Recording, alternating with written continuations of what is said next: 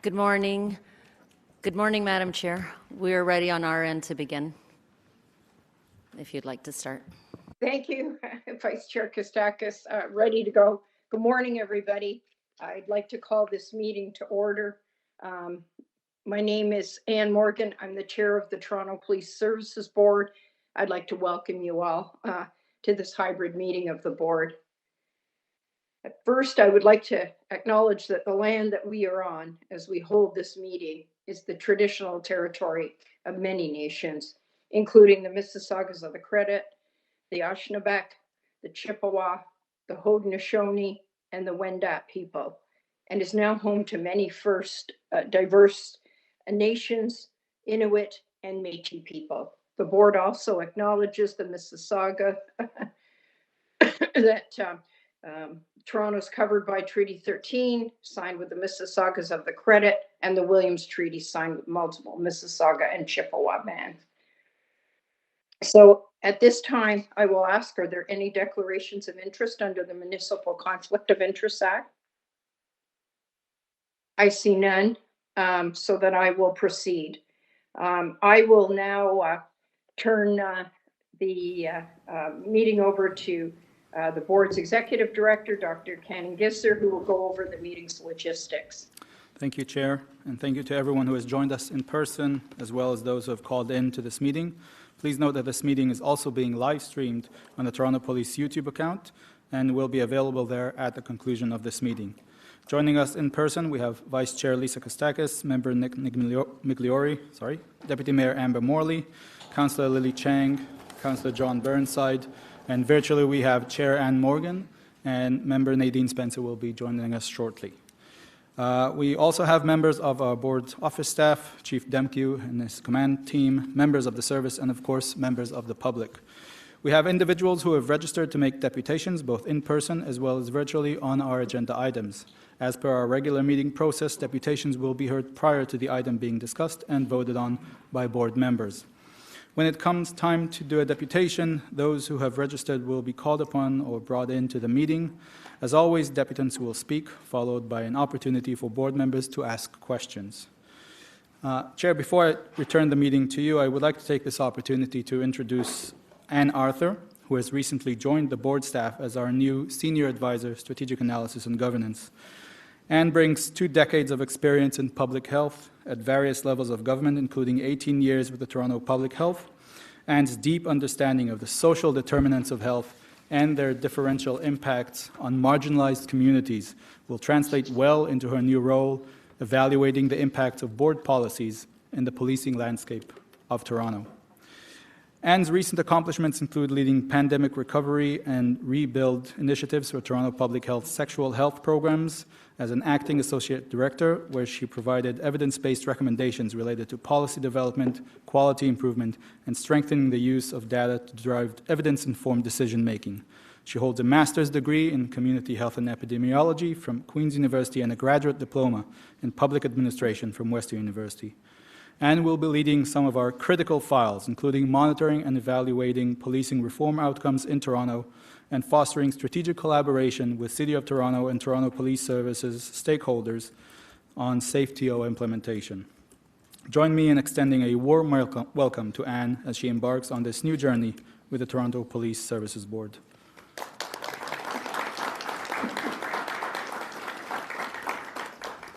Chair? Yes, and following that up, I just also want to give a warm welcome. I've met Anne previously, and just want to briefly comment on Doobie's comments. Anne has such a wealth of public service her whole life and career, most recently with the City of Toronto in the public health arena. So she's going to be a great addition because she was a leader in the public health arena during the pandemic. So she knows crisis. So she's going to work well with us. So welcome, Anne. I look so forward to working with you over the next few years. Before I make further comments, I would like to go over the agenda just for approvals and for holds. The very first item is agenda item 1, which is the confirmation of the minutes from the regular public meeting. We will hold that down for deputations. Number 2 is a Crime Stoppers presentation, and we will hold that down. Item number 3 is a report from Chief Demke. It's a contract extension and increase with the National Anonymous Call Center for Crime Stopper Services.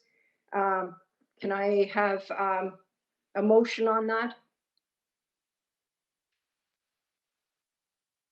We have a motion to approve. Nick has motioned, Chair. Thank you, Vice Chair, because it's hard for me to see. No problem. And may I have a seconder? Deputy Mayor Morley. Thank you, Deputy Mayor Morley. All in favor? Any opposed? That's approved. The next item is item number 4. That is a report from Vice Chair Kostakis as it relates to the MHAP panel. And we've got a written deputation only from Nicole Corrado. I'd like to thank Ms. Corrado for her usual thoughtfulness. And may I have a motion to receive, please? Councillor Cheng. Thank And you. seconder Seconder. by Nick. Thank you. Thank you, Nick. All in favor? Any opposed? Approved. The next matter is item number 5. It is a report on Next Generation 911 from the chief, and there are deputations. We will hold that down. Item number 6, again from Chief Demke, is a report on the Mobile Crisis Intervention Team Program and the MOU, the Toronto Police Services Board, and our partnerships, which is the Unity Health Network, Scarborough Health Network, and North York Hospital. There's deputations on that. So we will hold that down. Item number 7 is a report from Chief Demke. It's the contract award to Next Industrial Supplies Incorporated. This is for the repairs and maintenance of the essentially parking arms and garage doors. May I have a motion? Councillor Cheng would like to hold that. All right, thank you. The next item is again a report from Chief Demke, item number 8, contract awards for medical advisory services. May I have a motion to approve? Councillor Cheng would like to hold that as well. Thank you. Item number 9 is a contracting extension and increase with Stevens and Black electrical contractors for the TPS electrical services. Councillor Cheng would like, Councillor Cheng would like to hold that as well. All right.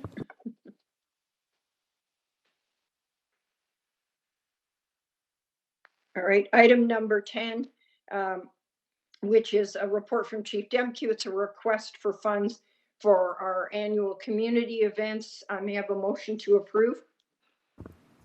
I can motion, and seconded by Deputy Mayor Morley.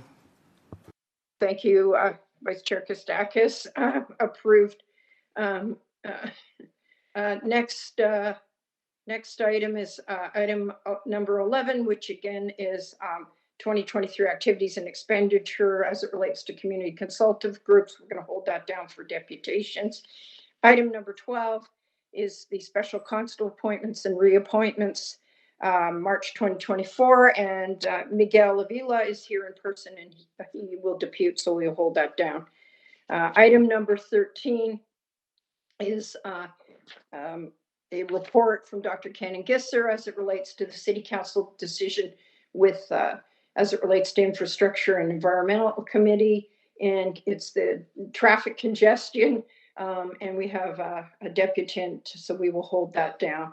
Number 14 is the Ontario Human Rights Commission reports. There are a number of deputations on that. We will hold that down.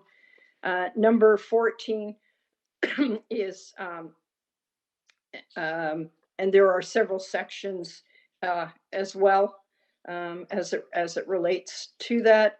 But perhaps we can go to item 14.1, which is the update from the Ontario Human Rights Commission report from Impact to Action final recommendations directed at the board only. I wonder if I can have a motion to approve. Councillor Chang and Deputy Mayor Morley would like to hold. All right, thank you. All right, item number 15 will be a presentation as well as deputation, so we'll hold that down. Item number 16 is a report from Chief Demke as it relates to auxiliary members, the termination of appointments from January to December of 2023. May I have a motion to approve?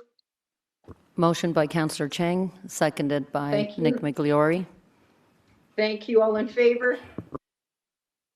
Seeing nobody opposed, approved. Next is item number 17. It's a report from myself as it relates to the usage of the Toronto Police Services Board image. May I have a motion to receive? Deputy Mayor Morley, and seconded by Nick Migliori. Thank you. A report received. The number 18 is an annual report from Chief Demke as it relates to municipal freedom and information and protect privacy, the FIPA legislation and the FOIs that have been received. May I have a motion to approve? All motion to approve, seconded by Nick Migliori. Thank you. All in favor? Seeing nobody opposed, approved. The next report is item number 19 from Chief Demke. It's an annual report which summarizes a number of grievances and employment-related applications to the HRTO of Ontario. May I have a motion to receive this report? Motion by Deputy Mayor Morley, seconded by Councillor Chang. All right, all in favor to receive? Thank you. Item number 20 is a report from Chief Demke. It's the annual report as it relates to parking enforcement unit, the parking violation notices issuance. May I have a motion to approve? Councillor Chang would like to hold. All right, thank you. All right, and then the last item, which is item 21, 1 through 14. These are the custody injury report. We have a number of deputations, so I would ask that be held down. Returning back, I have a few comments before we go through the agenda. I'd like to begin our board meeting today to thank a number of individuals and groups that I, as well as the board, would like to personally and profoundly thanks for their work. As you know, it was February 14th, Toronto City Council voted to approve the proposed budget of our Toronto Police Service. And developing a budget of this complexity and magnitude is a very Herculean task.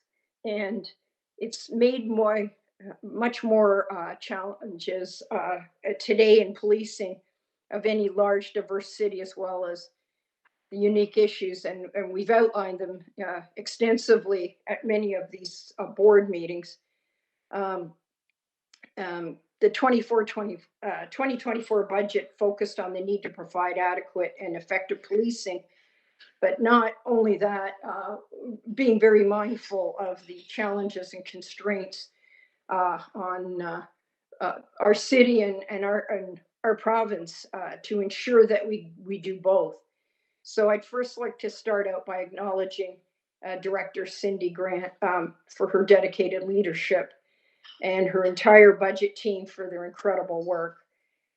This group demonstrated a great commitment to the process, especially the deadlines and the repeated changes and the repeated discussions. They were working long hours, evenings, weekends, in order to meet the deadlines. They also always produce, in my view, a stellar presentation and report that breaks down the priorities. So for me as a layperson and not as an accountant, to understand fully, and this goes a very long way in ensuring the public understand what it is we spend our money on. So again, thank you, Director Grant and your team. I'd also like to commend Chief Demkew and the entire command team, in particular Deputy Dhaliwal and Deputy Stairs, for their work in guiding the service through the budget period. You have great professionalism, great skills, but even more, you have great diplomacy. And many times you were called to explain and defend your budget. And you did this with unwavering commitment and leadership, and you brought us to shore.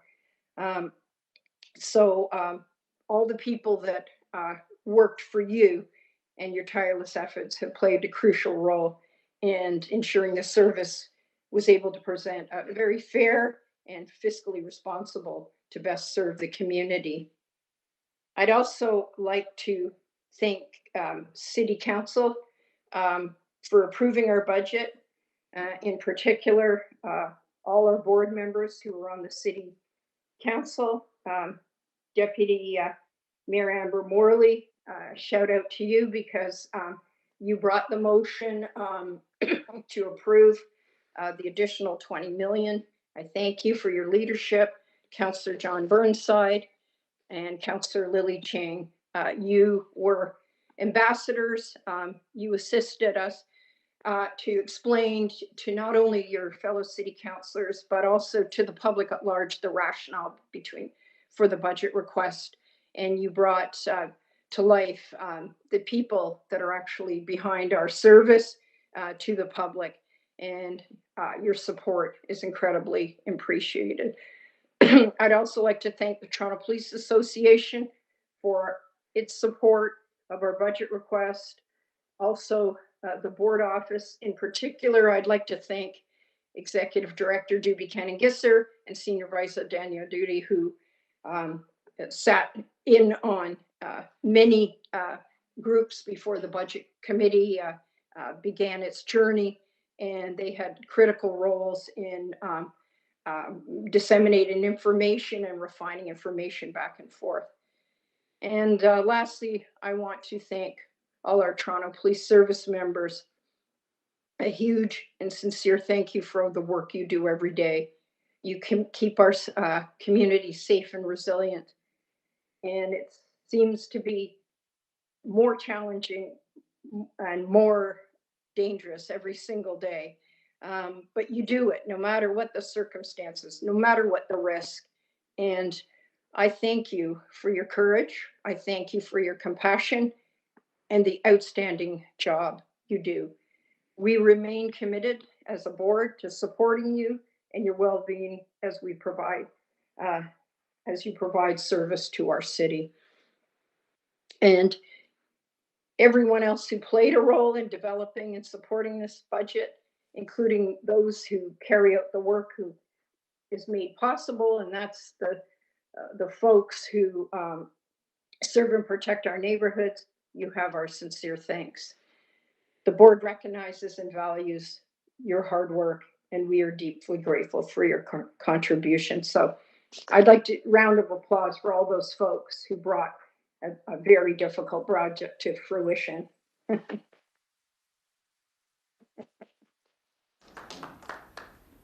Thank you. And now I'd like to say a few words about the inquest into the death of Sami Yatim, which concluded last month. As you know, Mr. Yatim was an 18-year-old boy, died in hospital on July 27, 2013, after being shot during an altercation with an officer of the Toronto Police Services. The interest of the board at the coroner's inquests is to ensure that all the fully relevant information surrounding the death is explored with a view to supporting recommendations directed to prevent similar deaths. In particular, this inquest explored issues relating to police decision-making and best practices when dealing with people in crisis. The inquest heard testimony from a number of witnesses.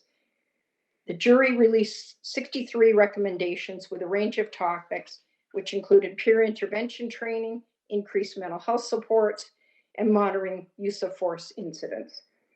These recommendations are directed to a number of parties, including the board, the service, the Ministry of Community Safety and Correctional Services. We view the issue of police interaction with people experiencing mental illness as one of our critical priorities.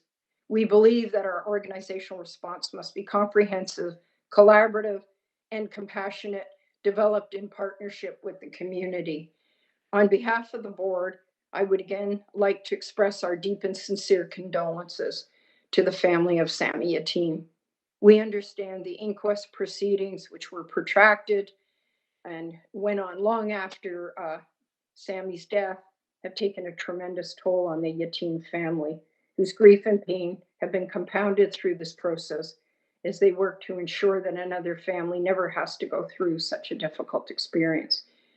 We thank the family for the grace, their cooperation, and their contribution to this critical endeavor. For a number of years, both the board and the service have been focusing on changes in the areas of police interaction with those folks who are dealing with mental health and addictions issues, especially following the death of Mr. Yatim.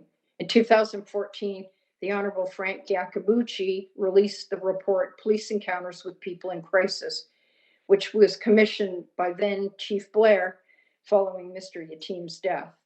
This comprehensive report premised on the central theme of zero harm, zero death, including 84 wide-ranging recommendations, including topics such as training, culture, and use of force. In addition, in 2016, the board's Mental Health External Advisory Committee recommended that the service develop a strategy for addressing interactions with people with mental health problems, which resulted in this service's pioneering the 2019 Mental Health and Addiction Strategy with 46 action items which have been identified. The strategy created a solid foundation for a wide-ranging and evolving people-focused approach, incorporating a comprehensive system of data measurement and the clear articulation of operational outcomes.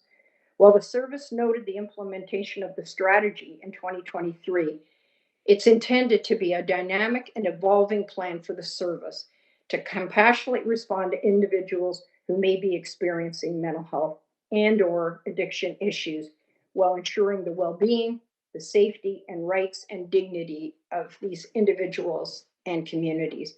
It will continue to guide us in our years ahead.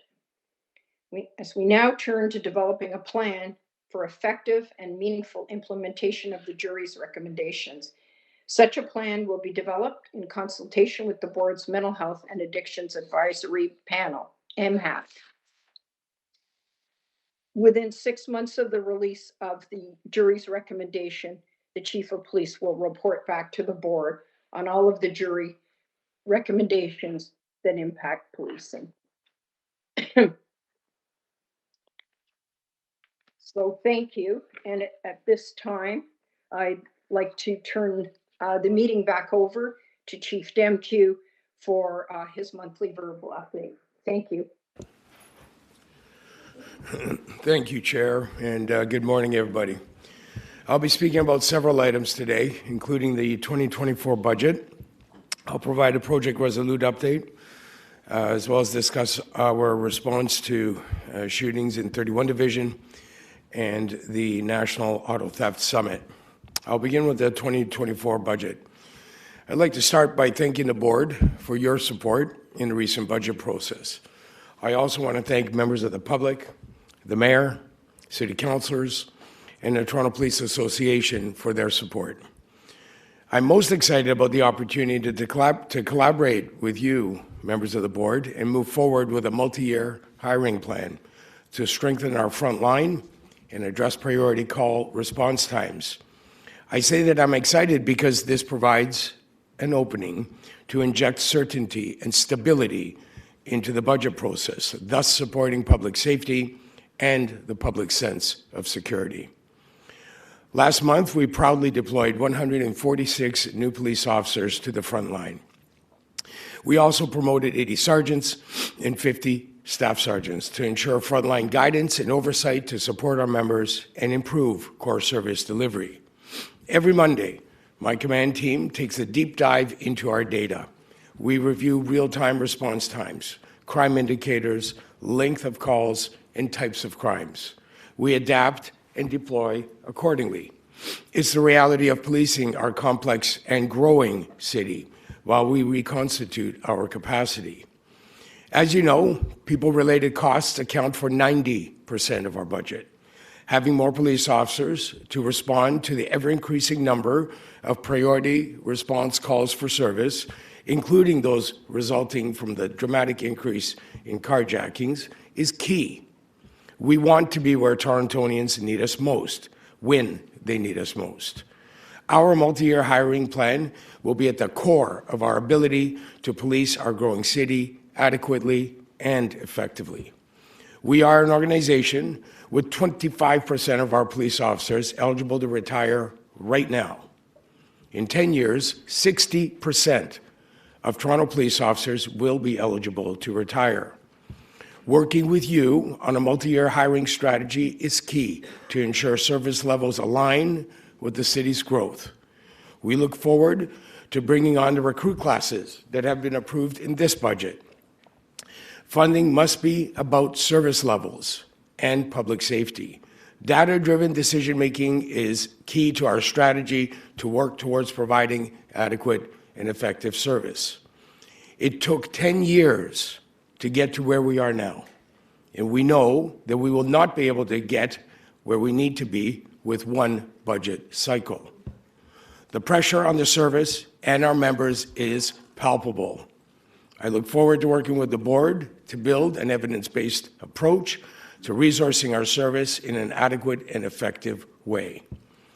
Now I want to update you on Project Resolute. It has been 163 days since the Middle East crisis began, and the impact of geopolitical unrest abroad continues to affect people worldwide, including in Canada and right here in Toronto. We are laser-focused on the task at hand, keeping the city safe. Police are enforcing the law. Officers have made 24 protest-related arrests and laid 30 charges since October 7th in response to threats, assaults, and mischief. On a number of occasions, officers have continued to investigate demonstration-related incidences following the event and laid charges weeks later. Such investigations are not uncommon, and indeed, some are still open. We are public safety experts, and we take our duty seriously. It should be recognized that policing public demonstrations in a free and democratic society is complex. We are now seeing a change in behavior and the tactics at demonstrations, causing us to reevaluate our approach. Our frontline officers understand their authority to arrest demonstrators. We will not allow critical infrastructure or public spaces to be closed by demonstrators. We will enforce the law, and we will continue to remain neutral during demonstrations, regardless of what is being protested. As tensions continue, we will continue to maintain the delicate balance between public safety and the freedom of expression and the right to assembly. Project Resolute continues to be a large-scale operation. This includes regular engagement with the Jewish and Muslim communities.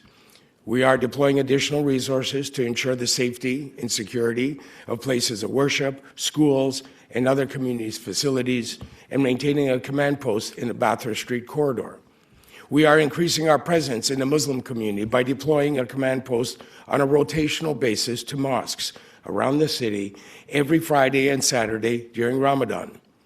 The Major Incident Command Center continues to operate 7 days a week to oversee citywide operations and ensure effective handling and coordination of Project Resolute, including demonstrations, as we work to provide a sense of safety and security for Torontonians. The total cost for us to police these events and demonstrations now exceeds $10 million. I want to give an update on hate crime statistics. Since October 7th, we have attended 989 hate crime calls for service. Hate crime is up 93% over the same period last year. We have confirmed 203 hate crimes. We are attending an average of 157 hate crime calls for service a month. While we saw a reduction in calls for service for hate crimes in December and January, we have seen a significant increase in February with a 67% rise in calls. Of the 84 hate crimes so far in 2024, 56% are anti-Semitic. Last month was the highest number of anti-Semitic occurrences per month in the last 3 years. The second highest bias category this year is 2S LGBTQI+ hate crimes, followed by anti-Black. These categories are followed by anti-Muslim, Arab, Palestinian hate crimes. There only have been 5 this year reported, compared to 1 over the same period last year. While underreporting of all forms of hate crimes is a concern you have heard me speak about, I also know from talking to people in the community that Islamophobia is a significant concern. And given our statistics, I am concerned about significant underreporting in this regard. In response to this, we have added a second Muslim liaison officer and increased our presence at mosques. We are looking at new ways to improve access to reporting incidents of hate and continue to evolve our community engagement efforts. Since October 7th, 2023, there have been 203 hate crime occurrences, resulting in 69 arrests and 173 charges related to hate crime occurrences. Of those, the most common charges were mischief at 25%, uttering threats at 17%, assault at 16%. We continue to see hate-related graffiti with 342 occurrences since October 7th. As demonstrated by the number of arrests and charges, our hate crime unit will continue to pursue incidents of hate-motivated behavior fairly and firmly. The unit is also conducting training at the Ontario Police College today and tomorrow, and we continue to have training for our members internally. And while we do discuss the need for fairness, today we are pleased to be tabling our comprehensive equity strategy. The service has been intentional about taking concrete steps towards reform. Through the development of the strategy, we will continue to actively work to address the concerns from and build trust with all communities, including the Black, Indigenous, 2S, LGBTQI+ communities. We will continue to listen closely to the public and our members. We are adopting the recommendations provided by experts and developing equity-based processes and best practices. Now I want to talk to you about a recent spike in shootings in our city. I am concerned about the numbers we are seeing in recent weeks and what that could signal for the summer. On February 18th, we moved the command post to the Driftwood Community Center after 2 innocent men were shot in that neighborhood. The incidents are extremely concerning to residents of the impacted community, our entire city, and our police service. The community has shared with me that the command post is helping restore a sense of calm. In response to the shootings of those 2 men, one who lost his life, we also increased our patrols in the neighborhood. I met with community members in the days following these shootings to listen to them and hear their concerns, and to let them know that the full weight of the Toronto Police Service is working to bring those responsible to justice. I can also advise that faith leaders have united together and support these efforts in this community.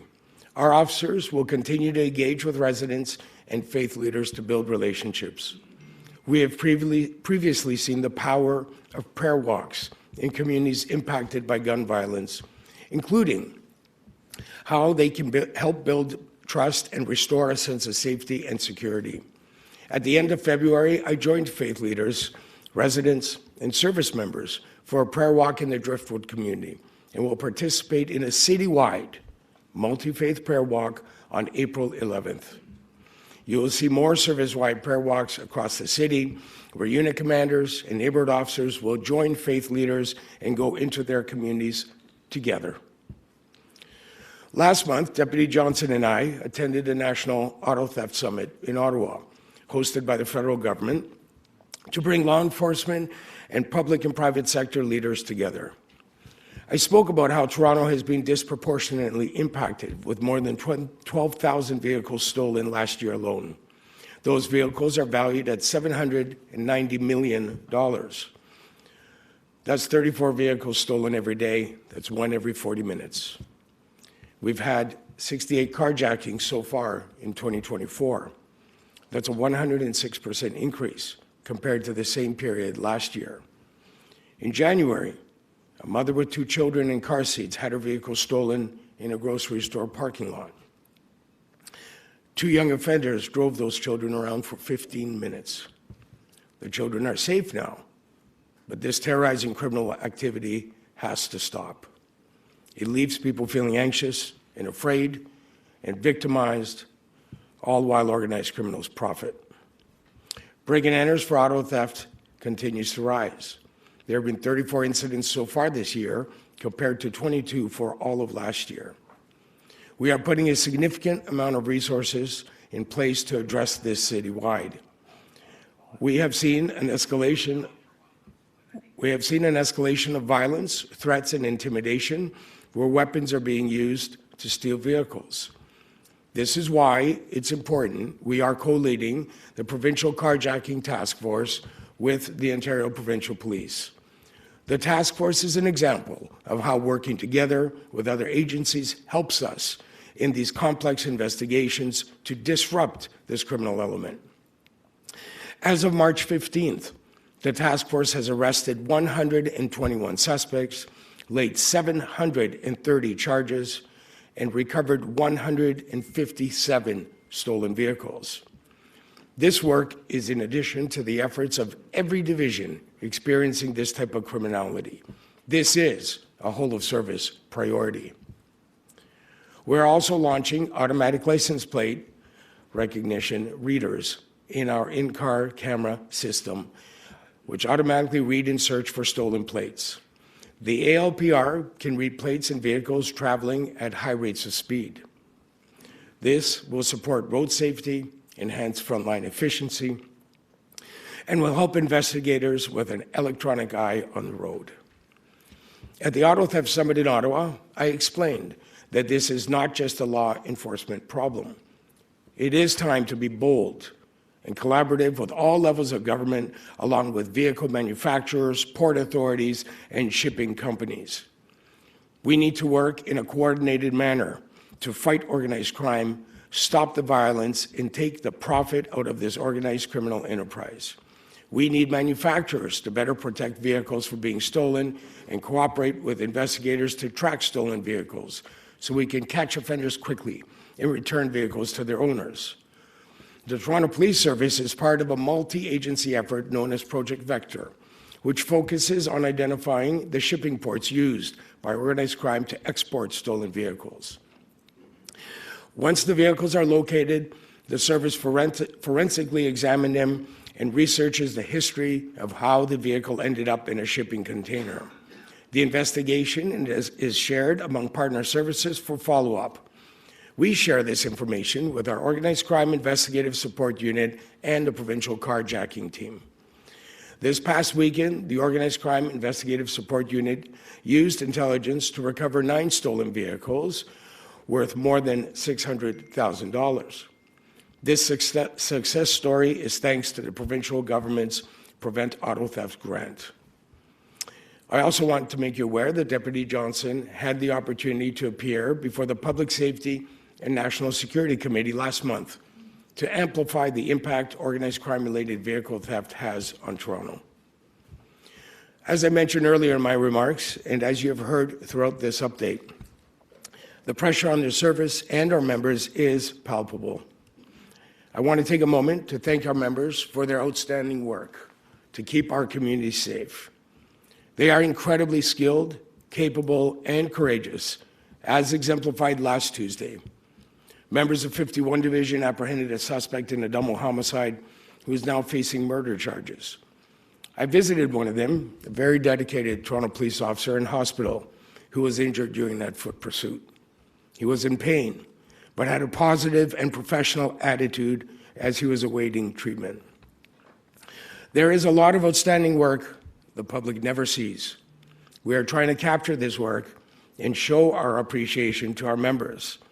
Another example is the recent rescue of a missing elderly Alzheimer's patient who vanished on a very cold night.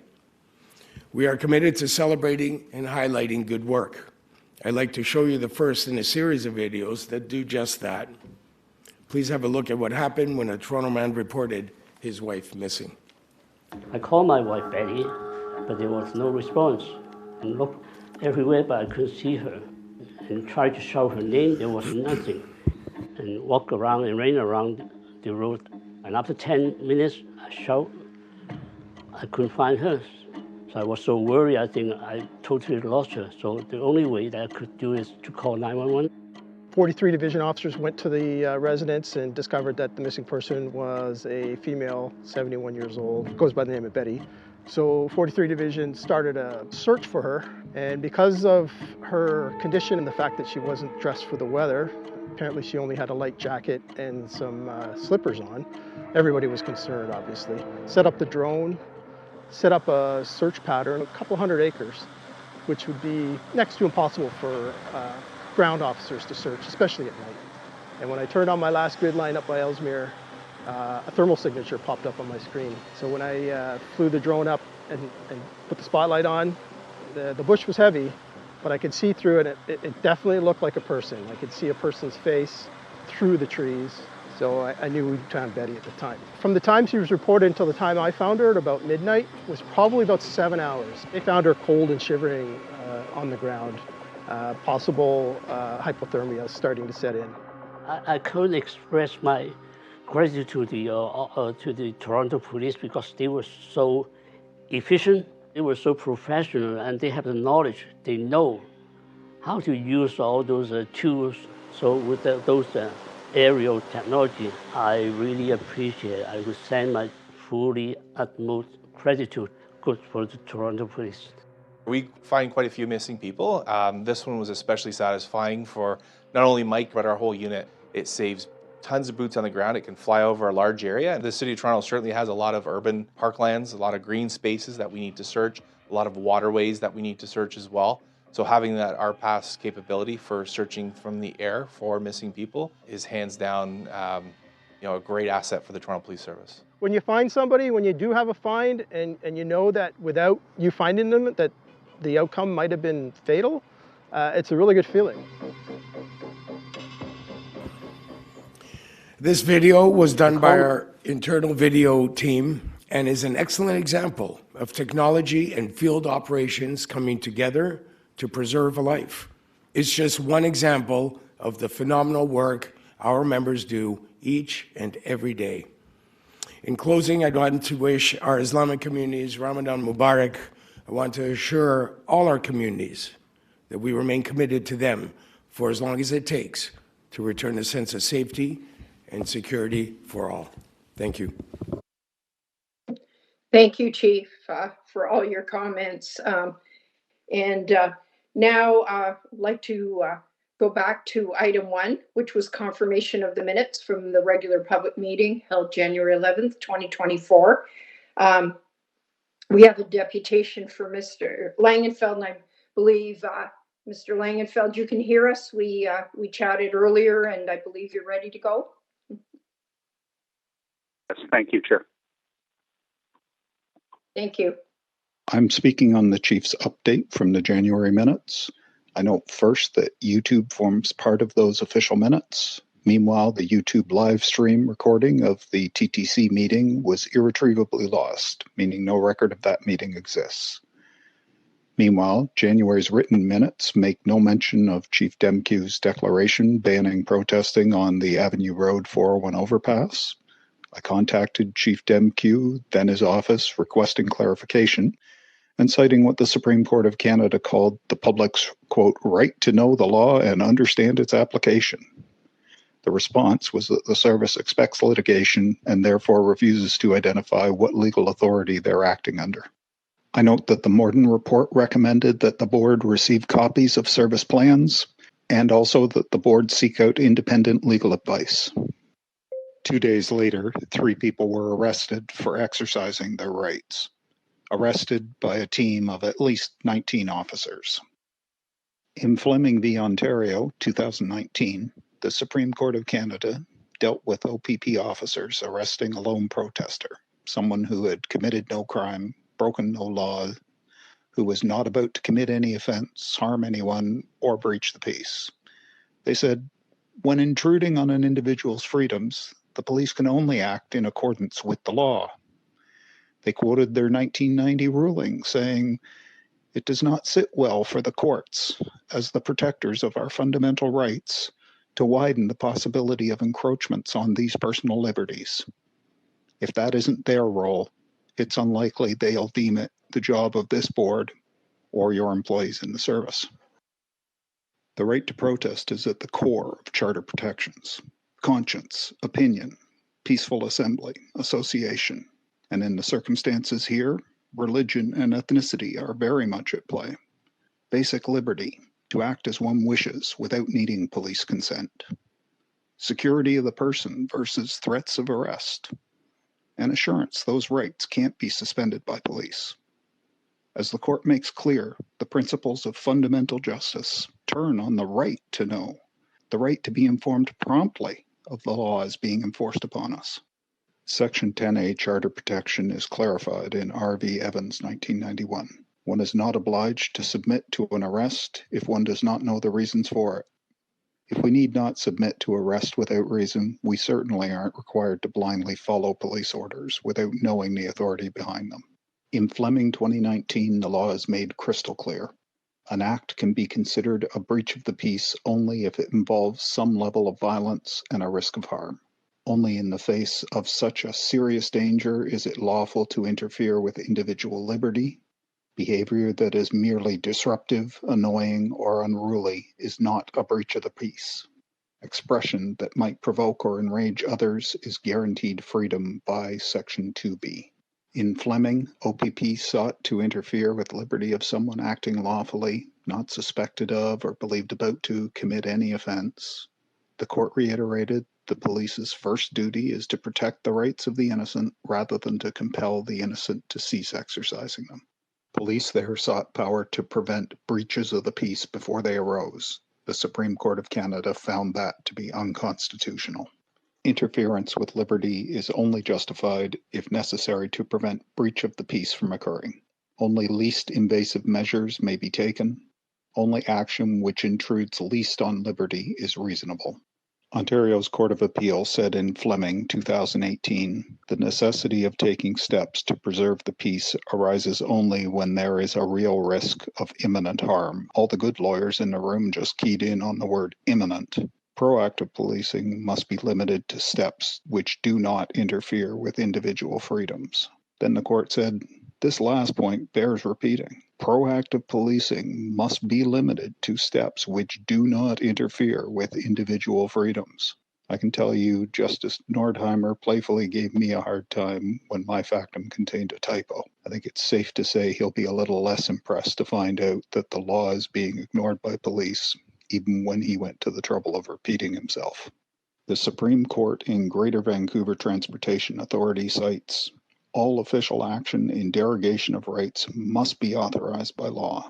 Secondly, citizens must have a reasonable opportunity to know what is prohibited so that they can act accordingly. Nowhere does it ever say police will decide what citizens can and can't do or where they can and can't do it. But your employees at Toronto Police have their own idea of how to handle things.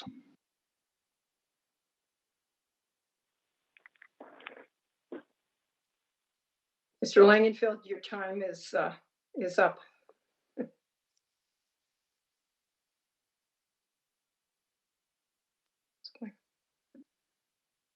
Thank you. Were there any questions for Mr. Langenfeld or any comments? None on this end, Chair. Thank you so much. Thank you, Mr. Langenfeld. As you know, each one of these cases rests in application of the law with unique facts and circumstances. So we'll see how these will play out in the court. And thank you for bringing this to our attention.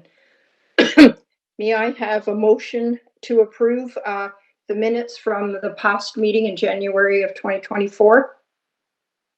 Motion by Deputy Mayor Amber Morley and seconded by Nick Migliori. Thank you. All in favor? Seeing none opposed, thank you. Approved. The next agenda item is a presentation from Toronto Crime Stoppers.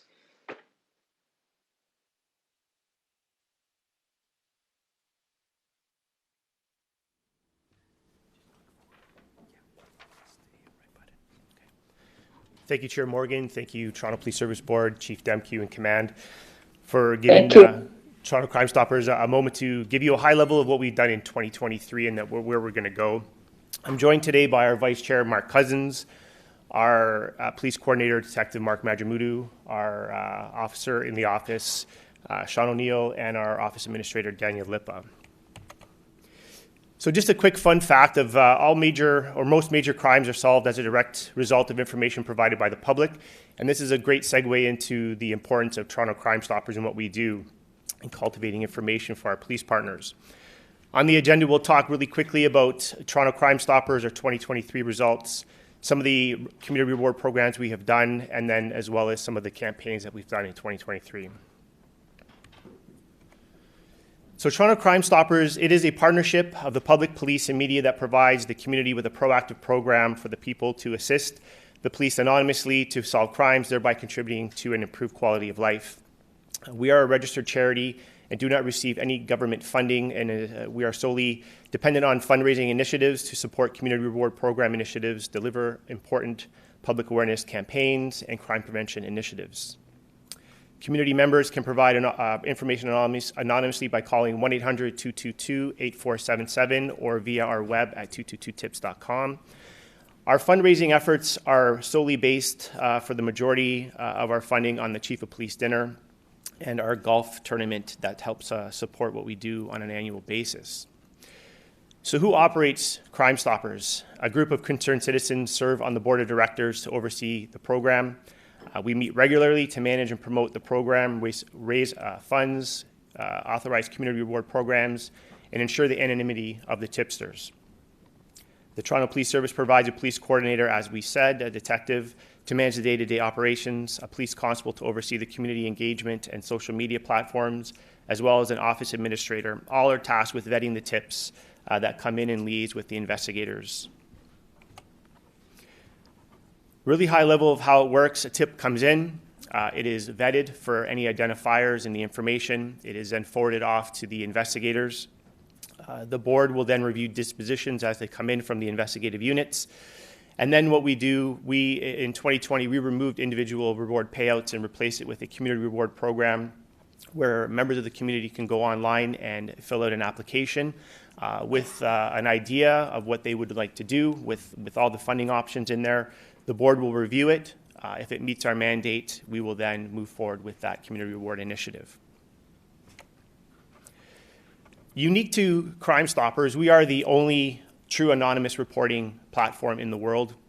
In Canada, we have two decisions of the Supreme Court of Canada that provide the protection and the privilege to our tipsters. When we look at 2023, some key indicators here that pop out to myself, when we talk about community crime challenges, especially with auto theft, and as the chief said, the collaborative approach that needs to be taken.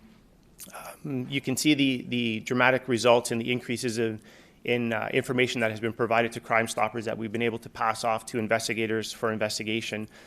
42 tips that came in led to auto theft related recoveries and or investigations. Homicide solved at 5. Again, very important when you think about we are not paying out individual tipsters anymore. Members of the community are calling for the right reasons and they're doing the right thing just to make their community safe. We talk about illegal firearms. 30 were recovered off the streets of Toronto last year because of Crime Stoppers. And then when we talk about our tips, we can see a little bit of an increase from 2022, as you know, in 2020 and 2021 we went through the pandemic. But most importantly are the follow-up tips that the office is taking. When we talk about 15,000 follow-up tips that are coming in, and that is communication with the tipster, that is communication with the officers that are investigating these tips. As you can see, our office is very, very busy. In 2023, leading into from 2022, the number of awards and accolades that our program has received on the provincial level, as you can see, very dramatic in what we are doing. It shows that all of the campaigns and whatnot are actually being recognized on a provincial level. And when we talk about on an international level, Toronto Crime Stoppers is leading the way as a global Crime Stoppers program.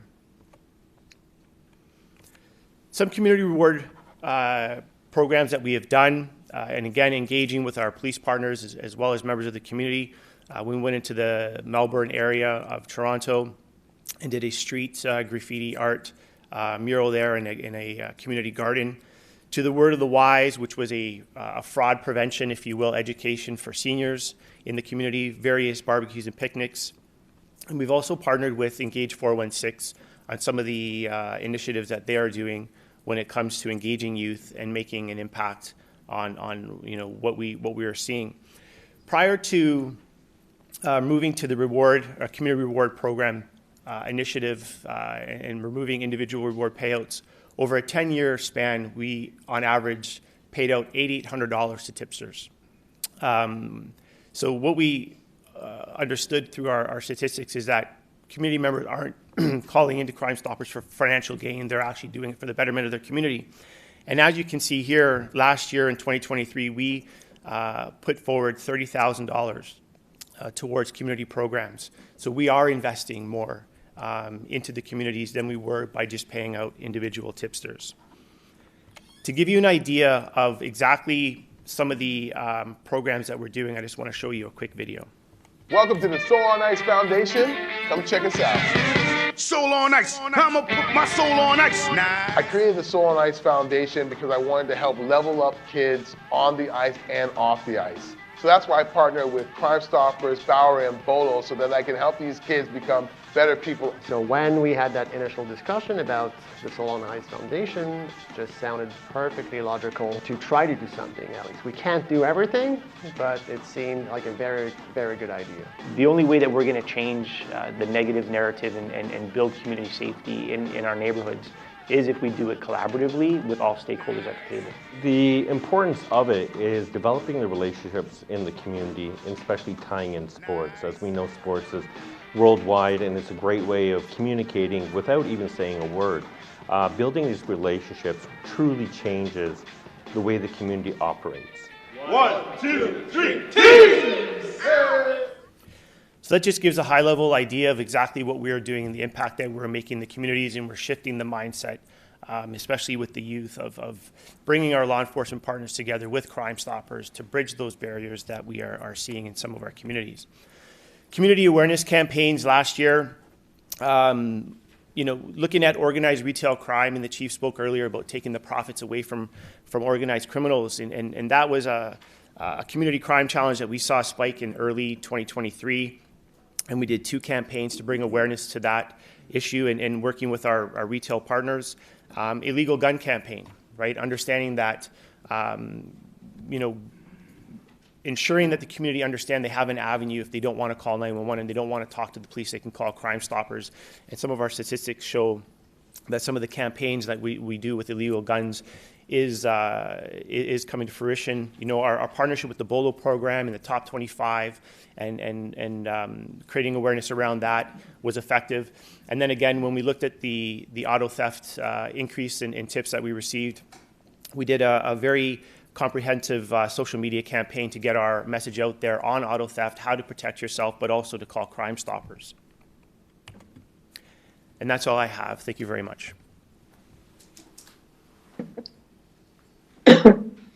Thank you, Sean. And before we go to any comments or questions, as it relates. I just want to thank you so much about particularly how you've your leadership and your team's leadership has not only made Crime Stoppers evolve, but evolve to meet the changing needs of the community. Like, I have no doubt that you are a pioneer in this this industry, not only just in Canada, but probably across North America, and especially with your various initiatives where instead of disseminating money to tipsters, it is returned back to that community who participates and collaborates. So thank you. So are there any questions of either Sean or Sean's team? Deputy Mayor Morley first. Thank you. Thank you. Just a quick one, and apologies for my ignorance. It's sort of maybe unrelated, but we hosted a couple of weeks ago a community safety town hall in Ward 3 in Etobicoke Lakeshore, and one of the questions that came up was related to Neighborhood Watch. I know it's a slightly different thing, but it feels like the spirit, encouraging community members, empowering them to participate in the process and keeping our neighborhoods safe. I just wondered if you could enlighten me if there is any relationship with Neighborhood Watch or what sort of the status is of that, and any other initiatives through Crime Stoppers that work to engage communities specifically and empowering them to report further. Yeah, for sure. Great question. So we don't have a relationship with Neighborhood Watch. However, in 2021, we did our own initiative of a community crime watch, if you will. With Neighborhood Watch, there's really no call to action. It's just a sign, which would probably drive people to call 911 and then tie up the 911 system. Whereas with our program, it's a similar sign, but the call to action is very clear to call Crime Stoppers so that our team can manage those calls and we can redirect them. And if it's exigent circumstances, we do have the ability to, push that over to 911 to get a response. So we are collectively still working to build that out and get that program right across the city, and it has been pretty effective so far. And it's that constant reminder in a community that people are watching and know how to report. No worries. Chair, also Lily Cheng. Thank you, Councillor Chang. Go ahead, please. Great, thank you. I'm just wondering, it says this is a national anonymous line. So what is the, capacity of the Toronto piece versus the rest of the country? Yeah, so we are the largest program in Canada, second to, or Vancouver's behind us. On average, we take about anywhere between 50 to 70 tips a day, whether that be online and or over the phone. In the office, we have 3 people that work, Monday to Friday during the day, if you will. So the National Call Center takes all tips throughout the day into the after hours, and then sends it over to our team if it's exigent, and or we review the tips the next day. Oh, so your division is specifically focused on Toronto, and you're taking the tips from the National Anonymous Yeah, Call they're Center? they're an intake center, if you will, and then Okay. any tips that are related to Toronto come to our program. And have you heard of Safe City Mississauga? I have. I'm wondering, is there a parallel organization in Toronto, or would you see an opportunity for Crime Stoppers to play a similar role for Toronto? For sure. I mean, Peel, the region of Peel has their own Crime Stoppers program as well, and I believe they work really closely with Safe City Mississauga. We're open to work with any type of a community safety organization in order to make our community safe. Thank you. No worries. The chief would like to say something to you, Chair. Thank you. Go ahead, Chief. Thank you. And it's really to Deputy Mayor Morley's point and the councillors. We've asked our CPU unit to also examine what the new iteration of a neighborhood watch program might be, given that we're in a digital space. And we know there's very widespread WhatsApp groups that are neighborhood centric and centric around particular issues of concern. So we're going to examine the opportunities that this evolution of technological connectivity can provide us as a police service to better ensure communities are informed around particular issues relative to safety and security. And I do as well, Chair, if that's okay. Please go ahead. Hi, Sean. So when we talk about capacity, if you could just speak to what are your resources on the capacity of people who are actually working there, and perhaps what your ideal predicament, or I guess in building capacity and infrastructure to better grow this type of service, if I can call it that for now, within the community, would look like to you on a resource level, but also resources also contain monetary and the volunteer capacity. And again, to everyone's point about working in collaboration, and now with, SafeTO Toronto, all the sort of potential partnerships that could help leverage more funding, because it sounds like funding is also an issue in order to not just sustain what's happening, but also to build on it. If you could just maybe speak to that a little bit. Yeah, for sure. I mean, good question. So our current resource base in the office, we have one detective who's our police coordinator. We have one police constable as well as an office administrator, and I mentioned earlier that they're all tasked with vetting the information that comes in, making sure that there's no identifiers in there for the tipster, and then passing those off to the proper investigative unit. I mean, ideally, could we need more resources? Sure, right? But right now, the team operates very effective in what they do. I would say, not to pat ourselves on the back, but to give a compliment to the Toronto Police Service and Chief Demke.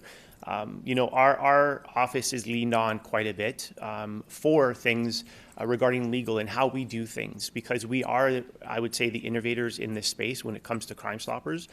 We are doing things that are beyond the thought process of most Crime Stopper programs when it comes to campaigns, and doing what we do when it comes to the Community Reward Program. We are the only program in the world that do this. And when we made the shift, I had a little bit of anxiety, but about it. Will we receive tips anymore? And sure enough, the stats show that we are. But other programs are looking at what we do, and it's a direct result of not only our board of directors, but it's the personnel that are in our office that are assigned from the Toronto Police Service. When it comes to funding, we do not have any government funding. We are boots on the ground. When it comes to fundraising, and thanks to the chief, we have the annual Chief of Police dinner, which is our biggest fundraiser, and then we have our golf tournament, and we have little things here and there that we do, but it's not enough to sustain. Do we need more funding? For sure. The more money we have, the more things that we can do into the community, and some of the campaigns that we can push out. Thank you. I just see the project and the value of it, that there are opportunities for accessing funding, and maybe start municipally and work our way up. Noted.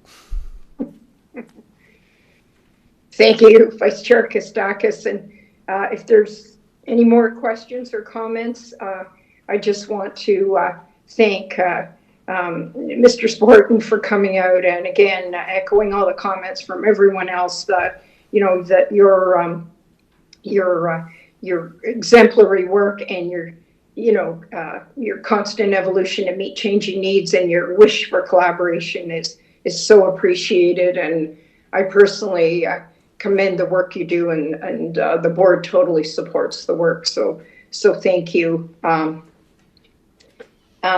moving on to the second part of the Toronto Crime Stoppers presentation is item 2.2, which is a report from Dr. Cannon-Gisser, and it is a request for the special funds. As Mr. Sporton was just outlining, they're not a government-funded body. They pretty much raise funds through various initiatives, including the Toronto Crime Stoppers 26th Annual Chief of Police Dinner. So I wonder if we can have a motion to approve that request. Motion by Deputy Mayor Morley, seconded by Councillor Chang. Thank you. All in favor? Seeing none opposed, that item has been approved. And we then move on to item number 5 on the agenda. This is a report from Chief Demke. It's the next generation 911 memorandum of understanding. In the interim, firstly, I'd like to thank Nicole Corrado. Again, she's provided us with a written deputation on item number 5, and I want to thank her. I believe Mr. John Sewell is here in person from the Toronto Police Accountability Coalition, and Mr. Sewell would like to speak. Are you here, Mr. Sewell? And we're ready to receive you.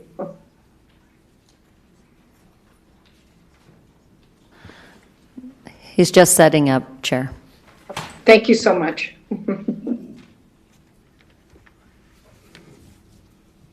What happened to item number 4? What happened to item number 4? It was already and Mr. Sewell, it's been already approved. There was one deputation, and that was by Ms. Corrado, written only. I thanked her for that, and I'd registered Sorry. to depute on that. Anyway. We can go back on that. Can we? Okay, thank you. Yeah, would you like to depute on that after you depute on item number 5 while you're sitting there? I'm happy to hear from you. Okay. Thank you. Let me deal with item number 5. Thank you very much. So I'm speaking on behalf of the Toronto Police Accountability Coalition, and we had a couple of points that we wanted to make. As the chief's report says, the average delay that people are on hold is for a minute, but a lot of people say it's an awful lot longer than that. And there seem to be 2 reasons for it. One is that a lot of people are calling when they don't have an emergency. And secondly, when there is an emergency, like a car crash on the 401, 100 people call. It goes absolutely crazy, and I understand that. And I think the board should be dealing with both of those things. I think that you should be making it very clear that there's a non-emergency number to phone. That is not clear at the moment. People are not aware of that, and it would be very easy to do, and it would be very helpful, I think.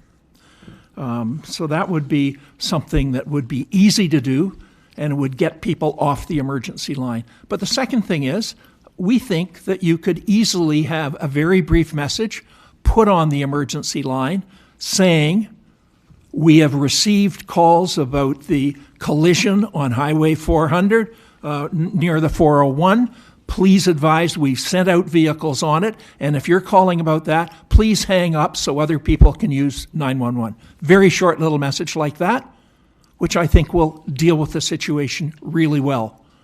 And it would mean that people who are calling for a real emergency aren't caught after there's been an accident of holding for a long period of time. So they're the 2 changes that we're suggesting that might be made about the 911 call. Thank you. Thank you, Mr. Sewell. Are there any comments as it relates to Mr. Sewell's comments about perhaps lessening the load on the 911? Chair, Deputy Rogue, sorry, Deputy Pogue would like to make some comments. Well, thank you. I was going to then ask if the command team had anything to say. Thank you. Sorry, I was on Star Wars there. Thank you, Mr. Sewell. And in fact, last week we saw in excess of 20,000 calls that came in that were, just random calls. Almost 7% of them were hang-ups, 9% pocket dials. So we actually do have a very active campaign to deal with either people that are calling 911 inappropriately, or also with the new technology with cell phones that are calling in air to the into our call center as well. So we do continue that. Social media campaign to try to reduce the number of calls coming in that are tying up the lines. I'm not quite understanding what you're saying. You're interested in that, but are you doing anything about it? Yeah, we do have a social media campaign to address a lot of the calls that are coming in that aren't appropriate for 911, but there's also a number of calls coming in that are either pocket dials or when we call back, there's no response and stuff. So we are working on that, but we'll definitely consider the things that you've said. Well, that deals with one of my issues. Maybe it's only social media. Some of us are not on social media, but I have the other thing about the idea of putting something very briefly on the answering machine that actually says blah, blah, blah, blah. Okay, thank you. Thank you. And Mr. Sewell, perhaps before we get back to item number 4, which I will reopen such that you can speak on it, may I have a motion to approve item number 5, please? There's questions, Chair. Sorry? There's questions Okay. first on item number 5 All from right. some of the board members, so we'll do a speaking Yeah, list. perhaps you can call the Mr. names as Sewell, can- you can stay. Yes, Mr. Sewell, we will hold item number 4. We'll reopen it for you to speak. Now, there were questions or comments from board members? Okay, so we'll start with Deputy Mayor These two can't decide Morley. who to go first, so I'll go ahead and jump in. And I just wanted to pick up, thank you, Deputy Chief Pogue, around the campaign that's underway. I'm really glad to hear, and I know as like an auntie to little kids, you let them hold the phone, the emergency line, like it's problematic, and I'm glad to hear we're working to address that. I think the specific recommendation from Mr. Sewell was around the non-emergency lines and the communication to the general public around non-emergency lines and how the role that plays versus calling 911. So I wondered if there's any opportunity to incorporate that kind of information, not just on social media, because we know that's a popular place for many people, but maybe even radio, television ads, working with our partners in media, and others, if there's some more we can be thinking about and implementing as it relates to educating the public on the non-emergency lines and where those are most useful. We can definitely take those recommendations away and look at it with our corporate communications team. Fantastic. I'll make sure to follow up. Thank you. And Councillor Burnside, and then Councillor Cheng. Oh, Councillor Cheng, sorry. Thank you, Councillor Burnside. Actually, I'm Go just... ahead.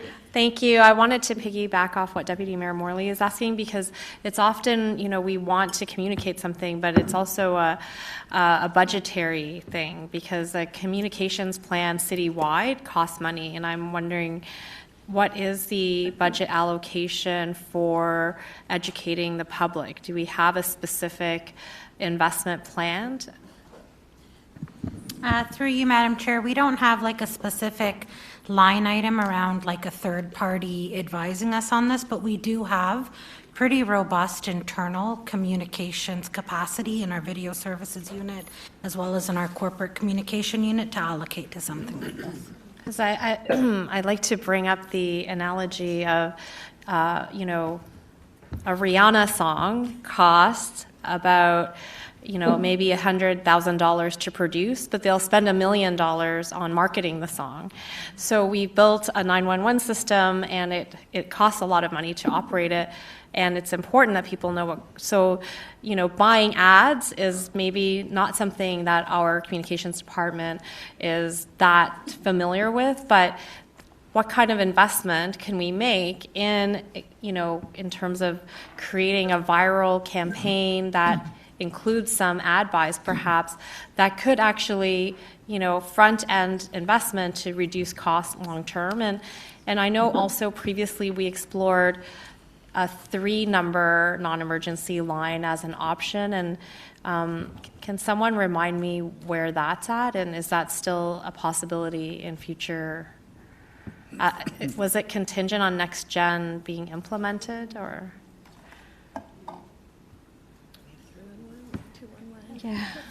How many numbers are left? I don't know. So, sorry, what was the last part that you asked? The about three-number non-emergency line. So 211, we have 311. Right. So people can't memorize. People don't memorize phone numbers anymore. Let's be honest. So the city does have the Make the Right Call campaign, and there is with 311, 211, and non-emergency police lines as well. Right. So they're doing a lot of work in this area as well to educate the public on the appropriate place to call. But I'm not sure about the technology piece. Hi, Councillor Shen, can you just repeat the question that you had about data? Oh, so there was a question when we talked, maybe it was months ago, about Next Gen, about the opportunity to have a 3-number non-emergency line. So another 1 number or something else, but a 3 number number would be far easier for people because, for example, when your car is stolen, you experience that as a scary, dangerous, urgent situation. So while we don't, because lives are not in danger at that moment, we don't consider that a level 1 911. But for the person experiencing it, they're panicked, and a 7 number non-emergency line is hard because now they have to Google it, but they are scared, they're panicked, and so they call 911. But so I think the question was, there was a question previously I asked about a 3 number non-emergency line, and I just wonder what was the status of that, because I think at the time it was that there were some things that needed to be clarified with Next Gen.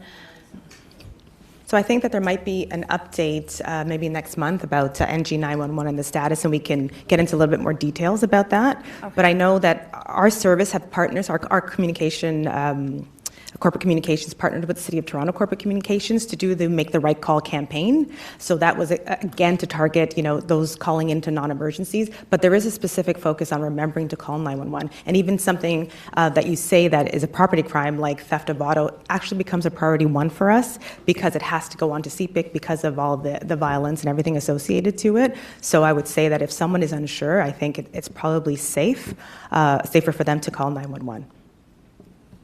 Okay. Yeah. Thank you. Councillor Burnside? I believe.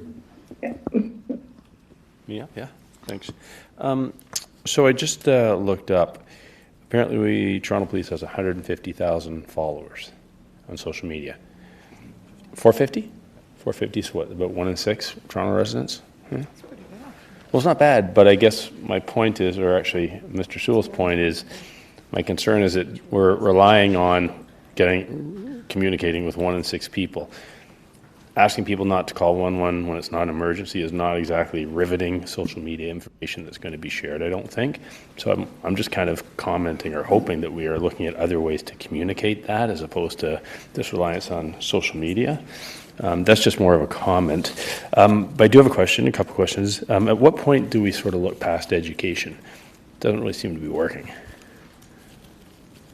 Like, have we approached the federal government with a penalty on your phone bill? Like, I just feel like we're spinning our wheels, and spinning, and I'm just wondering if anyone has had that thought. Thank you. So quickly in response to Mr. Burnside, through the chair, to your comment about that it's just social media. I did say social media, but certainly we went out into the media as well, into mainstream media, and it wasn't just Toronto, it's all of our GTA partnering services as well, trying to reach as many people, recognizing that not everybody is on social media. The Auditor General recommended a public education campaign, and we are working with the City Manager's office on this as well. No, but that wasn't, sorry, yeah, respectfully, that kind of wasn't really my question. My question was, have we sort of looked beyond education? I don't know, maybe I'm the only one thinking it, but it just doesn't seem like that's really gaining much traction, because it seems like every year there's something in the paper about people calling 911 when they shouldn't be calling 911. Yeah. So through the chair, we are working with the CFO, the city CFO, on various revenue options, one relating to NG 911. It doesn't specifically speak about penalty, but it does speak about a levy on an account to help overall. And so certainly we can explore that. It's not something we can do within kind of what we have. We have to go through the province on that, but it is an area we're looking at with the city CFO. Yeah, so like the levy is borne out by everyone, not the people who are actually calling for pizza. So I don't know if there's a way we can help, or if there's something that can be brought forward, like what channels have. Okay, I made that point. In terms of reporting back, I come from the city side of things, and reporting back often gets lost in the ether. So when we're talking, and so no disrespect to anyone here, right? So I'm just wondering, would there be an opportunity to say, okay, we'll report back at 2 board meetings from now or 3 board meetings from now? Just because it's hard to keep track of. So just in terms of this question, can we get some sort of commitment that we'll hear? I don't care when it is, or personally, I can't speak for everyone else, of course, but just that there's a date so that we don't lose track of when people like Mr. Sewell come in and offer suggestions that I think we kind of, in this case, agree with, that there's definitive follow-up. Chief? Yeah, so listen, we're always welcome opportunities to come back and update the board. We can work with board staff and figure out what's a reasonable schedule, given the agenda is managed by board staff, and the agenda does get very full. So there is managing the entire calendar year, which we can work with board staff on. We have absolutely, to be clear, take no umbrage with the opportunity to come back and provide updates. Okay, so maybe it's directed towards the staff then. Okay, and then my last question is have you ever thought, sort of along Mr. Sewell's lines, when someone calls 911, even a message, if this is an emergency, stay on the line. If you're ordering about a pizza, hit number 2. Like, I'm trying to be funny, but not funny, right? Like, I'm just wondering, like, because a lot of people, back to Councillor Cheng's point, people love 3 digits, they don't love 10. And like, if someone called 911 and it said, hey, this is an emergency, hit 2 and you'll be redirected. Is that something we can maybe look at? I don't know. It's just yeah. So I think as it relates to those kind of technological solutions, and many of them, quite frankly, are AI driven. We know there's an emerging call screening technology developing in the private sector, and we have board policy around our use of technology that involves artificial intelligence, which most of this does. But of course, we'll be looking at all those opportunities as tech comes online, and our board policy and procedures allow us to access those types of technologies. Okay, thank you. Thank you. Chair? Thank you. Yes, that completes the questions. I just had one comment, Chair, not really a question, on when we talk about the AI and to the point of people who don't have social medias or any form, the technology piece, that our community is always changing, but also I think it's important too that through our community police liaison committees too, within the communities and the agencies that sit around those tables, that messaging like this does happen. It's just as our populations change and the neighborhoods change, it needs to be reinforced. It just needs repeating. We all sit there many, many years in communities assuming that people are aware of what's out there in the services, even the messaging. So, to the point of with the police as well, there are efforts that are being made outside of social media as well within the communities, the town halls that do speak to this issue as a big issue as well. So there are efforts being made. It's just enhancing them and just reaching out. Just thought I should mention that too. Thank you, Vice Chair Kostakis, and echoing that, we do have resources in the community, such as neighborhood officers who keep the temperature check, and also when people are having issues and neighbor disputes and all the things that should be kept away from 911. We've got dialogue with that community to not only just educate, but also offer other resources, which can include all kinds of things, focus groups, and community resources, etc. So thank you again, and perhaps I can have a motion to approve item number 5, please. Okay.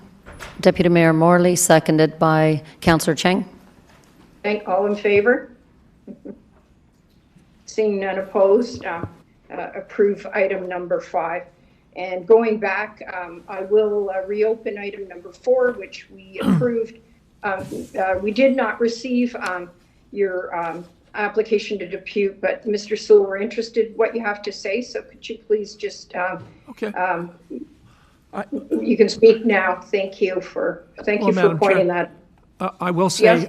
I sent them all last Tuesday, maybe Wednesday, and I received a message saying your submission has been received for all 4 of the things that I'd asked on the agenda. So I don't know what I'm supposed to do. I have a written copy with me here. I can send you another email. Mr. Sewell, I just checked our system. I hope my other 2 items are on as well. I checked our system. There were 2 submissions for item 5, so maybe there was an error there, possibly. Okay. So item 5 was requested twice, and then there was the additional. Well, I can give you a copy of my other 2 submissions then. We have those. Let me just let me deal with this first. We appreciate Mr. Sewell, and we want to hear from you. So if Okay, there's but been- what do I do about that when it says received? Let's take this Maybe up we after the meeting, and I'll look at what you received, and I'll make sure that Yeah. Our software is working as needed. Okay, because I mean, I If obviously you put received it in the so people confirmation, would- you should have. We should have received that. We should, notification and as well. because I wanted people to read it in advance. Okay, well, thank you. If we Thank can, number Mr. 4 Sewell. then, are we all set on number 4? Yes. We are, Madam Chair? Mr. Sewell. Yes, we are, Mr. Sewell. Thank you very much. This is about mobile crisis intervention teams.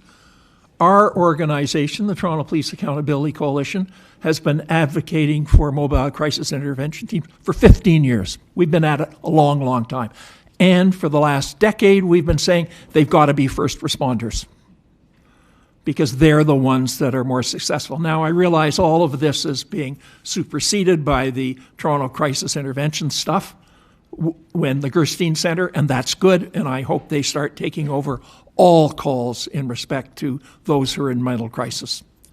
But that hasn't happened yet, and it's going to be a couple of years before that. So the real question is, how do you get the mental crisis intervention teams to function really well? And I think there are 3 changes that should be made to this report, which it talks about extending the agreements we have with various hospitals. First of all, the current agreement says that these teams may act as first responders. It should say they shall act as first responders, or they will act as first responders, one of the others, so that they're seen as the first responders. And that should be part of the agreement. And we would like that change to be made. Secondly, we think that this service should be 24/7. And my understanding is it's not at the moment, but it should be. And we should put that in there. It should be 24/7. So it's always available. So when people are in mental crisis, that we're aware that somebody who knows about all that stuff really well can go and service them. And the third change is one that's excuse me.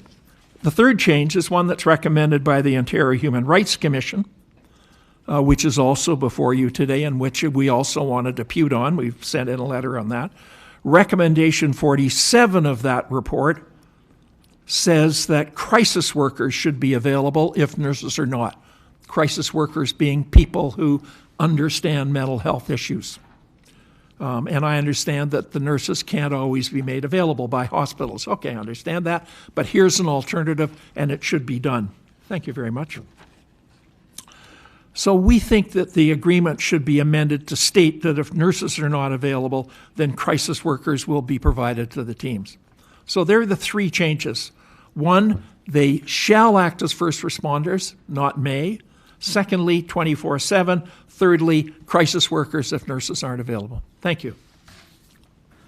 Sir, if I may, just before we continue, the mobile crisis intervention team is item 6. We did receive your deputation request for that. Oh, you one. did receive it? Yeah. It was item 6. Oh. It's item 6, not item 4. Oh, item It was 6. the next item. So it's right on time. You're on time. Hey, I'm sorry about that, folks. Okay, when item 6 comes, you want me to repeat it? No, of We're course good. not. So just to clarify, thank you, Mr. Sewell. We clearly understood when you started speaking about mobile crisis intervention team, and thank you for your comments that you were on number 6. So we're number 4 has already been dealt with. That was about the Mental Health Advisory Board. And you don't want to speak on that. No, I don't. So number 4 has been dealt with. It's been approved, and you've spoken now on number 6. So we'll move to item 6. And thank you for your we did receive your written submission and your deputation. So were there any comments or questions for Mr. Sewell on item 6? Not on this end at this point. Perfect. Thank you so much. Thank you, Mr. Sewell, for for making sure that you got heard on the correct item of the agenda. And as well, before we go to approve this, Ms. Corrado also submitted a written deputation only, and we thank her for that deputation. So going back to item 6, since we've already approved item 4, may we have, are there any other, doesn't appear, questions or There are comments? some questions here. Deputy Mayor Morley first. All right, Thank you, Madam Co-Chair. I just wanted to follow up and pose the questions or the suggestions from our deputant to staff as to whether or not these changes are possible but in the MOU that we're looking at now. I'm not sure who's best. Yeah, thank you, Deputy Chief Polk. There we go. Thank you, through you, Chair. So with respect to the changes to procedure, initially when we started with MCIT in 2000, they were a response or like a support unit. And the changes with procedure is now that they can be a first or a co-responder. The reason it is may is because certainly if there's any sort of risk of a weapon or any danger, they have to look at a threat assessment before they respond. But what has changed is that they can still go now, assess the situation, de-escalate, and certainly do that in advance of our prior response unit officers attending. So that's signaled the change so that the person in crisis is getting that support at the earliest opportunity with the MCIT team. With respect to, these are MOUs that are in partnership with the partner hospitals, and they are with nursing staff, not with social or mental health support workers. So, and then with respect to the timing, we have coverage from 9 a.m. till 11:30 throughout the city. Again, to expand to 24/7 would require additional funding, additional resources, and we haven't explored that at this time. And Thank you. And just if I can pick up on that, and to you, Chief, as we look at the multi-year hiring plan, staffing and deployment priorities, I wonder if these recommendations and suggestions are something that will be top of mind for the team as we work through. Through you, Chair, yes, of course. And, I think there's another part of this MCIT model that I just want to call out expressly is it involves nurses who are not ours. They work for the hospitals and hospital networks, so we would need to really make sure that we have the support of both the hospitals and the labor groups that govern the nursing community. Great, thank you. I think there's a lot, just a quick comment before I pass it to my colleague. I think as we continue to stand up alternative models for responses, especially as we consider those in mental health crisis, and we look at the Toronto Community Crisis Response Team, looking at partnership with those like Erskine Centre, I think it's going to be helpful and important, as we heard from our friends at Crime Stoppers, that we continue to really work in a collaborative way as best as we can to get to a place where 24/7 is available and where we may be able to look at expanding outside of just nurses, but also potentially social workers and others who are skilled. I'm also just thinking, Chief, at graduation, we talked about the importance of education of the new recruits and those who have other kinds of skills and expertise, and how we might start to really think about lining up those who may have sort of social work backgrounds and more aptitude around and training knowledge around those pieces as we continue to look at expanding this model to be more widely available. So I'll just leave that for your consideration. Thank you. Councillor Chang first, and then Councillor Burnside. Thank you. I wanted to piggyback off of Deputy Mayor Morley's comments with regard to the time that currently MCIT is not available. Once TCCS is available citywide, would there be a partnership opportunity that when a nurse is not available, a crisis worker from TCCS could be deployed as that mental health support in a situation where there is threat? Is that a possibility, or have we considered it? Thank you. So the only difference with TCCS and MCIT response is that TCCS won't respond if it's an emergent or if there's a weapon or if someone's actually attempting suicide. So these are all the calls that MCIT attend, and that's why we've changed our procedures, and the hospitals have come along to decide that they will allow the nurses to attend as a first response. So previously in our procedures, if there was an emergency 911 call for a person in crisis that the other diversion programs could not attend because of danger, MCIT is able to attend all of these calls that they can't. So if a nurse attends, they will go first. They used to wait for another primary response officer to attend. They don't have to do that anymore, and the hospitals have agreed to and the nurses' unions have agreed to let them attend. So if there is that fear of danger, the officer can go in first, make sure it's safe, and then they can bring the nurse in. So they've agreed to get to this point with us, being that first response, kind of speaking to what the previous deputant said. Right, so in after hours, the nurses aren't allowed to work past a certain time. So that's something that the union, the nurses' union and the hospitals would have to agree to let them go past that certain time. And so I guess it's the Ministry of Labor funding that funds this for the nurses. So I'm sorry, the Ministry of Health. So that would be a discussion with whether they would allow crisis workers or if that's something that we could even attempt at our end as a service to hire. We've looked at some costing and it's quite extensive. So actually what I was asking was more that would there be a possibility of opening up a partnership with TCCS where they could have a similar agreement that the nurses have, that when nurses are not available, that TCCS could be that mental health support with police? Is that a possibility? If Chief? I may, yes, through you, Chair. Just a couple of things. First of all, we'll do anything to provide the right response in these critical moments. We have been leaders in this space for many decades. In fact, we are leaders in MCIT development for many, many, many years. For as long as the deputant has spoken on this topic, we've been in this space. Longer, actually. So first of all, you have that commitment, that ongoing commitment. And secondly, I think your question might be better put to TCCS for their capacity and their ability to manage this type of workload, et cetera. We do know there are constraints to other agencies' abilities. We are a 24/7 organization. We've spoken about the impact TCCS will have over time, and I think it's important to level set that discussion every time it comes up and manage some expectations here that the percentage of calls that they now would be able to take, even fully staffed, is still going to involve police response. Even today in our pilot areas where they are resourced, we continue to co-respond at times, and most calls of people in crisis don't go to TCCS. You have our commitment first, and secondly, I think TCCS should be the ones who are evaluating their capacity as they grow their program. We will take on any partner that provides the right service at the right time for the people who need it.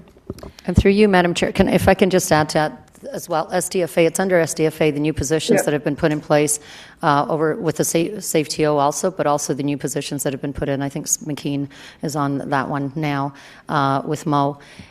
There is, within the job description and when the postings were out, is that collaborative piece, which is with MCIT, TCCSS, all the other Guernseys, et cetera, the other services that are out there and the initiatives that are taking place to work collaboratively together. So I think, again, those conversations could be, we can get a lot more information from under the SDFA as well, in that collaborative partnership as to whose role is what, where the expertise lies, and what warrants officers there and what doesn't, because sometimes it's unpredictable as well, and that the professions, because like Mr. Sewell too, I was around in the very first consultative tables 15 plus years ago when MCIT was first thought of. So a lot of that consultation piece was how do we also get other workers, social workers, et cetera, and then looking at also the logistics of unions, et cetera, as well as the personnel that are there. But I think those opportunities are definitely there, and I'm for that as well, to expand on the capacity, but also the resources, and working together with the other services that are out there in order to enhance, because the MCIT, like the Chief said, is a leadership in the response from the police as to not being the first ones on the scene, especially under the mental health when there's people in crises as well. Thanks. I just had sorry. Sorry. I had a couple more Go questions. ahead. Sorry. Yeah, thanks. I just had I see that North York General is entering into an agreement and is a new hospital.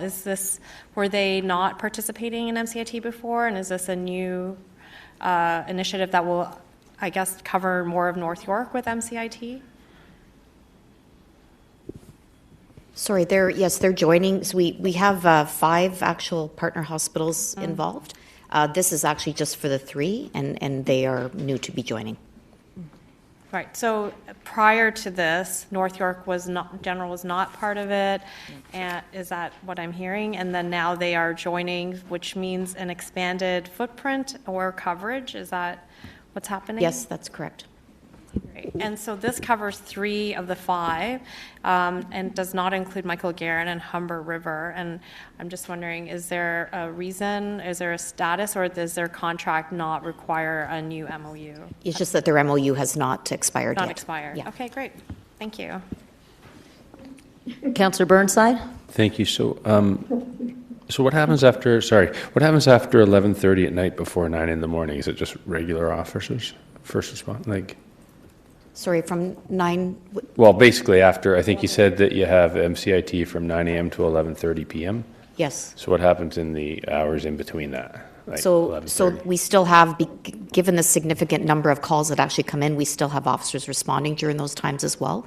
But those are when MCIT teams are available in the city. And then after hours, you're saying between 9:30 in the morning and 11:30? No, I'm talking about after the after MCIT. 11:30. So at night, I guess, through the night, would that just be regular patrol cars? Those would be police teams, but everybody in our organization has de-escalation training with response to mental health. And but we still do also make those referrals to TCCS as well at those times if they are available to take the call, and it does fall within the parameters of. So, okay, thanks. I think I understand that. So in terms of MCIT, all the partners, Gerstein and that, am I correct in assuming that essentially their involvement is dictated, the terms of their involvement is kind of dictated by them, what they will and won't do and when they will and won't do it? Because I guess in the media it always seems like the Toronto Police are the roadblock to getting more of these workers out there, mental health workers, but it seems to me from listening to all of you that really it's the organizations and when they will be involved, under what circumstances they will be involved. Is that a correct assumption? Well, certainly they're not going to respond to anything where there's a threat of violence or a weapon involved, and that's when certainly the police have to continue to respond. No, but that's right. That wasn't my question. My question is who is dictating the terms of that, right? Because my concern is that Toronto Police is getting blamed all the time for being obstinate and this, that, the other, do you see let me help with that, if I may, through you, Chair. First and foremost, we've long been committed to participating with partners. There are clearly limitations that partners place on themselves and their abilities. There are a number of reasons for that. We do not govern the nursing environment. These are hospital networks who have their own standards and ways of operating. We welcome all the partners who are willing and able to consistently deliver the right suite of care for people when they need it. We've been willing partners all along, and to your point, Councillor, I appreciate the opportunity to highlight our continued participation and willingness to partner. There are real limitations that are, part of other organizational constraints that are not Toronto Police constraints. They are constraints in other organizations. And, we'll work with those organizations at every opportunity to help work through that. And over time, we've seen these MOUs develop and the capacity of agencies supporting working with us evolve as their own capacity grows and as their labor environment changes. Okay, thank you. And then thank you, that was very helpful. In terms of the percentage of calls that are able to be diverted for whatever reason, what is that percentage? I think you get about 30 to 35,000 calls a year. It was about 33,000 calls, and I believe it was about 6,700 that were diverted, over half of which came back, and it ended up being about less than 1% of our total calls for service in Toronto for the year. Less than 1% were taken by TCCS. 33,000 calls. Mental health calls? Mental health calls. 6,700 were diverted. 3,300 went back. That would be 10%. So it's 6 to 8% of the mental health calls can be successfully diverted. Mental health calls overall represent about 10% of our work, so it boils down to roughly 1% or Of overall less. calls. I was sorry. Yeah, okay, But sorry. I the just want to. true, like 6 to 8%, and when you look at other jurisdictions, that is kind of the norm and what to expect. We're hoping with some process improvements, we can actually divert more. Okay. Right now, our experience is about 6 to 8% of mental health calls. Okay, thank you. Thank you. Chief? Yeah, and again, Councillor, I really appreciate the opportunity that this conversation has given us to flesh out these details.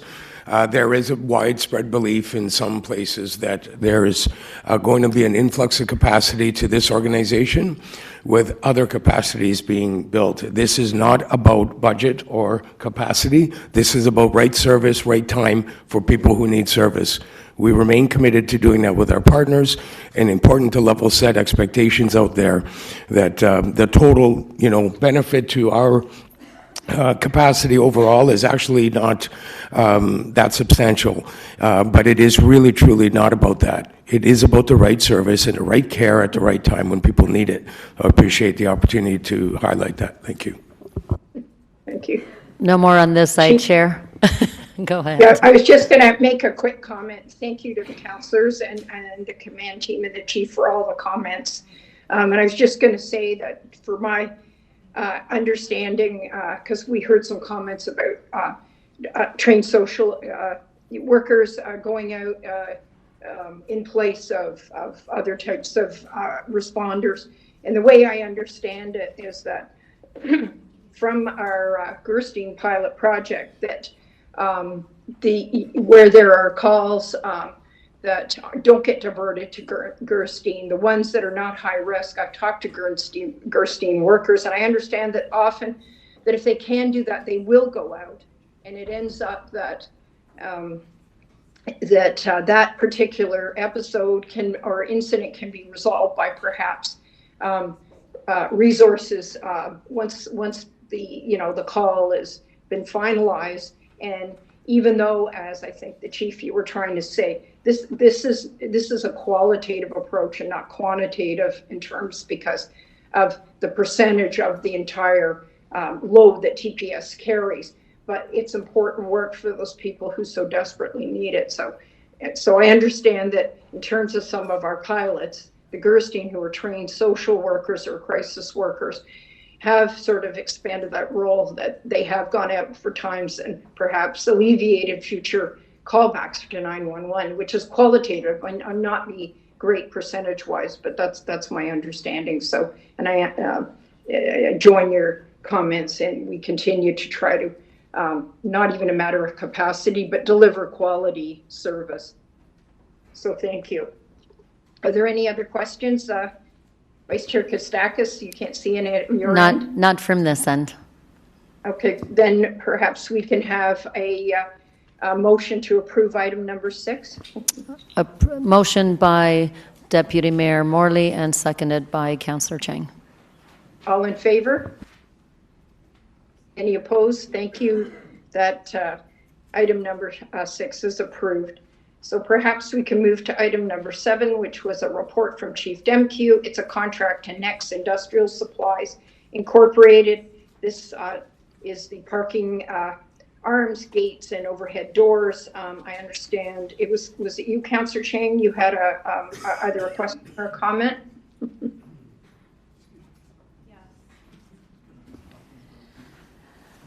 I have some questions about the procurement of this contract. So it looks like basically we didn't have many bidders. Is that correct? No, we had two submitted. Right, which is not many for, that's not a lot of competition. And I'm just wondering, have we considered splitting up the contract into smaller coverage so that, because it's not every company that can take on an entire city, and we can get more competition and maybe better rates, but also support more local businesses by breaking up the contract. Because is it likely that these contractors will subcontract?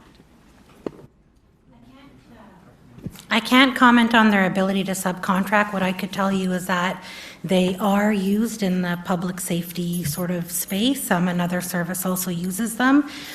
They have a good reputation. They were our incumbent, and so we didn't have any performance issues. Part of, I think, the balance we're trying to draw in terms of the scope of a contract is we're trying to manage also the ability to manage a certain number of suppliers and make sure that they're reliable and that they can meet at 24/7 and things like that. So it's not always city coverage. Sometimes it's just hours. As you know, the trades generally are facing a lot of labor issues, and so there's only so many organizations that will be able to meet the very specific security and hours needs of emergency services. So in this specific case, I don't know what would have driven more. Right. It's not uncommon for us just to have very few, given kind of the specific security requirements and the need to be 24/7 and specific service standards that we need to have. And is this the same company that did it before? Or is this a new contractor? No, this is the same company we've had for the last few years, but we did have someone prior to this, and we did have some performance issues there that drove the kind of need to kind of look at what else is there. And So do we we have- currently have a social procurement policy in place? We do not. We have a bylaw that aligns with the city. We certainly, in our equity strategy, have mentioned that we do need a recommendation around social procurement, equitable procurement, to drive more local suppliers. And so that is something that the team will need to look at in the coming couple of years. Great, thank you. That's it for me. And I'm happy to move the motion. No more questions? There's none from the Thanks, floor. Thank you, Councillor Chang. We have a motion to approve, first by Councillor Chang, a seconder. It was Deputy Mayor Morley. Thank you, Deputy Mayor Morley. All in favor? Any opposed? Thank you. Item number 7 has been approved. Item number 8 was a report from Chief Demkew, contract awards for medical advisory services. I believe we held that down, Councillor Chang. Did you have a question or comment? So I read that one of the people who bidded, they ended up not bidding because they didn't know how many hours would the work would entail, and I'm wondering why the procurement wouldn't have that type of detail that would allow someone to make that kind of estimate. So we did in fact specify that it's at minimum 3 days. I think they were looking for further specificity beyond that. The reality is the capacity that we're looking for is effectively not quite full-time, but it's almost. And so there's very few organizations that will be able to dedicate like 1 or 2 people almost full-time. I think what they were trying to figure out was, is it always 3 days? Is it ever 2 days? Just to see. Our size actually demands almost like near dedicated personnel that very few in this space would be able to meet with like a mix of sort of people. But we did specify it's at minimum 3 days. And is there a reason we don't simply hire doctors in-house? It sounds like there's quite a bit of work for them for what the vast needs of our large service. And so, yeah, just wondering, is there a reason we don't? So we do have in-house psychologists that are employees of the organization. That trade-off is often done between whether you're an employee or whether you are a third-party sort of medical. I think both options provide different ways that you can run this type of a model. So certainly if there's a cost benefit, that is something we would consider from a long-term standpoint. And what kind of requirements are there for tracking their work hours and deliverables? Is there, which division do they report to, and how are we tracking that? The entire contract is managed out of the wellness unit. And so appointments are tracked, their medical assessments are tracked from a quality standpoint, as well as from a volume. And so we, I don't know if Manager Nanyakara is here, but effectively they are running and making sure you know, and both doctors aren't in necessarily every day. It's all done almost like a referral. They know exactly which cases are being handled and what's kind of on their plate. And I'd just like to see a little more diversity in the third hire that's still out there for psychologists, because it is something that I think we're working towards, and these two roles have been filled without much diversity at this point. So it'd be, if there's any way we could proactively work towards that, I think it would be beneficial for the service. Thank you. I'm happy to move the motion. Thank you, Councillor Chang. So we have Councillor Chang moving item number 8. Is there a seconder? Seconder, Nick Migliori. Thank you. All in favor? Any opposed? And then moving on to item number 9, which is a report from Chief Demkew. It's a contract extension and increase with Stevens and Black Electrical Contractors for electrical services. Councillor Chang, I think you had a question on that. Me again. Yes, I'm just wondering why we did not begin a procurement process earlier, and rather than extending this, having a much earlier procurement could have avoided this. You're right. We are working with the team on better contract management. This is one where many areas of the service actually tap into it. And so towards year end, our procurement area ends up being completely jammed, as does facilities as they try to execute their year end plan. So it really just was hours in a day and capacity situation. And it says in the report, additional contract management rigor is being implemented. And I'm wondering, is that pertaining to any issues that arose in this contract that would require that extra management? Not just this one contract. What we do find is we have a number of contracts that are really service-wide, that are pulled for capital programs, that are pulled for operational needs, that are pulled for various units. And so when we say rigor, really what it is making sure there's a single point of contact for every contract, no matter who's using it, and that they understand the oversight that's needed, so that we can do the procurement a little bit earlier. It was recognized that this one was done later than it needed to. Is there a technology support that could help this in terms of contract management, where there's automatic flags when we know contracts are coming up, and as well dashboards for reporting for how these contracts are managed and the hours that are being spent? Yeah, and we do have some technology. It's pretty rudimentary, and it requires a lot of work with IT to update. But yes, we do have that, and that is something we've recently put in place. That's part of why we highlighted the things we're doing. Great, thank you, and I'm happy to move. Thank you, Councillor Chang. Your seconder. I can second. Thank you, Vice Chair Kostakis. All in favor?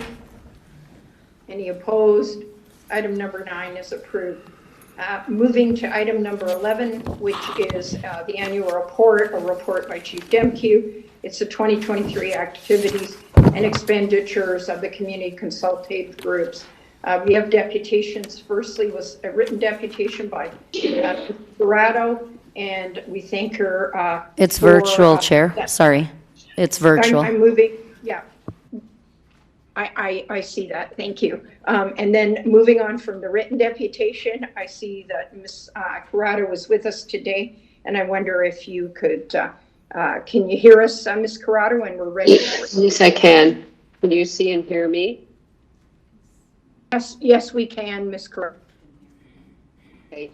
I was going to say that it is essential that people who are members of the community are actually the ones being consulted. As an autistic person, I am deeply offended that the civilian chief of the Persons with Disabilities Community Consultative Committee is a non-autistic program manager at Autism Speaks, a eugenics organization dedicated to finding a prenatal test to autism so autistic and neurodivergent people can be eliminated. That program is called MSSNG, pronounced missing, as parts of autistic people's minds are apparently missing, according to Autism Speaks. As a member of the Missing and Missed implementation team, I find this particularly offensive. I am also horrified that my community is being represented by an organization that thinks I am a mistake that should have been eliminated. It does not shock me that the community consultative committees had an autism awareness day raising money for an ABA organization. We autistic people want acceptance, not awareness, and many autistic people consider ABA offensive. Please dissolve the Persons with Disabilities Community Consultative Committee and replace it with a committee with real representation. Please also create a Neurodiversity Community Consultative Committee. Please reach out to autism-led and run organizations like Autistics for Autistics, Youth Alliance for Intersectional Justice, etc.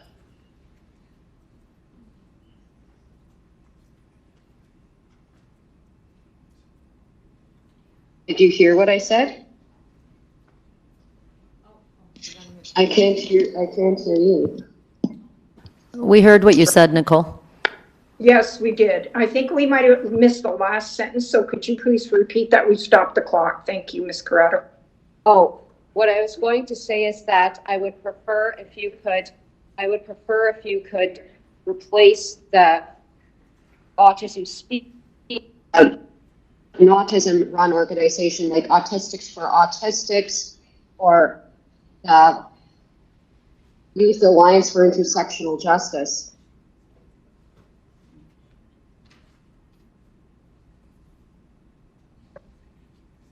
Okay, thank you, Nicole. We did hear that. Thank you. Yes. Have you completed your deputation, Ms. Corrado?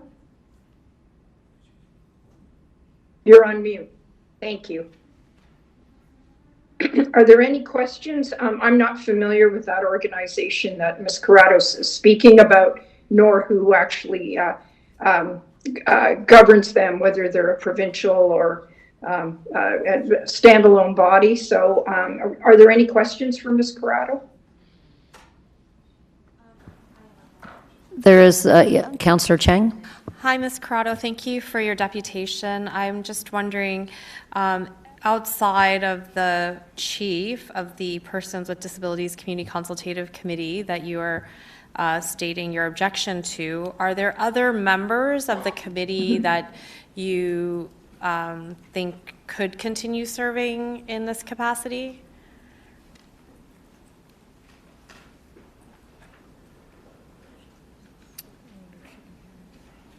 I don't know.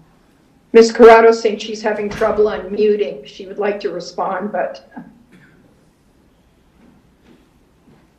I don't know, because I don't actually know who's on the Community Consultative Committee, but I would highly recommend that you reach out to organizations that are autism led and run.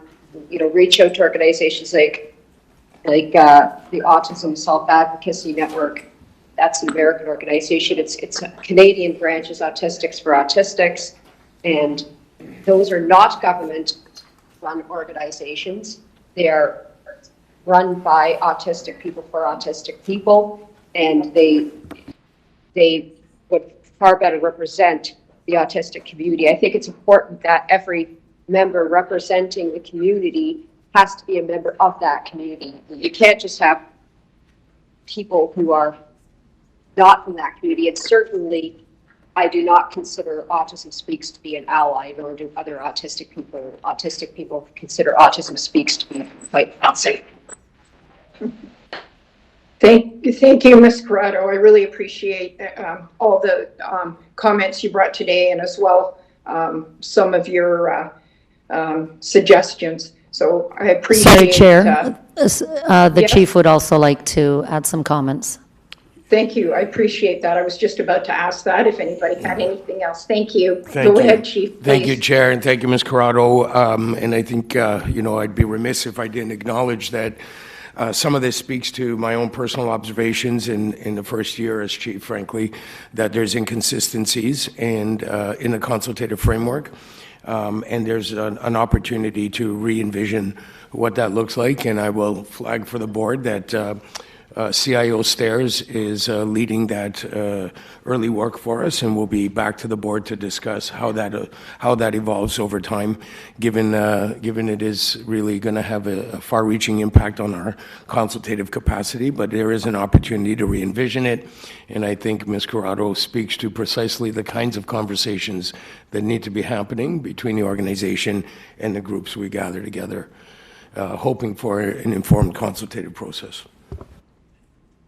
Thank you, Chief, and I thank you, Ms. Corrado, for bringing that to our attention, and also for the Chief's comments that this is an evolutionary process, and we appreciate your input specifically, because it's important that we do serve the community and specifically listen to those who speak from the community. So I thank you very much.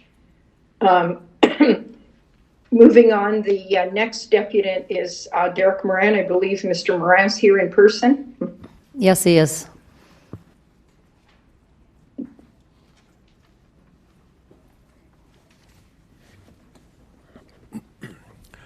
Morning, Derek. Morning, Chair Morgan. So in this report, it says June Seniors Month, June 15th, World Elder Abuse Awareness Day.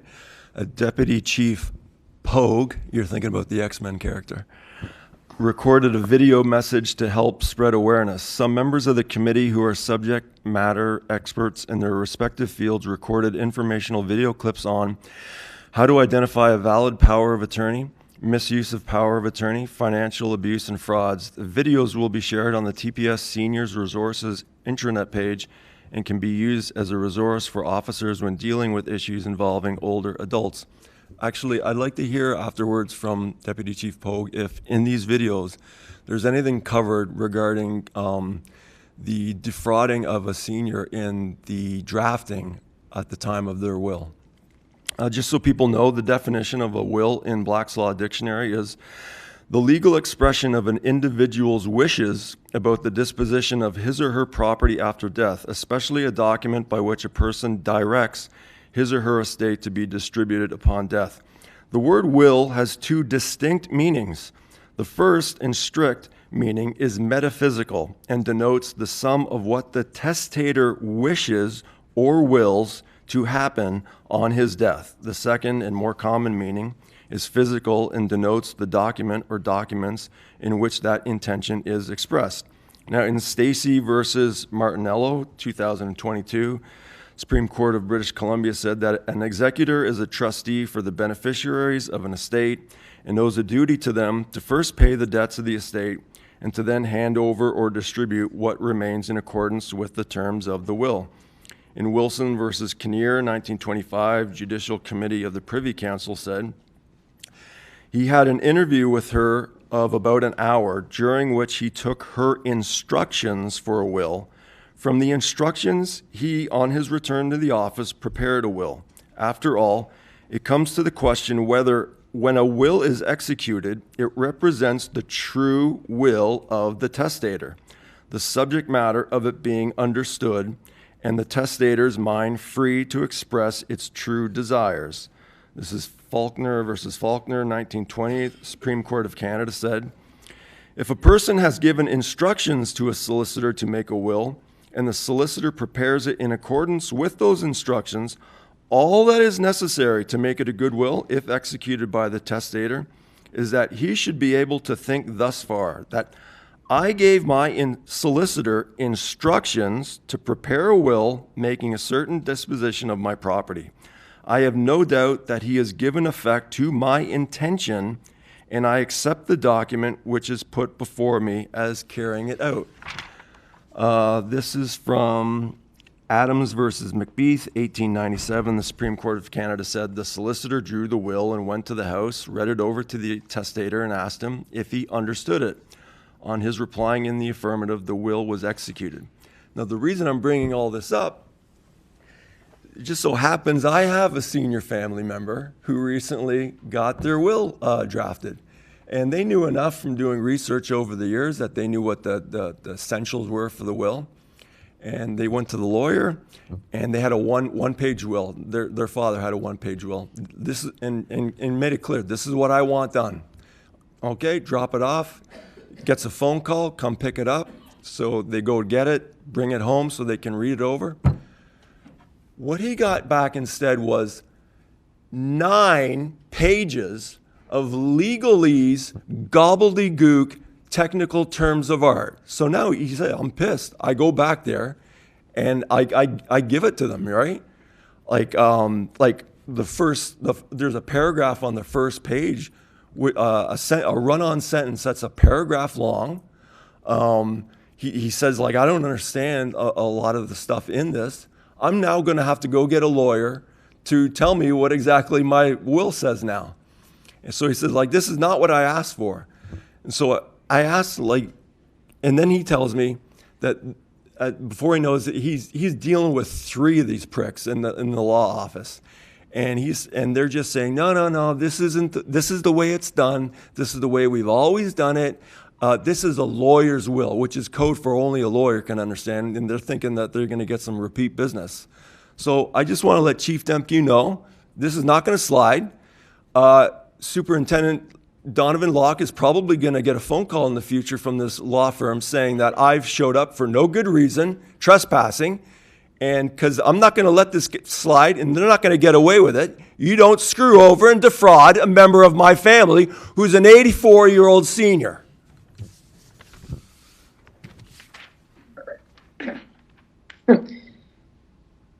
Are there any questions or comments as it related to the presentation? Not at this time, Chair. Thank you. Seeing none, may I have a motion to approve item number 11, please? Yeah, motion by Councillor Chang and seconded by Deputy Mayor Morley. Thank you. All in favor? Any opposed? Item number 11 has been approved. Item number 12 is the special constable appointments and reappointments, report by Chief Demke, and we have a deputation from Miguel Avila. Is Miguel here? Yes, he is. Thank you. Please come forward, Mr. Avila.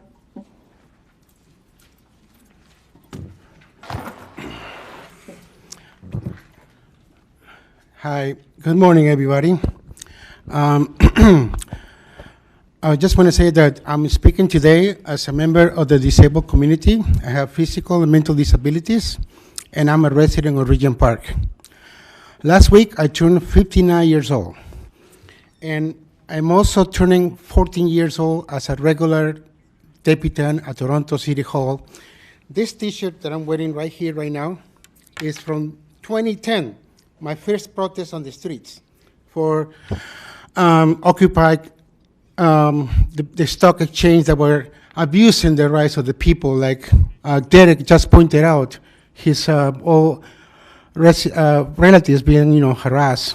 Anyway, I don't want to go into details, but I submitted my deputation, by the way, and I want to point it out that in this report, there is nothing that addresses one concern that perhaps Councillor Lilichan can refresh the mind of TCAC. On January 17, 2024, you asked an important question to the TCAC regards the CSU review program. I don't think my councillor got the right answers from them, and I see a sticker. He is the sergeant who talks to the CSU and TCAC. Perhaps, he can address to us and give us an update on the CSU review program. I think it's important to hear what the public input has been considered at this point, because, we have a lot of experience with the CSU, and certainly we want to give the best advice possible to make the CSU the best agency of the city, correct? That's what we are here for, to make things improve. I want to show you one thing. As I said, I have disabilities, physical disabilities. This is my bike. It's a trike. It's parked outside City Hall, police headquarters. Why I ride a trike? Because I'm 59, and I don't want to risk falling off my two-wheel bicycle and break my hip. I have bad knees. I have physical disabilities. So I have an operational question to the CSU. Last week, my phone was working to get access to underground parking garage where I keep saying, this strike. My privileges have been removed to access a safe place to storage my trike. And I want to know if someone can come forward and tell us why. And that will end my deputation. And I make sure that I send my comments to the board so they are aware of what's going on. Thank you. Thank you, Mr. Avila. Are there any questions or comments as it relates to item number 12? I just wanted to clarify, you've lost access to your parking here at the police parking or in your building at TCHC? My apologies for my mental health. Sometimes I get problems with memory issues, gaps. So what I'm trying to say is I live at 220 Oak. You know 220 Oak. So my bike was stored in the second level underground parking, where it's safe. And I don't want to lose my trike because it's my only mobility device that I use to get to City Hall to see Mayor Chow and to see you guys here at Police Headquarters. Thank you so much. Thank you. I just wanted to support what Miguel is asking. Is there anyone who can? Is there someone here who is part of the CSU review? Or does Toronto Police Service play a role in that review? Councillor Chang, and through you, Chair, as a matter of fact, we don't. Section 53 of the Police Services Act outlines the responsibilities of this board with respect to special constables, specifically TCHC and University of Toronto special constables. The CISU under the TCHC are undertaking review, which includes things like body-worn camera and a host of other things that they are still in the process of reviewing that actually does not facilitate input from the board here or the service. So given that we are quite arm's length, what is our role in approving these appointments? Because we don't seem to be participating in any meaningful way in the programs that these special constables are engaged in. Thank you, Councillor Chang. As a matter of fact, if you look at the board report, it spells out in the background portion the section of the Act that does regulate this, and it also refers to two previous board minutes, one in 1994 and one in 2002, that further clarifies the roles and responsibilities. So our role is just to approve the... Appoint and reappoint. We also have some input with respect to some levels of training that we also participate in partnership, and we support them in a number of other ways to our local divisions.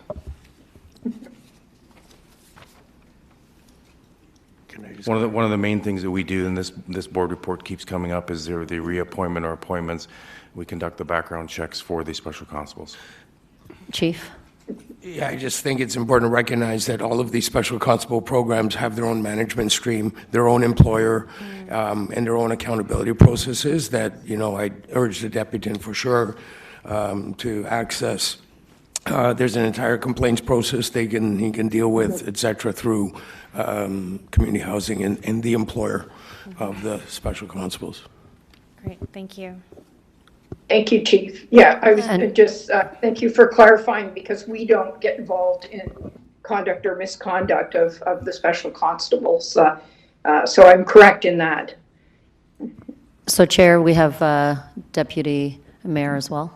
Just super quickly to piggyback, thank you through you, Chair, to piggyback on the recommendations from the Chief to you, Miguel, is to reach out to your local councillor. I think would potentially be supportive in connecting with the property management as well. As a resident there, you have your rights and you should be able to access the things that you need to be safe and well, including your property. So I'd encourage you, as well as putting in a complaint through the appropriate channels, to get the councillor and the local property management involved as well, so you can hopefully get some short-term resolution to this issue. Just be kind with this 59-year-old man. He needs his transportation to get around. And happy belated birthday, Miguel. Thank you so much for everything that you do. I'm old now. No, you're not. I'm missing 2 teeth. Yeah. Thank you, and thank you, Deputy Mayor, for that comment as well. To assist Mr. Avila. Were there any more comments or questions? Not at this end. Thank you. May I have a motion to approve, please? Deputy Mayor Morley, and seconded by, well, give that to John Burnside. Thank you, Councillor Burnside as well. All in favor? Anybody opposed? Motion has been carried to approve item number 12. Item number 13 is a report by Dr. Kanagisser. It's a City Council decision. It's the Infrastructure and Environment Committee plan. It's the relief of the congestion. Understand that item number 13, Miguel, you also wish to depute on, and you're here to depute on that.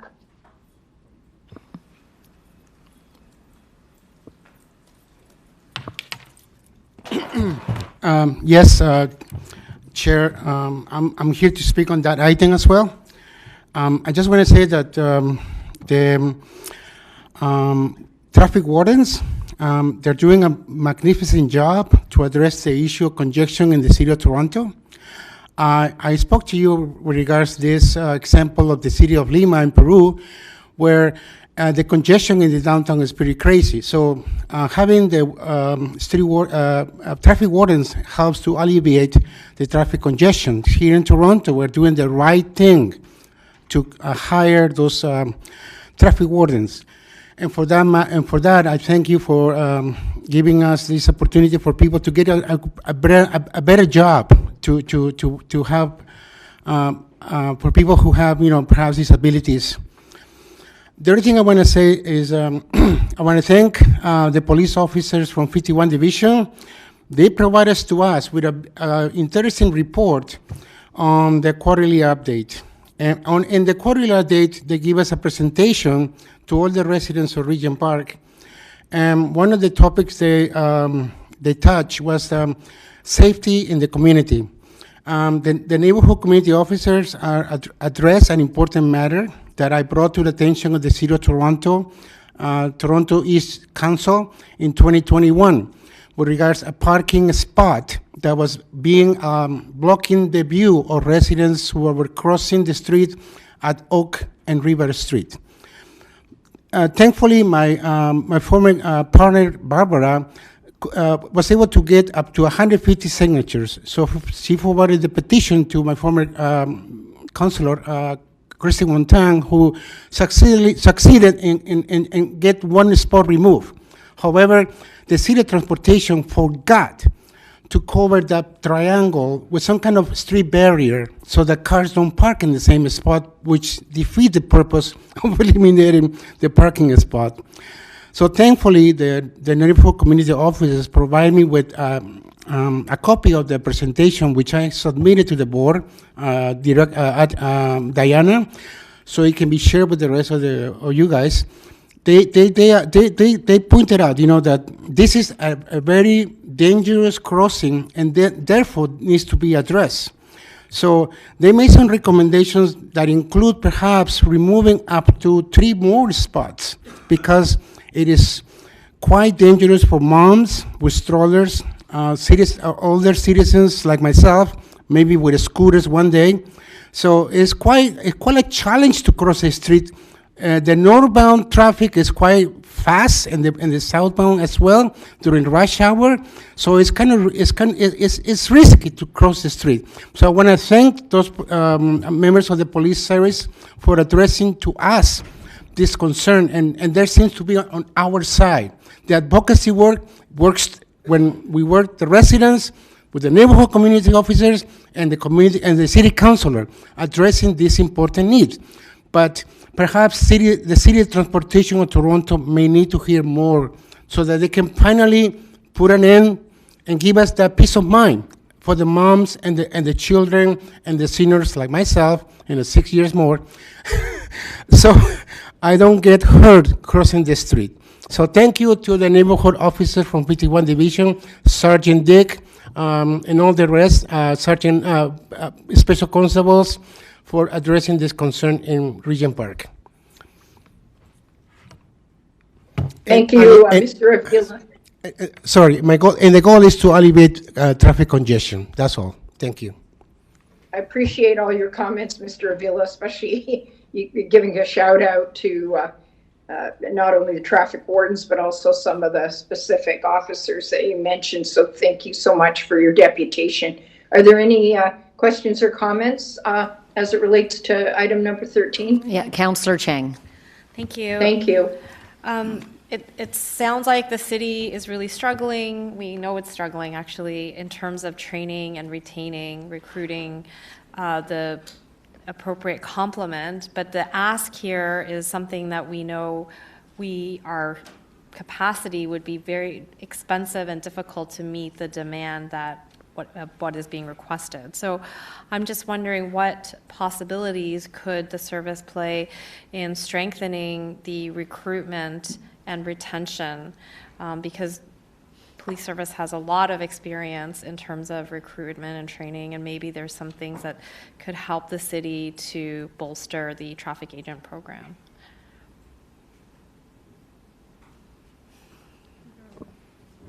Well, currently, we recognize the difficulty, and certainly as a policing sector as well, it's difficult trying to recruit everybody as well. We're all competing for a lot of the same resources, but we've just expanded or extended the work with the city until August to augment the gaps that are in the traffic warden program with the city, so that they can bolster the resources, and that is, I think we're filling about 70% of callbacks for that is being funded by the city right now. And I think that right now, from now until August, certainly we'll continue to support that program in trying to staff up as well. A lot of people move through, to special constables. They come to the policing services as well. So again, we're doing everything we can to support the program. And we recently received the data from the city as well, and the benefit that the warden program is showing with respect to traffic congestion and the flow of traffic as well. We're also looking at leveraging some, this is sort of a little bit of a side, but looking at leveraging some technology as well to help with that. Great, thank you. Deputy Mayor Morley. Thank you, through you. Just a quick comment of thanks from the city, of course. And as I said, on the Infrastructure and Environment Committee, we work closely with Transportation Services on congestion management.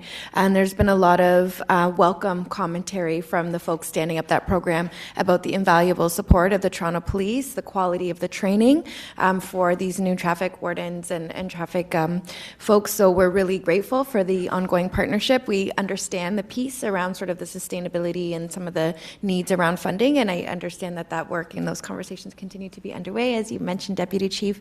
But again, I think, as Miguel mentioned as well, it really has been a wonderful thing for Torontonians to see us standing up together and also feeling some of that relief on the congestion that we're all navigating every day. So I just wanted to offer those comments of thanks and gratitude to the team for the work.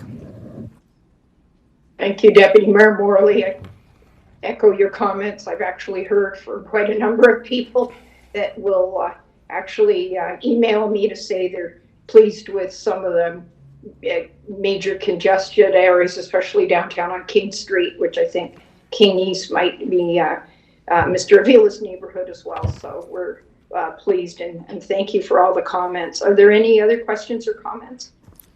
No, Chair. Oh, good. I see you.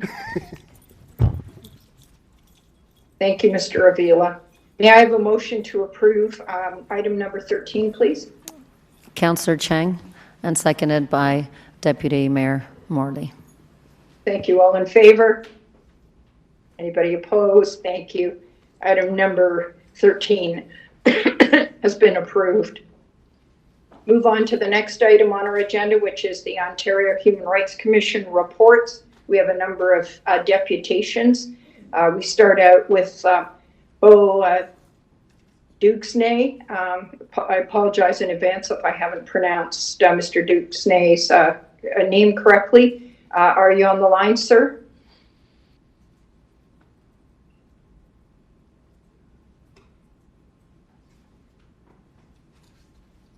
I believe you're on mute, sir. I can see, Bo, that you are with us virtually.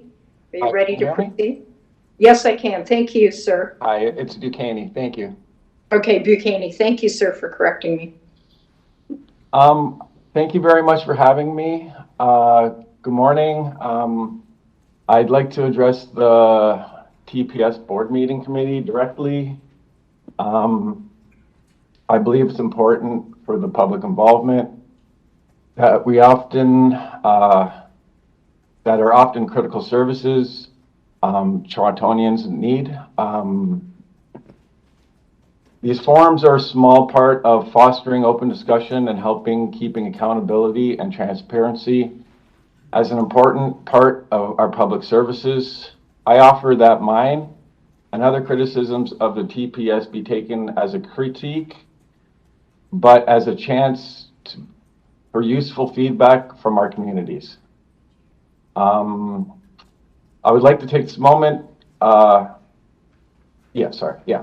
So my name is Bo Duquesne, and I'm in the role of a community liaison for race, diversity, and equity. I became involved in my work as a liaison as a result of many years of personal police complaints that I had filed in my many years. And most recently, when the police, my police misconduct complaint to the OIPRD had earned me retaliation in the form of being targeted and investigated by the TPS. Thus, I'm now here to speak on behalf of myself and the racially diverse communities seeking justice, equity from our public officials. As has come to light, the Human Rights Commission, who have historically worked for the defense of human rights and liberty in Ontario, as upheld by the Charter of Rights, the OHRC has, in its own terms, stated that the majority of human rights complaints have come from those of Ontario's law enforcement. To this date, the OHRC has filed class action lawsuits in defense of First Nations and Black human rights violations. Now that that trust has been broken with the revelation of widespread bias within the organization of the Human Rights Commission, the revelations are chilling and further exacerbate the vacuum of justice when it comes to race and equity in Ontario and the Toronto Police Services. So in my finding, research in 2020, the CBC had reported that only 1% of police complaints against Toronto police had led to disciplinary hearings within 5 years. The numbers tell a story of failure. I've found that at least in one instance, too, that the police internal tribunal defenders have been doubling as OIPRD's police liaison. Though it may not be of concern to Toronto Police employee standards, I believe it is some concern to transparency and the integrity as it relates to public interest. I'm still awaiting a reply from the Toronto Police Standards and will forward to you my findings. It's been more than a year since the public apology from the Toronto Police in regards to its use of force against Black and marginalized communities.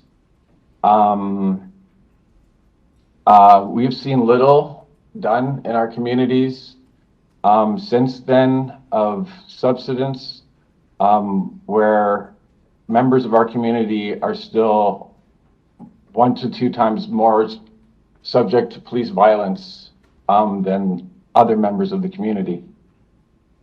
There's been an increasing trend in police violence and lack of public safety from Toronto Police. Since George Floyd protests, our society has become more polarized, and the TPS use of Blue Lives Matter was both a revocation of Black Lives Matter and has also become, to the TPS, as a service that would be attractive to those who sought to seek employment and a profession that would stifle this movement. Toronto Police used deadly force at record rates in 2022.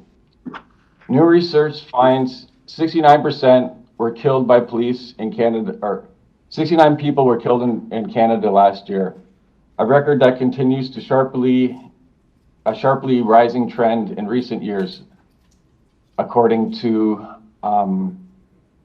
Tracking Institute project. I see my time is up. I'll be sending my complete findings of our results from our investigation. But I do pose this one question. Does the police services have any plans to enact any real meaningful solutions to address these human rights shortcomings? And will it be inviting more actual independent auditing and accountability to the public in light of these deeply systematic shortcomings and failures? Thank you very much. Thank you, Mr. Duquesne, and we will have some comments later as it related to your presentation. I appreciate and please forward your findings to us. We'll be happy to review. Any questions of Mr. Duquesne? Seeing none, Mr. Sewell, I believe that you have also included a written deputation and would like to speak in person as well. So I thank you.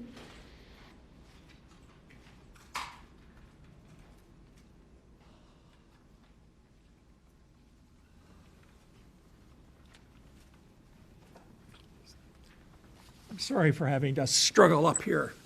I've had knee replacement operations, and they have been a disaster. Just a warning to everybody. They have been a disaster. Thank you, Mr. Sewell, and we thank you for coming in person, despite it appears to have some challenges. Thank you. So, again, I'm speaking for the Toronto Police Accountability Coalition, and we've been involved with recommendations to this board for at least 15 years on anti-Black discrimination. And we're very happy to see the OHRC report. And we have 4 recommendations that we would make to you, all very straightforward. 3 of them are procedural. We think we should be that the board should be establishing firm dates for things to start happening. We think the implementation team should be established and the experts appointed, both of which have been called for by the OHRC, and the chief agrees with them in the report. That should happen by the end of April. Let's get on with it quickly. The report's been out for 4 months. Secondly, in terms of dates, we think that the half of the draft proposals on the recommendations should be released by the end of June of this year. So the implementation team will look at what the OHRC is proposing, and at least on half of those, they should be saying, here's what we plan on doing with them. I think that's pretty straightforward because many of the things the OHRC is reporting are very straightforward. And thirdly, we're saying that after the draft recommendations come out, there should be the consultation that's been called for, and final report should be filed by the end of November. So there are the dates we're suggesting. Appoint the implementation team and the experts by the end of April. That should be very straightforward. Secondly, make sure that half of those recommendation proposals are out by the end of June. Consultations happen, and then final report in November, so we get on with it. And the last point we'd make is that we would like to be appointed to the implementation team. We have been heavily involved in all of these issues before the board on many, many occasions on these issues. Many of the things the OHRC suggests are things that we have recommended previously. So we think we'd be a useful addition to that implementation team. So there are 4 recommendations. Thank you. Thank you, Mr. Sewell. Appreciate your comments. Thank Are you. there any questions? None at this end. Thank you so much. The next deputation is from Derek Moran, and there's a written deputation as well, Mr. Moran.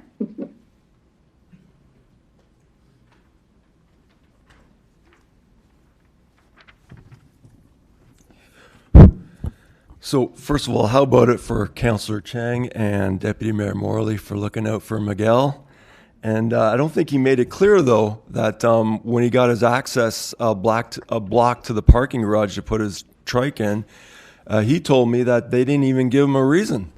I mean, I've read the case law to the Sergeant at Arms at City Hall. It's involving a case, the City of Toronto and the Supreme Court, where arbitrary government action is not permissible. So, I'll take that case law and I'll post it on the Twitter account of your Councillor Moyes there on Twitter. So, and I ran out of time. What I talked about earlier, the most heartbreaking moment, though, was finding out from my family member that after being browbeated and worn down by these three guys, that they admitted to me that I just ended up signing my will out of frustration. So, seniors should not have to sign their wills out of frustration. But anyways, to this item. So in this report, it says the duty to intervene. The duty to intervene is a duty to stop other officers from using excessive force or engaging in prohibited conduct. The OHRC welcomes the TSB's decision to implement a duty to intervene on all TPS members who observe an officer using prohibited or excessive force or engaging in acts that constitute misconduct. As a best practice, this duty should be monitored and improved in response to the feedback provided by officers who have intervened. As such, the OHRC recommends that the TPS monitor and evaluate the effectiveness of the duty to intervene and assess whether changes to policy or procedure are required. So I read this and I'm like, wow, this is an area of the law I haven't really looked into at all, the duty to intervene. I got to look this up. So I go on Cannily, of course, and this is what came up. DePinto versus, ironically, the Toronto Community Housing Corporation, 2013, where the Superior Court of Justice of Ontario said, while a landlord may have a duty to intervene in relation to third parties to provide quiet enjoyment to a tenant, it has no duty at law to predict or stop the actions of third parties unless they are repeated and foreseeable. Knowledge and persistence of the conduct complained of are required to ground liability under the Act. A landlord's duty to intervene where tenants make complaints against other tenants arises only after it has been notified of such complaints. Once notified, landlords must investigate and take reasonable actions to prevent interference with the tenant's reasonable enjoyment of his unit or the residential complex. So in a very diplomatic way, Councillor Chang questioned about, like, what are we doing here with these, TCHC special constables? Miguel here could have very well ended up like Andrew Loku, if you really think about it, right? We all love Miguel. Would anyone want to see that happen to him? Like, put this into perspective. You can't even go to speak at those meetings at Toronto City Hall silently holding a sign without it aggressively being ripped out of your hands by the security guards there. But some kook with a log, I don't know how long did this go on for, Miguel? Like, just banging away and ruining everyone's ability to have a good night's sleep.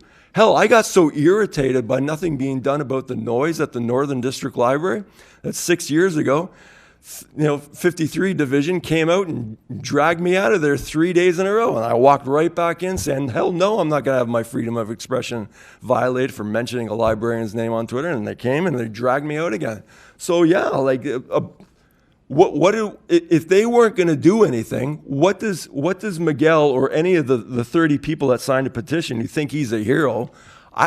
I dare say that TPS has no evidence whatsoever that TCHC performed their duty to intervene on helping these people and put Miguel in this position that they want to evict you on March 27th? He should have never been allowed to be put in this position. Someone failed, the system failed him and the people that were being affected by the noise constantly in that building. And just a short thing about carding. It reminded me of a conversation that Law Union of Ontario lawyer Jack Gemmell came here, and he even admitted about the carding regulations, that I, as a lawyer, you read a turgid piece of legal writing, and it's like, I'm a lawyer and my eyes just stop. Like your brain just shuts down and you move off to something else. And so that stuff should be easier to understand for the lay people. Thank you, Derek.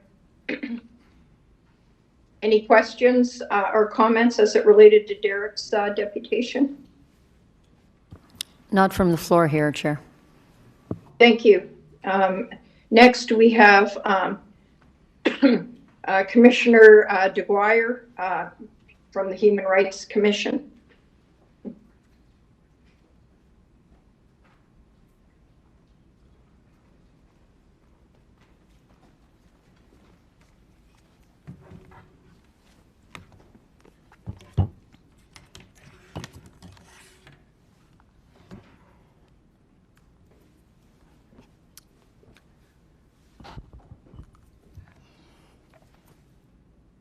I think it's still safe to say good morning, so I bid everyone a jolly good morning. Chair Morgan, Chief Demkew, and Mr. Cannonsinker. Did I get that right? Close. Thank you. Let good me morning. begin by expressing my gratitude to the board for allowing the Ontario Human Rights Commission the opportunity to make remarks at this meeting. And I'm also thankful for the opportunity to collaborate with the services, that's the Toronto Police Service, and the board to end the cycle of anti-Black racism in policing. And I'm very mindful that I'm making this deputation to the board 3 days before March 21. And we all know that that date is the International Day for the Elimination of Racial Discrimination. And this day reminds us of the importance of effectively addressing systemic racism and discrimination in law enforcement to build safer and more inclusive communities. And as the Ontario Human Rights Code makes clear, everyone is entitled to be treated with dignity and respect. Today, my remarks will focus on the importance of the Toronto Police Service and the board implementing the Ontario Human Rights recommendations contained in From Impact to Action. First, though, the Commission wants to make clear that it acknowledges the respect to the complexity, the demands, and duty of frontline policing. So now I turn to the report. I urge the service and the board to proceed expeditiously with implementing the Commission's recommendations to address anti-Black racism in policing. As you know, the Commission began this inquiry about 6 years ago, and the findings contained in from that, the critical impact, were contained in a collective impact, a desperate impact, 2018 and 2020 respectively. And these reports pointed to the persistent concerns about anti-Black racism in policing in Toronto and confirmed that Black people are more likely than others to be arrested, charged, overcharged, or fatally wounded by Toronto police.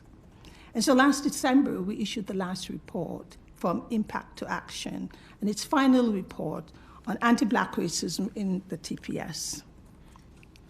And this report contained the findings that Black communities have said for many decades, that systemic racial discrimination, racial profiling, and anti-Black racism exist wherever Black people interact with Toronto police.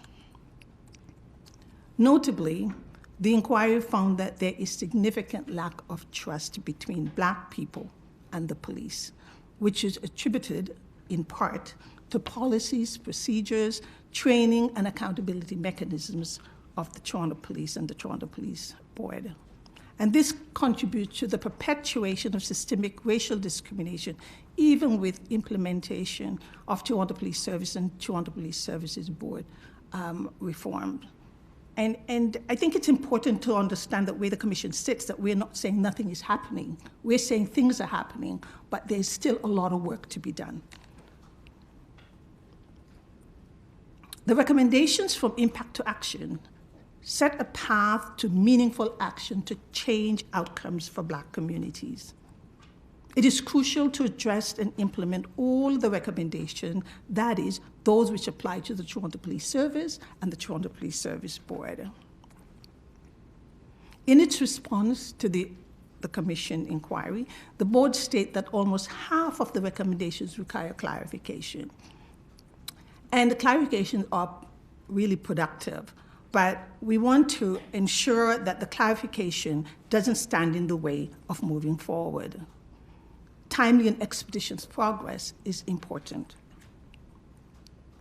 And as this work continues, the Commission encouraged both the service and the board to develop detailed, transparent systems to evaluate how your work responds to the recommendation. The Commission is pleased that the services and the board have turned their minds to creating equity strategies and have started the important work of determining where there is alignment with the Commission's recommendations. But we want to say it is our product. Human rights-based principles must be embedded. I notice that I'm out of time, and I want to say it's vital, but I want to end by saying the Commission looks forward to continuing to meet the service and the board to implement the recommendations on which they are aligned. The Ontario Human Rights Commission, make no mistake, we are committed to working with the service and the board. We, the leaders of two essential institutions in this province, are charged with the duty to maintain peace, order, and good government.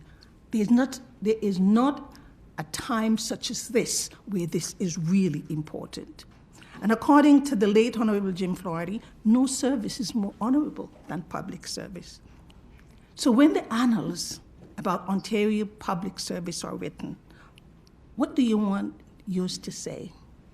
Let it be, like me, I dedicated community above self because you took steps to tackle anti-Black racism in policing. And so to each member of the service and the board, I urge you, join me, commit to that legacy. Thank you. Thank you, Commissioner Daguerre. But before actually we move for comments or questions to you, I'm going to ask Dr. Canningisser, and it doesn't just address your comments, but as well there was some comments made by earlier deputants that also mentioned some similar themes. So I'm wondering, Dr. Canningisser, can you speak briefly about the next steps for the board and our service and our work with the OHRC? Thank you, Chair. Thank you, Chief Commissioner.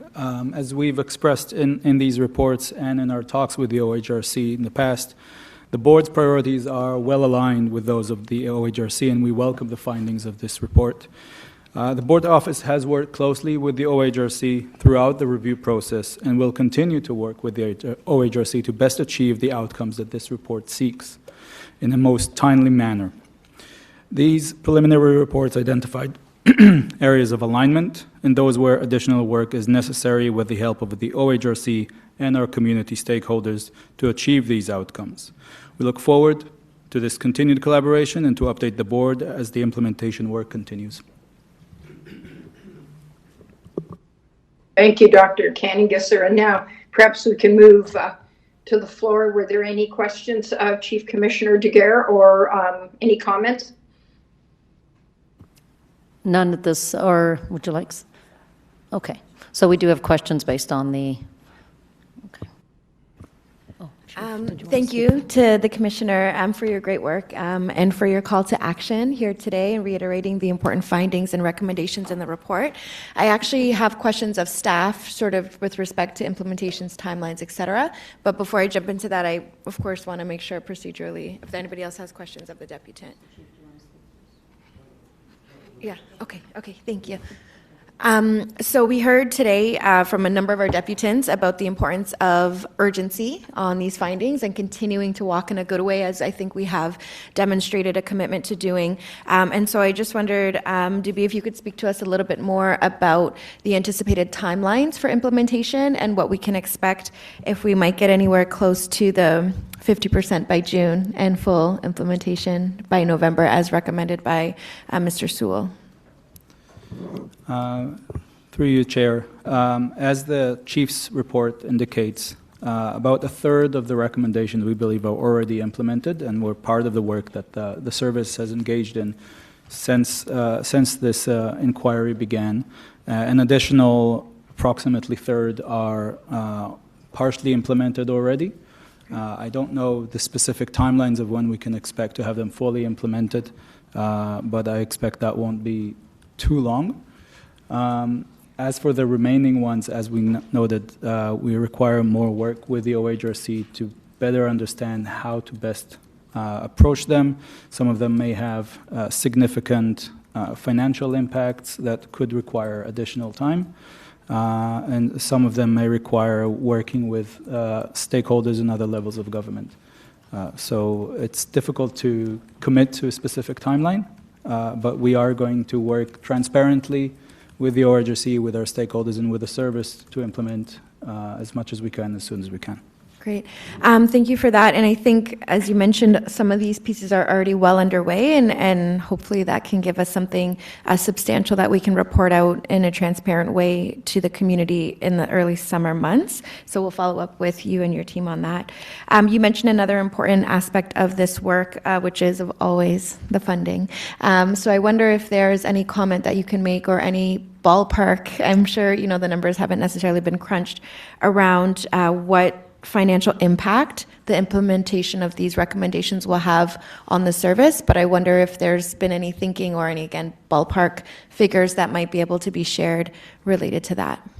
I'll refer that question to the Chief, although I think we're in still early stages of analysis.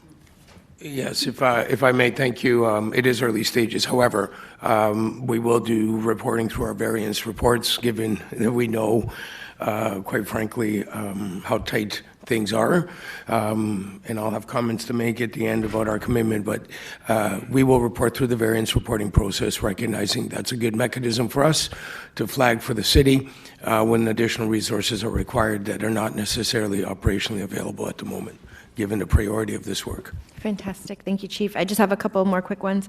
With respect to community engagement and going out to the public, what's the game plan there? What level of anticipated community input or engagement do we think we might be working towards at this time related to these implementation? So maybe I'll start, and my colleagues who are working very closely on this can chime in if necessary. One of the first things I did as chief, of course, was identify some priorities, and in the effort to build trust, the one thing we are trying very hard is to co-design, co-develop, co-deliver with our communities. You'll hear a little bit more of that in the discussions around the equity strategy. Important that this Ontario Human Rights Commission report overlaps with a whole series of activities that are already underway. For example, the Missing Missed implementation team has a very significant consultative portion already stood up and built. Our race-based data work has a consultative framework already stood up and built.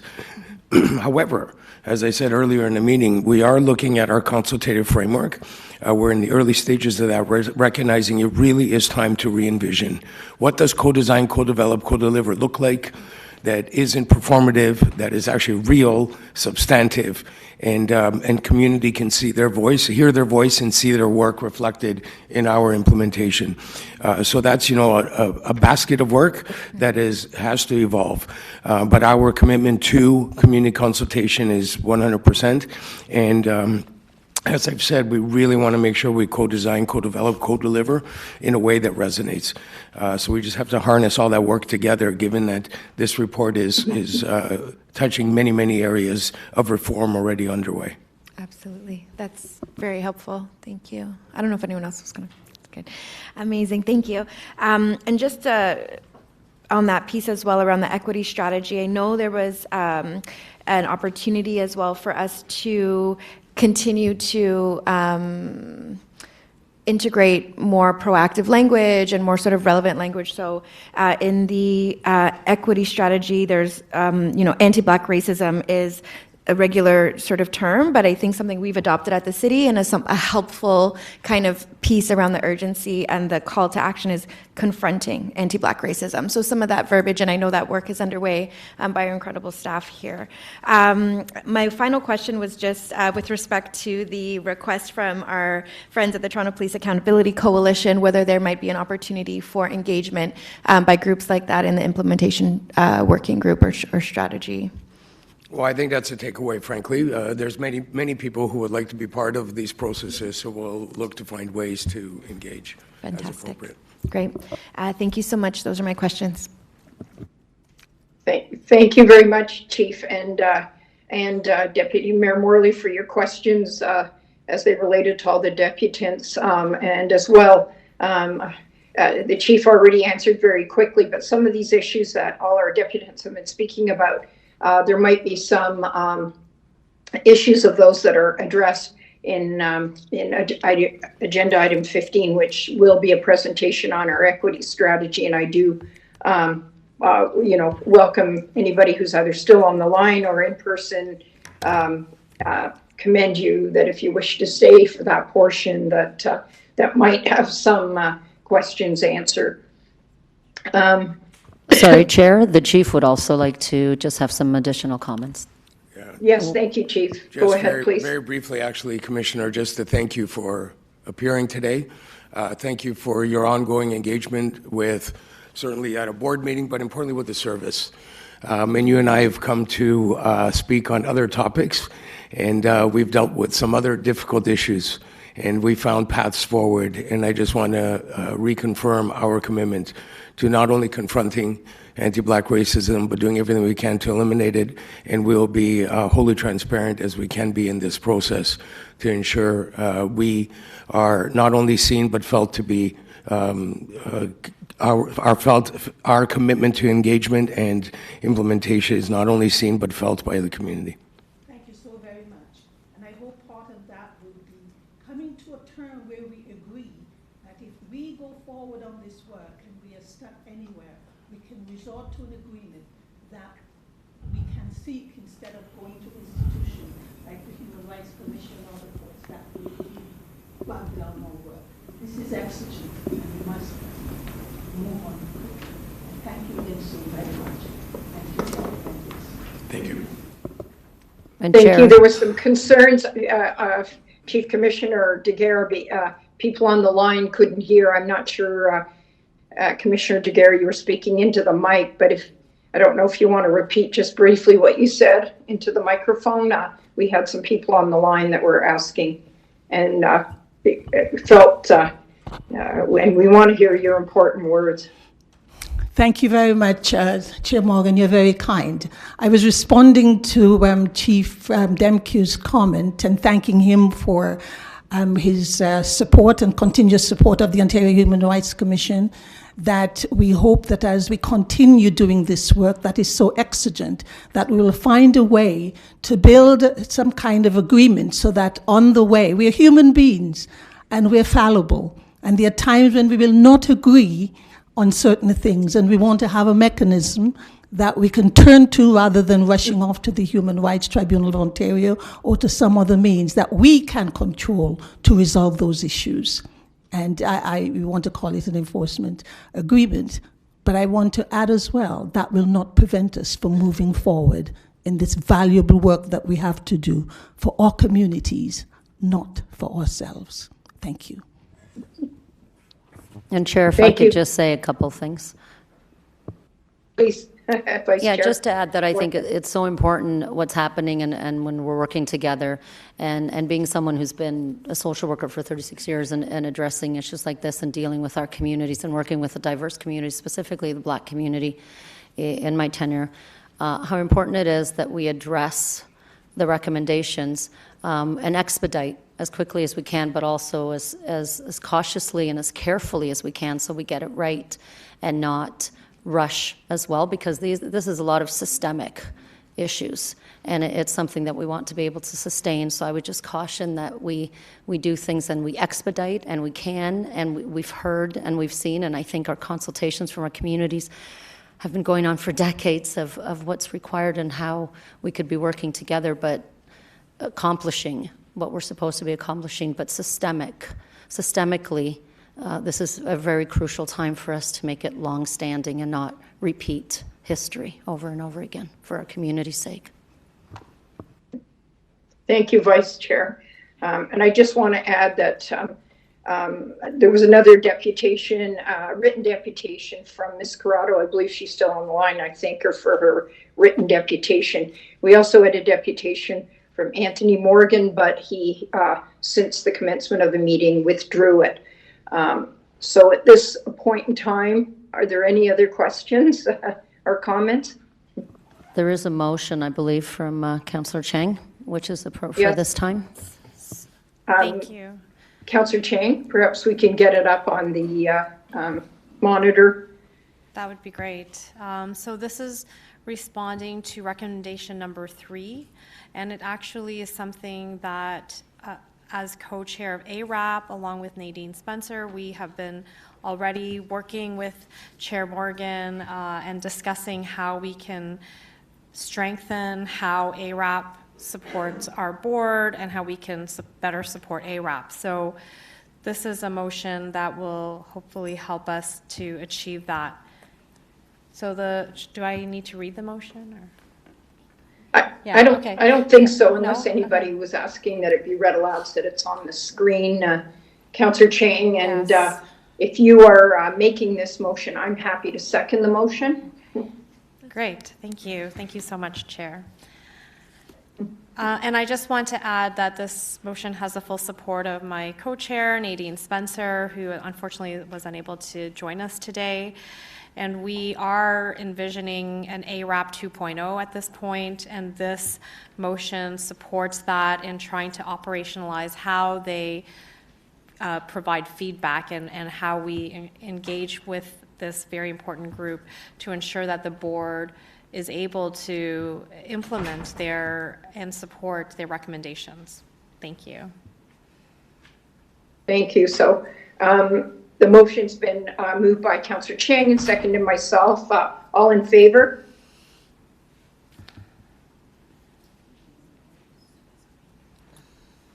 Looks unanimous. It's unanimous, Chair. Thank you. Thank you. The motion's then been approved.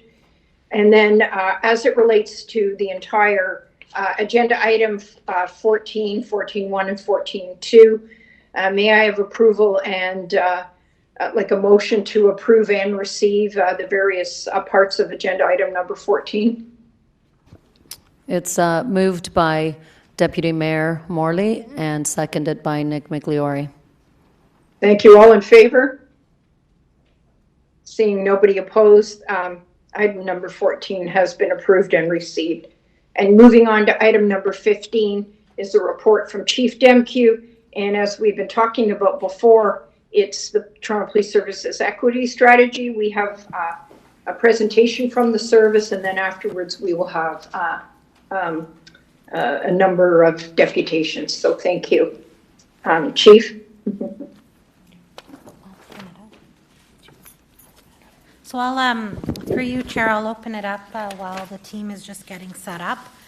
So we wanted to just provide a very quick, brief overview of the equity strategy. I think a few points just to raise as they get started is, this has been, when we talk about timelines, this body of work has effectively been 3 years in the making. Early consultation sort of on race-based data started in 2019, and we leverage kind of a lot of the consultations over the last number of years to feed this work. There certainly have been a lot of learnings along the way, but really a big thank you to everyone who contributed. We have heard the good, bad, and ugly about different versions of the strategy, good, constructive criticism, but also encouragement where sometimes that's needed. And so inside the organization, many people have had their eyes on this, ISN, senior leaders. We've shared this with our unions. We've had external to the organization many kind of community groups, academics, other, the city, other areas. And so lots of people have had various levels of input.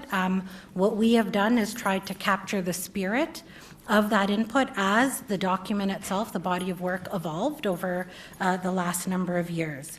And so, you know, that brings me to the second point, is that this isn't the beginning of the work. We've certainly been doing work in this space for a number of years, but it's also not the end. As has been mentioned in a number of different sort of places in this meeting, there is a lot more work to do, and we recognize that. And then the third point is that while it is a strategy and we're here for, you know, receipt and approval, we do recognize that the action plan may evolve.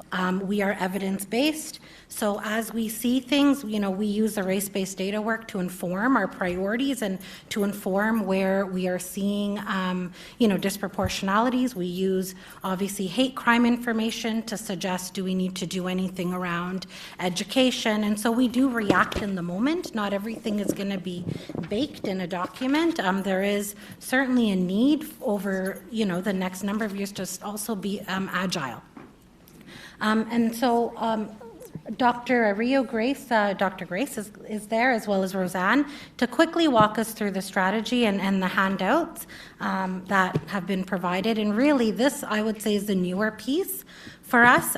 We recognize that not everyone is going to have the time to click the link and go through 4 action plans and a strategy and all of that. And we also need an easy way to communicate to the divisions, to the fields, service-wide on what we're doing. And so what you see in front of you is, in a way, a mock-up, a near final mock-up of what we would like to at least create a base level of understanding of the work we're doing in the space, with obviously a link for those that want to do more.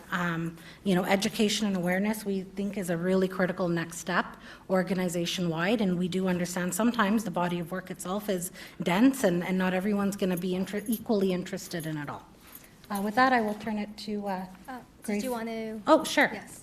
So I think, you know, in terms of why we're doing it, it's really important that an organization like the Toronto Police Service have a point of view. We have been historically in a mode of chasing recommendations and knocking them off and putting up a dashboard. But what is our point of view and what is our method around what we do? We have really gone through dozens and dozens of reports, over 1,100 recommendations, and really pieced out what the key themes are. And that is informed the way we do things. And so we thought it was important, outside of what is what the reactive work we do, to really have something that actually acknowledges the gaps and challenges and creates a little bit of a method and a framework about our approach that can live on beyond, you know, the conclusion of specific implementation plans. Go to the next slide. So the equity strategy is not something that us as a team have just pulled together and drafted. It's a continued process of comprehensive and evidence-based approach to develop the strategy. There's over 20 reports, as well as the deputy has mentioned, 1,100 recommendations that have, over the last decade, we've actually themed out, and that has, some of those have already been worked on within the service. We've conducted focus groups as well as workplace surveys.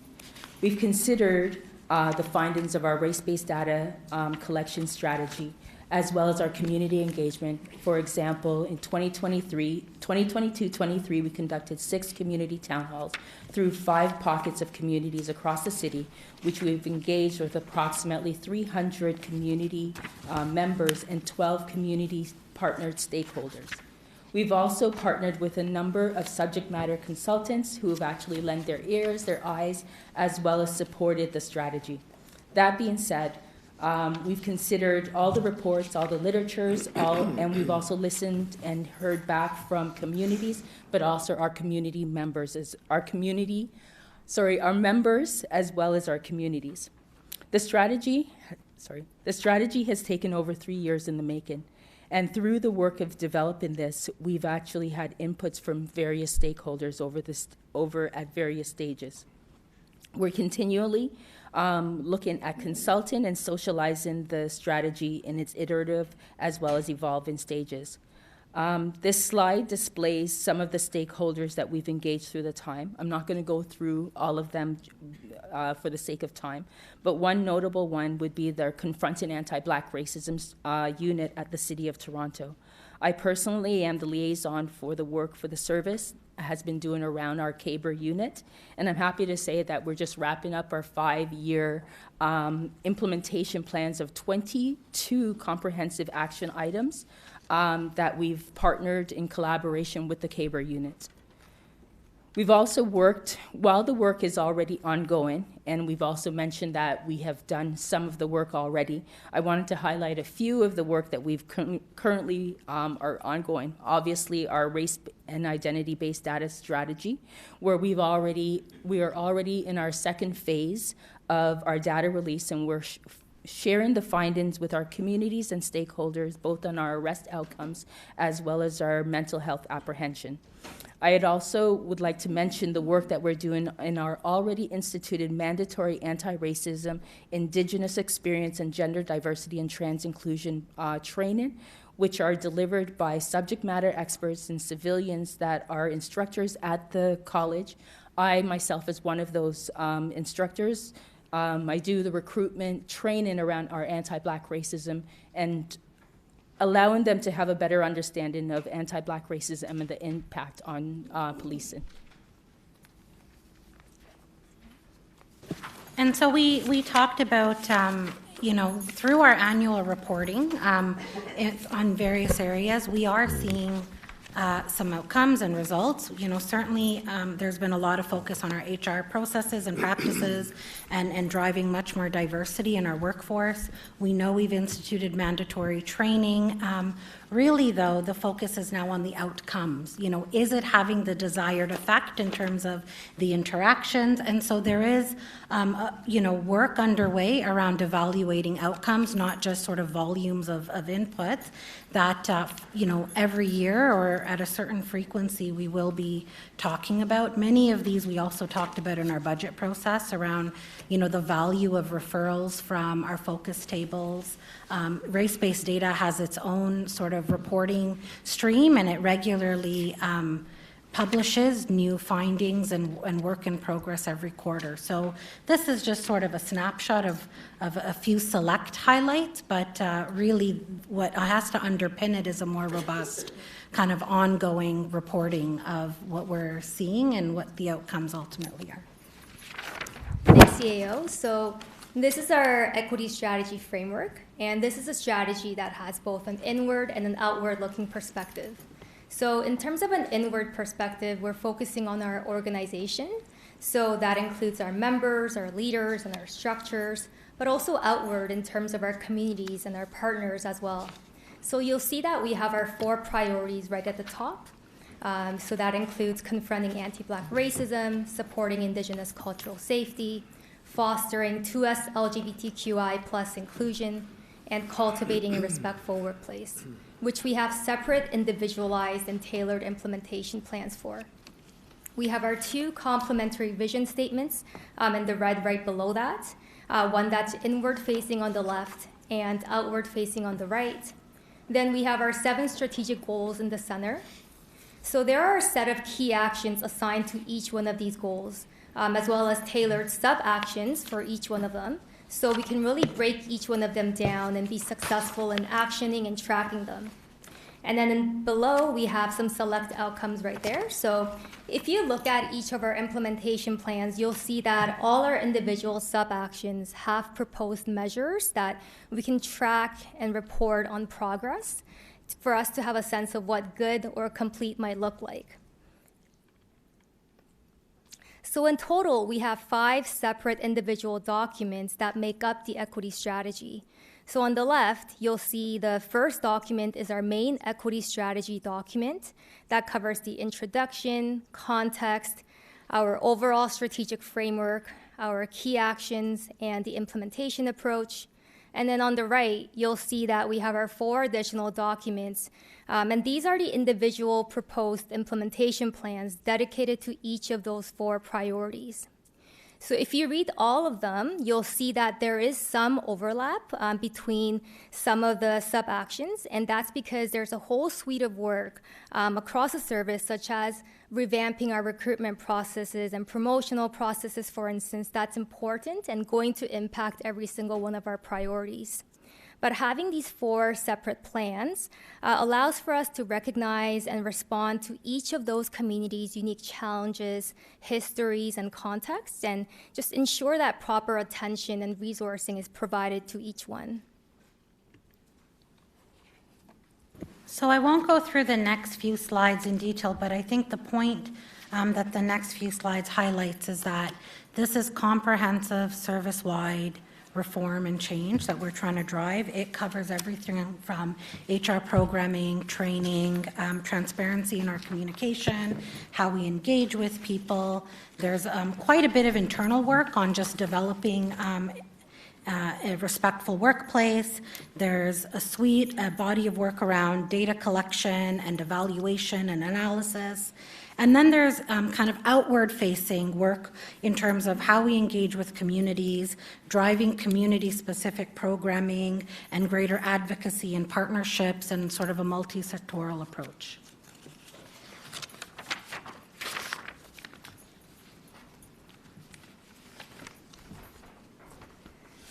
So this is an example of how every implementation plan looks like. There's a strategic goal right at the top there. Then we have the key action and a series of sub-actions for each one. We have a column for the theme each one belongs to, the lead accountability, so who's accountable for implementing each of the sub-actions, as well as the proposed measures of progress and the timeline/status.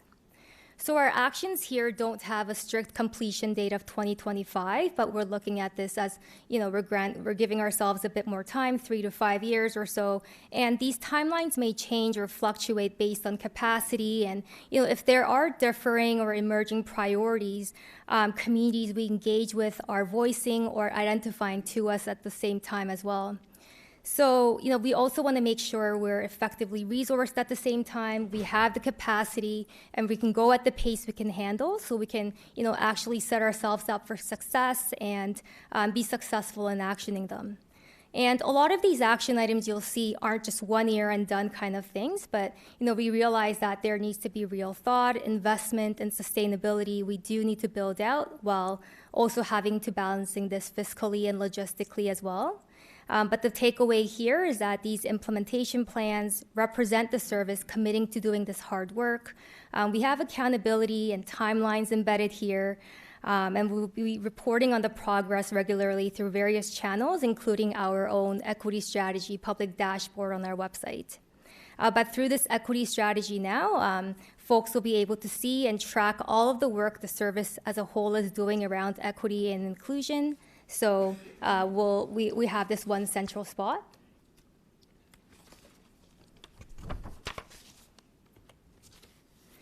And in terms of an implementation approach, we plan to ensure, there's strong governance, commitment, and ownership from the top around this work, and specifically for each of those priorities. So we'll have continuous service-wide engagements, work towards having stronger alignment and working relationships between units with mandates on equity and community relationships, leverage our internal and external expertise through community advisory groups. We'd want a strong community voice and collaboration to be embedded throughout the process. And all the work called in the equity strategy implementation plans is work that every area in the service, whether it's our talent acquisition team, our college, our equity, inclusion, and human rights team, or the wellness units, for instance, are either already doing or will be actioning on. So, it's definitely an all-of-service and an all-of-command approach we're taking as we work very closely with our communities as well. So you can find out more about the equity strategy and our progress on the implementation plans by going on our website. We also have the QR code there. And we're looking at the equity strategy as more of a living document, and we'd like to continually engage with our members and communities to further refine these plans as that happens. And this is an important document for our service. We've created an equity strategy for the first time in our history, and this is our commitment to listening and learning from community members and our service members, especially those whom we may have let down in the past, and share best practices and work with policing and other multi-sectoral partners along the way. So on that note, we're all very grateful to have this opportunity today and being able to do that and present this to you all. So thank you. And as the CAO has mentioned, the illustrative brochure that you all have a copy of, some of the illustrations there are actually drawn up by some of our YIPI students, our Youth in Policing Initiative students. And, we asked them to draw up something in terms of what equity means to them or what equity in policing specifically means to them. So it's pretty neat if you get a chance to see it. So yeah, thank you.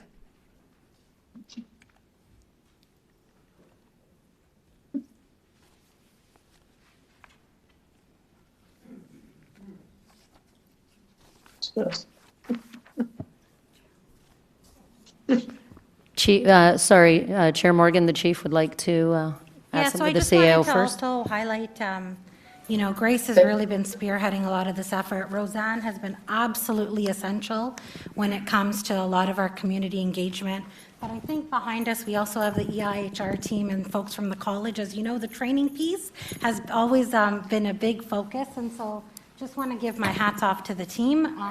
This really was sort of a village, and along with the service, but really driven, and a significant body of work from the EIHR team, and heavily supported by many members in the service behind me, as well as the college. If I could just take 30 more seconds to add my expression of gratitude to the CAO for her executive leadership on what has been a incredibly thoughtful, comprehensive development of a strategy. But while we recognize, I might ask that everybody just stand up who had a hand in it so you can personally see who. If you could just please rise for a minute and let people know. Come on, Jack, Leo. Yes, thank you. And this really is, quite frankly, indicative of the excellence that the Toronto Police Service has within its membership, civilian, professional, and sworn alike. So thank you, everybody. Thank you so much. And before we move to, comments and questions, there was just one question on the line, and it was from one of our deputants, Nicole Corrado. She and it might be for Deputy Dollowell. You were talking about YIPI, and she had asked what that meant, if it was similar to the that police initiative in Montreal. And I think I know what she's talking about, the Longueuil model where you actually get immersion. But maybe you could explain it just so Ms. Corrado, who's given us a written deputation, just understands when you're referring to that input came from our YIPI and what YIPI are. Sure. We are really great for acronyms, and we assume everybody knows. So YIPI, I think, stands for Youth in Policing Initiative. It's a long-standing program. I actually think our board staff member, Danielle Dowdy, was one of actually the original brainchilds of it, and it effectively brings youth from many communities in Toronto that are high school students, and they do almost like co-op stints with us, paid opportunities with us. It actually became a provincially wide government-funded opportunity for many youth in the city to participate. And so I think we do 2 or 3 cohorts a year, and they engage with us, and they get practical work experience, exposure to policing, and then you build lifelong relationships with them. Many of them then become employed as adults in the service, whether in a civilian or sworn capacity, and there's a pretty broad network. It currently is run and administered by Marva Carter. No, not Marva. Melva, and so in this last cohort, we had engaged them to talk about policing and equity and offer up their illustrations, which we had included in this handout. If I cannot speak about the legacy of the YIPI program without the CAO mention Danielle Dowdy, but I'd like to acknowledge then Deputy Chief Keith Ford. It is a long-standing legacy of his in his executive leadership at the Toronto Police that has been replicated in many, many, many jurisdictions. So I just definitely want to acknowledge Deputy Ford's legacy in this program.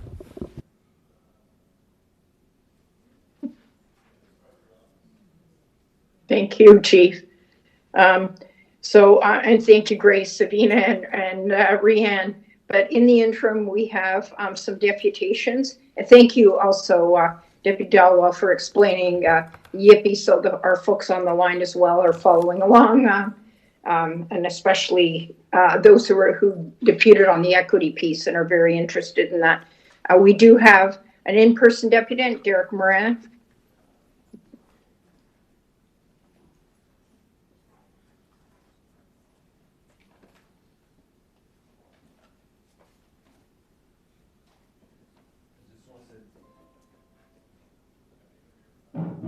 I just want to say by me speaking at this meeting, this shall not be deemed to be in any way my consent expressed or implied. In doing so is fraud. God bless His Majesty the King, and long live His Majesty the King. And if anyone here ever tries to get me on obstruction of police, like what happened to David Menzies the other day, I do not consent, as the common law does not require one to give identification upon demand by a peace officer.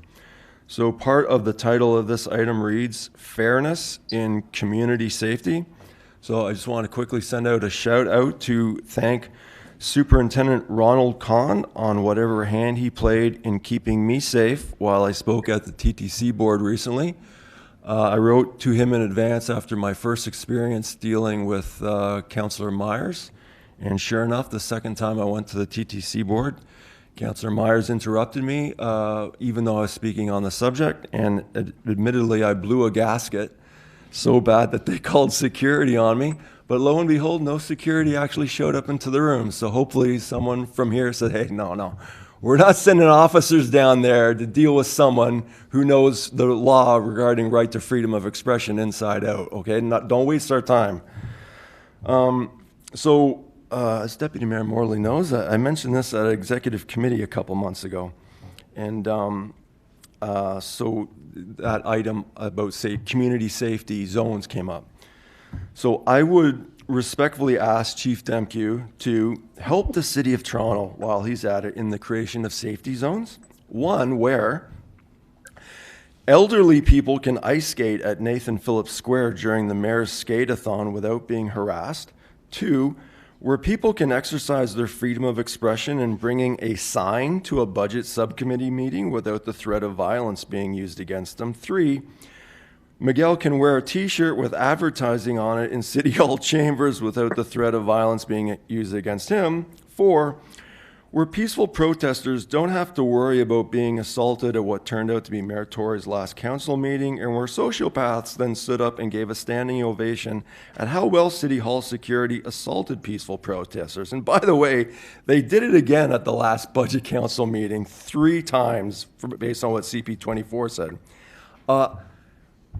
If I'm the chief of police, I'd be like, excuse me, like, do they not realize I'm sitting right here? Like, whether it's Chief Demkew or Saunders or Raymer or Blair, like, that place is getting a little bit too comfortable thinking that nothing's ever going to happen to those security guards. Like, Deputy Mayor Morley, to her credit, stood up at City Council, was it? And spoke out in favor of the public good that peaceful protest does. So did Councillor Bravo. Councillor Perks smashed it right out of the park with an eloquent speech. And they think it's okay to assault peaceful protesters in front of the chief of police. That place is crazy. 5, where Dion Renee can have her disability accommodation respected at City Council without the speaker first denying it 4 times. 6, where I myself can feel safe to speak at the TTC board without having to deal with Councillor Myers trying to violate my freedom of expression. And now, executive committee without having to deal with Deputy Mayor Malik trying to violate my freedom of expression. 7, where the people who live in Miguel's building can get a good night's sleep without having to resort to drastic measures in order to get the incessant noise to stop. Drastic measures, by the way, that ultimately led to Andrew Loco being shot and killed. 8, and where people can feel safe to clap at these meetings at City Hall instead of being made to feel intimidated to use the jazz hands. I spoke to the Sergeant at Arms, Janet Quinn, at City Hall recently. She told me that they've never forcibly removed someone for clapping. Council does it all the time. Like someone retires, they get a standing ovation, they get a round of applause. To be Deputy Mayor Morley got an award. She got a standing ovation. See, she's admitting it. There's another presentation. Oh, but you clap. You're a member of the public. You're sitting in the auditorium, and you. There's no clapping. I've told people before sitting in the audience. I'm not going to say who that council member is, but maybe you can possibly guess. And I'm going to give I brought a copy for Miguel. I'm going to leave a copy for Chief Demke.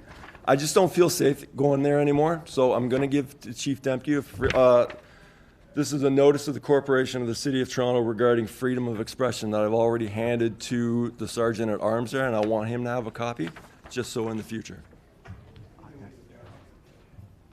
Leave it here? Thank you. All right.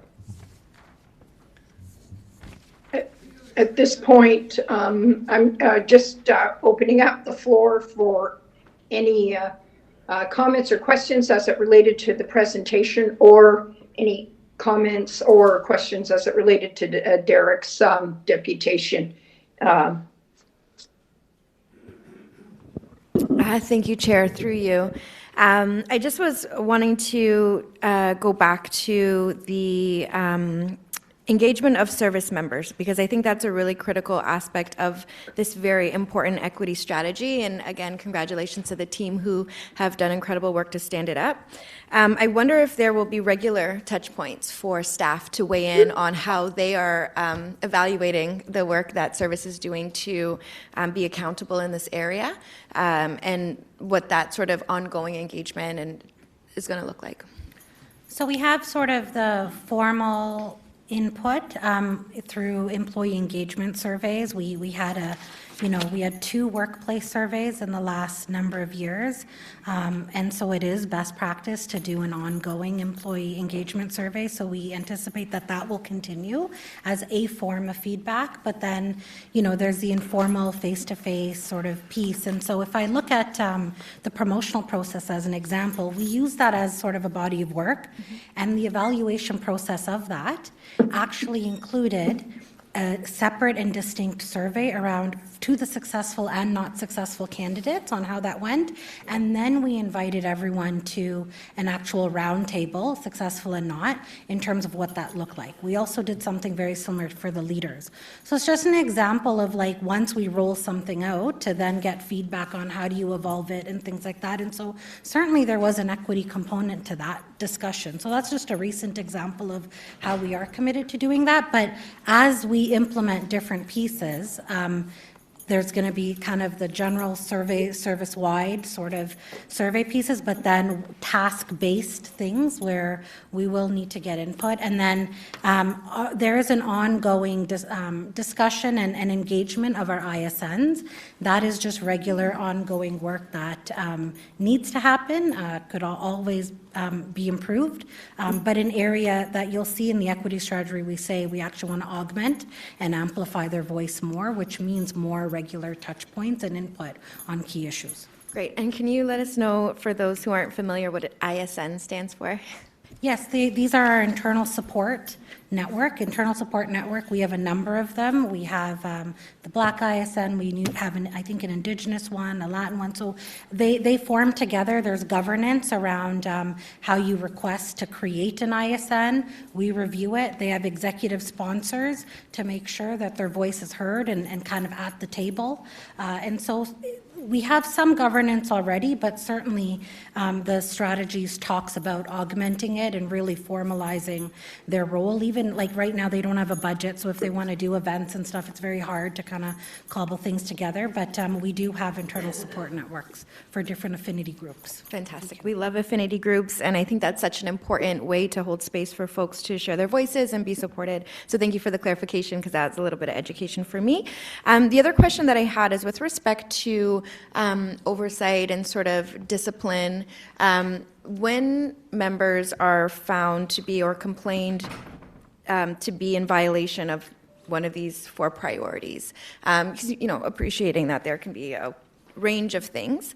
I guess my question is there an intention or is it a path forward in terms of the accountability specific to these priorities where they would be weighted more heavily when discussing discipline or follow up with members who may be, for example, not upholding a respectful workplace, or who are, using racist language in the workplace or things like that? Like, how, as a command in terms of discipline and oversight, will that be prioritized to really make sure that this is alive in the workplace and in the culture?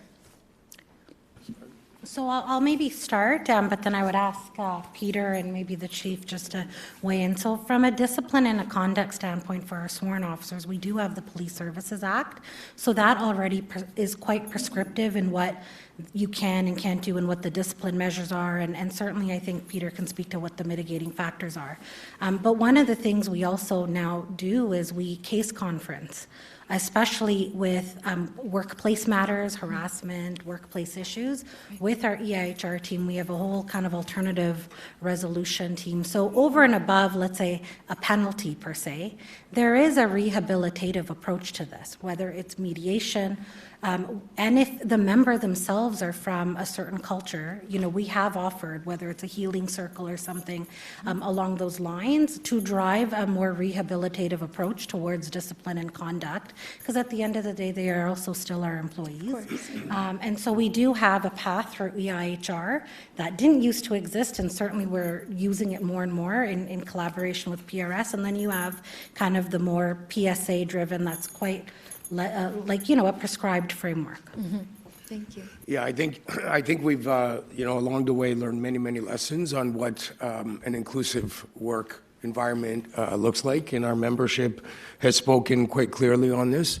And I think I just really put a finer point on the case conferencing. And a lot of this is fact specific to individual circumstances, so it's very difficult to have a generalization.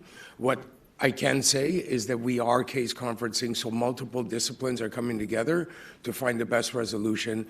But importantly, making sure that the voice of whoever the complainant is heard, and that the wishes of the complainant are part of the conversation.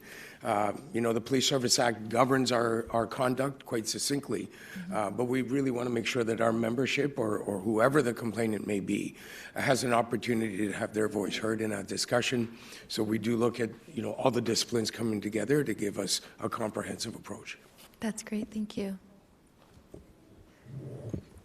So I don't know really what I can add to what the chief has said and the CIO said.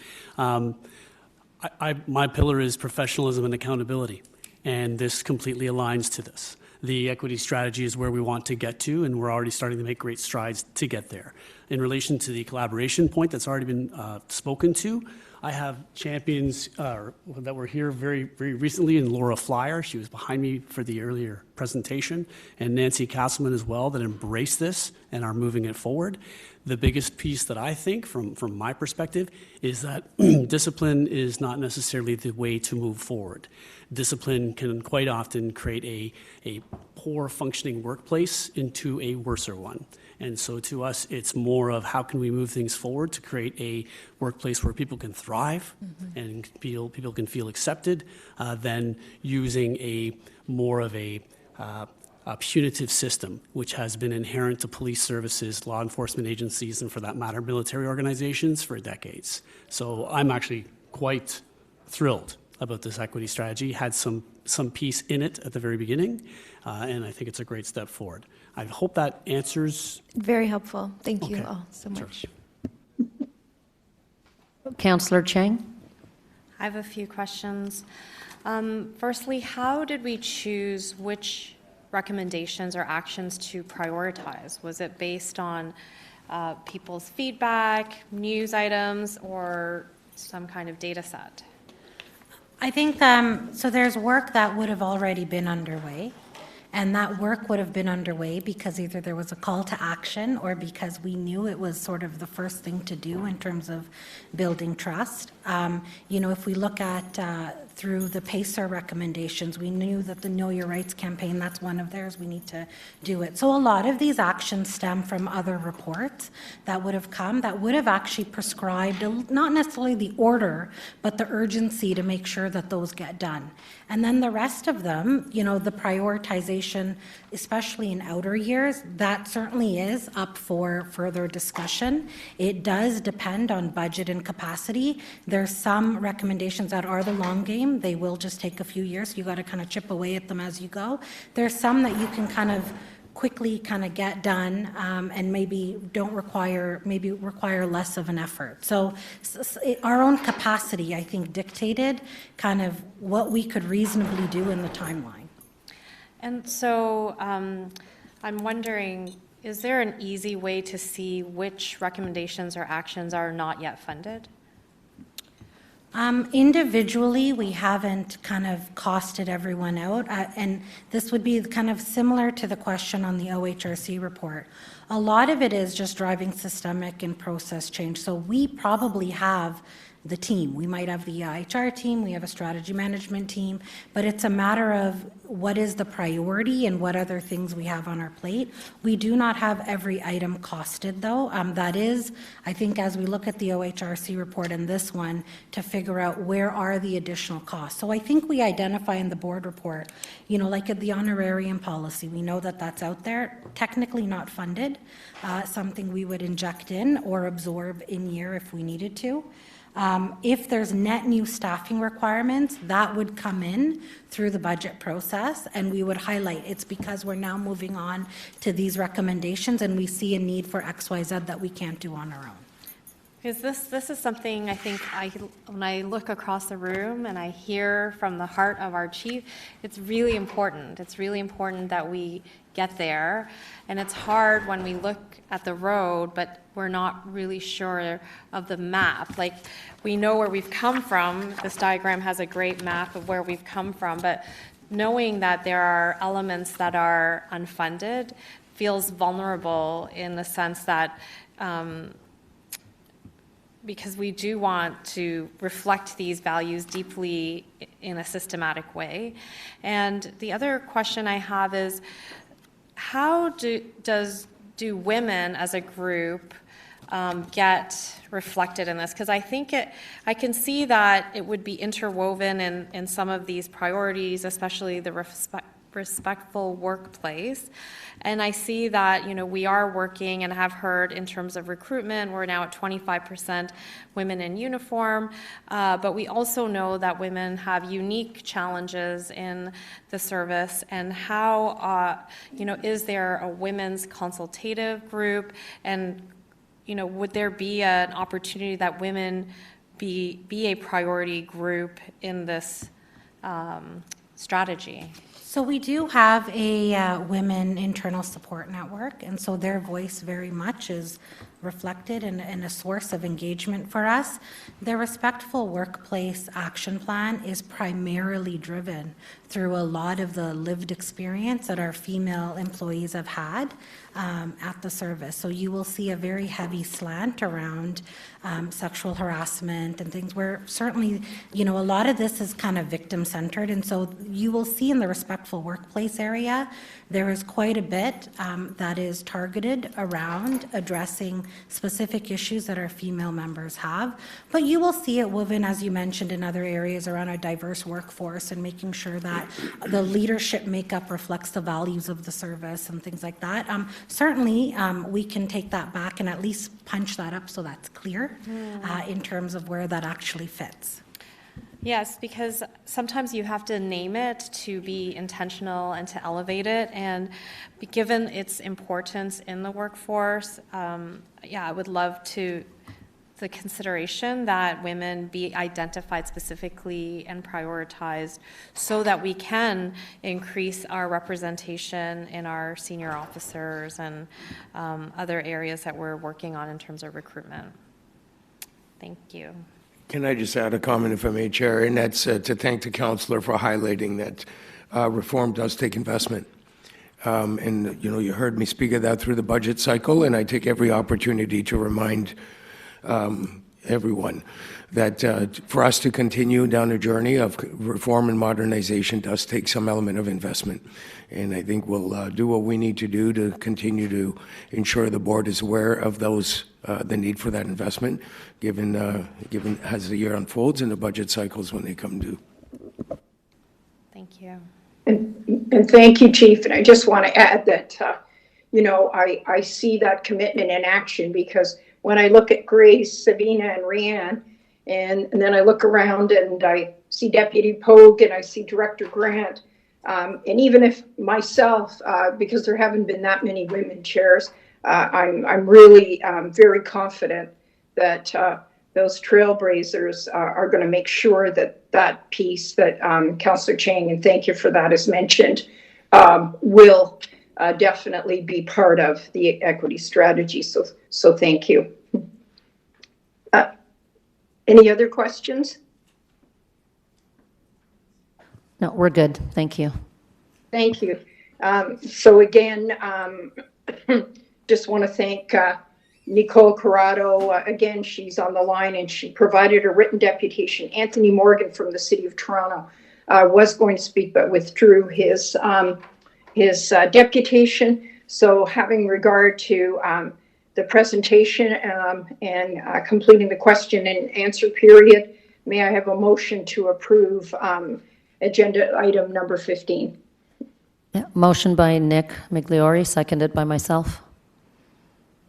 Thank you. All in favor? Thank you. We'll move now to item 20.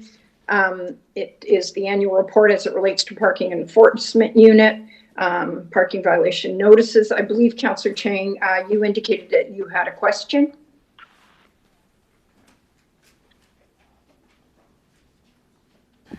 So I'm just wondering, what is the approved complement for parking enforcement officers? Can you just repeat it? Sorry. Sorry, the approved complement. So how many do we hope to have? We have about 350 at the moment. We're actually over strength on our parking officers by a little bit because we plan for some attrition, and they're a big source of recruitment on the cadet side. And I think I always come back to this question. This is a revenue generating complement. So is there, you know, you're saying we're over what we... A little bit over. But it's maybe not a bad thing. Like, so how do we aim at a number that, you know, is... Because I often get requests for enforcement across my ward, and there's never enough officers, even with this over complement. So I'm just wondering, given that this does generate revenue, is there opportunity to add more as a goal or approved complement? I think, well, I mean, part of it is, you know, there's us, then there's the Toronto Parking Authority, there's transportation. So there's a few different areas. We work hand in hand with the city to plan out kind of what we should have relative to the overall city goals. And it's not to say we're opposed, but we also are mindful of our own capacity to be able to hire. That's capacity that might not be hiring a comm operator or a cadet or something. So we try to balance it all, but yeah, I mean, I think we're right now working towards our approved budget and plan. I think in addition, there is emerging conversations around the use of technology for some of that work. So, you know, we have to do this carefully and in discussion with Toronto Parking Authority as well as with our CIO's team to make sure that we kind of maintain our capacity as technology comes online to do some of this work in a really kind of thoughtful way. Thank you. I'm happy to move the motion. Thank you. No other questions? Yes, Councillor Burnside? No? Forget it, he said. They're not getting started. Councillor Burnside, do you have a question or? He's recanted his question. Thank you. All right, do we have a seconder? I'll second it. Thank you, Vice Chair. All in favor? Thank you. Seeing no objections, agenda item number 20 is approved. The next section, we move on to the Chief's Administration Investigative Reports. That's agenda item number 21. We have a number of deputations. Mr. Sewell, you have both a written deputation included and you're here in person. Could you come forward, please? Thank you.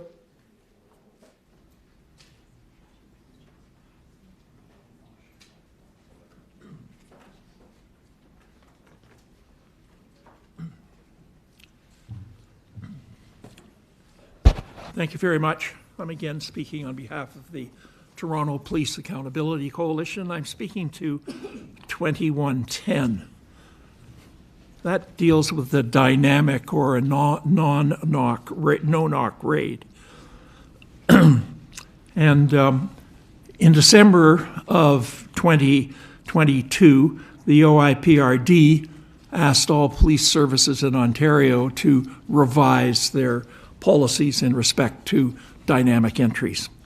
And as far as I'm aware, the Toronto Police Service has not done that yet. In any case, if they have, and I haven't noticed that they have, their policy is clear and it's outlined we put it in our letter.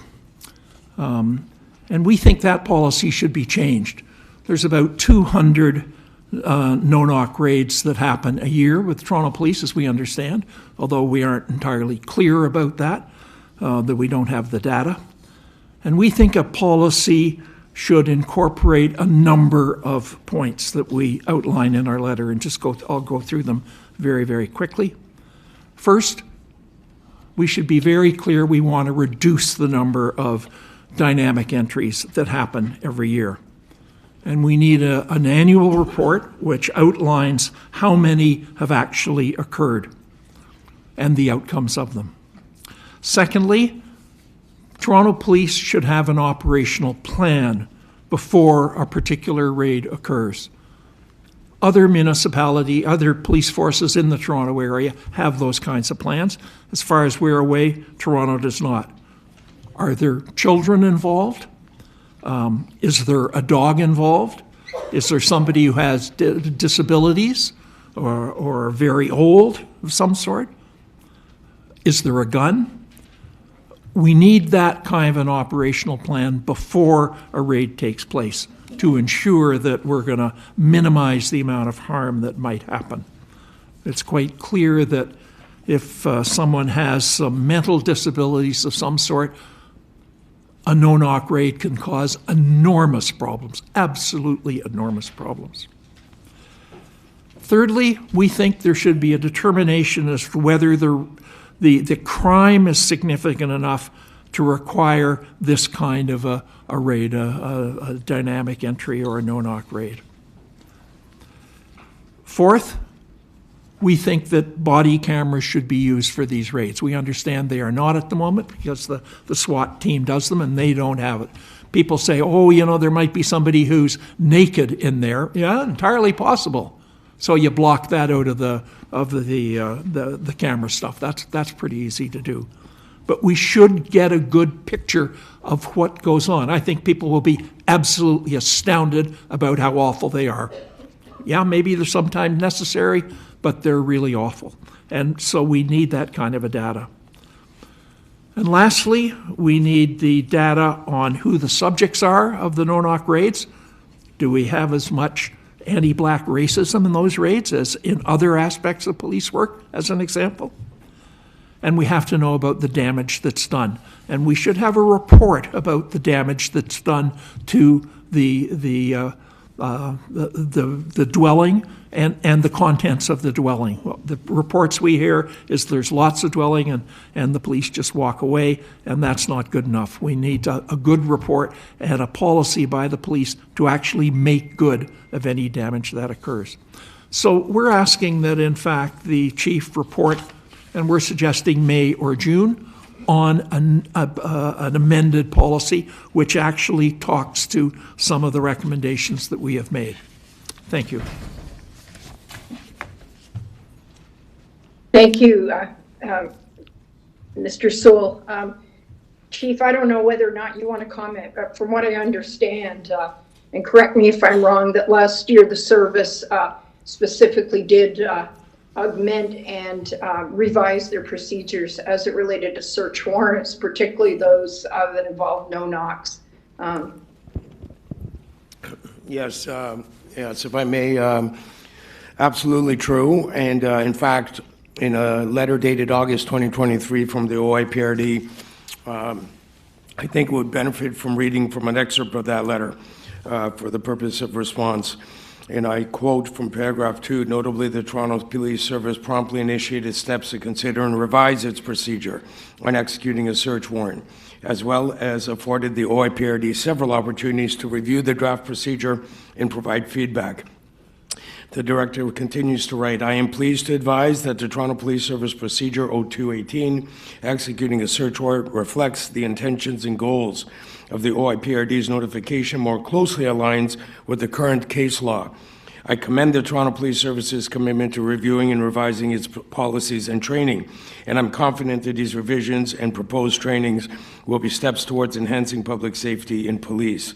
As many other police services have already started reviewing and revising their procedures, I recommend that they consider adopting the Toronto Police Service procedure in accordance with their specific context and operational needs. A copy of the Toronto Police Procedure 0218, executing a search warrant, is enclosed and also posted on the OIPRD website, and the address is provided, and that is a letter from the Director, Stephen Leach, dated August 17th, 2023. In addition, I will just share that we do operational plans for this kind of work. We have a set format for that. It's referred to as SMEAC. This is the standard in operational planning, where all these kinds of things you spoke of, sir, are given consideration by those preparing to execute warrants. In particular, I also note the Emergency Task Force is equipped with body-worn cameras, and they have been for some time now, which is another element that is in place. Are those things part of the policy, though? I mean, they certainly aren't part of the policy that's outlined in the report that's on the board's website, on the service's website. Well, our body-worn camera work is service-wide, and not just specific to dynamic entries. Our emergency task force wears their body-worn cameras, as do all our police officers, for example. So that's governed under body-worn camera, which is, operationalized in many contexts.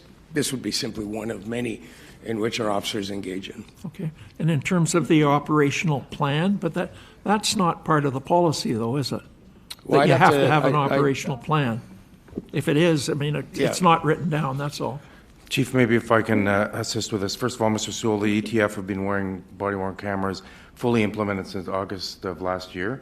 That's part of our policy. And the board will recall, I don't know the month, but Inspector Prentice from Intelligence was here and presented extensively on our update with respect to this topic, and it does in fact talk to operational plans, considerations. Councillor Chang, you'll recall you asked about children and how we mitigate for that, as well as animals. So we had dealt with this previously. That's all been recorded here.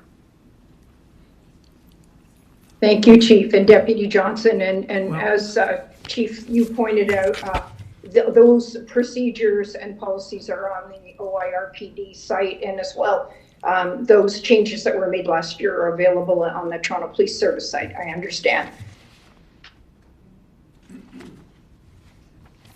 Well, if you look at the... Thank you. Deputy Mayor Morley has a question. Thank you, and thank you to Deputy Johnson and Chief for your clarification. Go ahead, Deputy Mayor Morley. Thank you, Madam Chair. Through you, thank you to Mr. Sewell for your engagement on this issue, and thank you to staff for the clarification about some of the updates. I had a question about SWAT because that took me a little bit by surprise, but or the emergency response unit. So I'm glad to hear that that is, in fact, since last year, been fully implemented. I wondered to the command team, do you see a benefit in having sort of a quarterly or annual report out to members of the public? Obviously, without being able to share a high level of information on these items, but as a general tracking and transparency measure.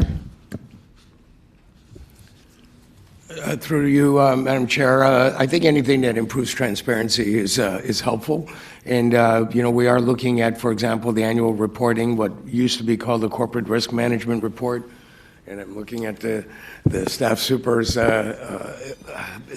code in the annual reporting. We can take a look at the different metrics that we provide in that space in other reports where it might make sense to include some kind of insights in this regard.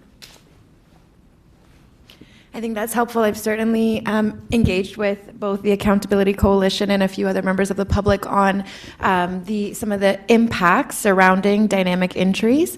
And again, as to your point, Chief, I couldn't agree more that I think the more we're able to report out and provide some information that's publicly available, it does help strengthen our overall work and relationship with the public. So I will continue to have those conversations and work with board staff to work with you all in that capacity. Thank you. Thank you. Are there any more questions? No, Chair. Thank you so much. And also, Ms. Corrado is next, and she has both a written deputation, and she's here with us virtually. So she'd like to speak on item 21. Go ahead, Ms. Corrado.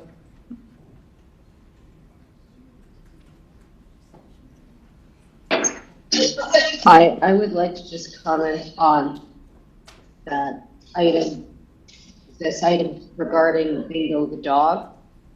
I know that Bingo, there's a petition that I started and it already has 12,850 signatures, roughly that many. And Bingo, if you know, he was the police dog who was murdered in the line of duty. Police animals don't choose their dangerous work. And one of the things I could just summarize the petition, police animals don't choose their dangerous work. They don't have bulletproof vests. There's no civilian third-party animal welfare team on the board. And police must ultimately refine, reduce, and ultimately replace the use of animals with non-animal alternatives for such a dangerous task as police work. Use of police dogs and horses must stop and be replaced with modern technology. And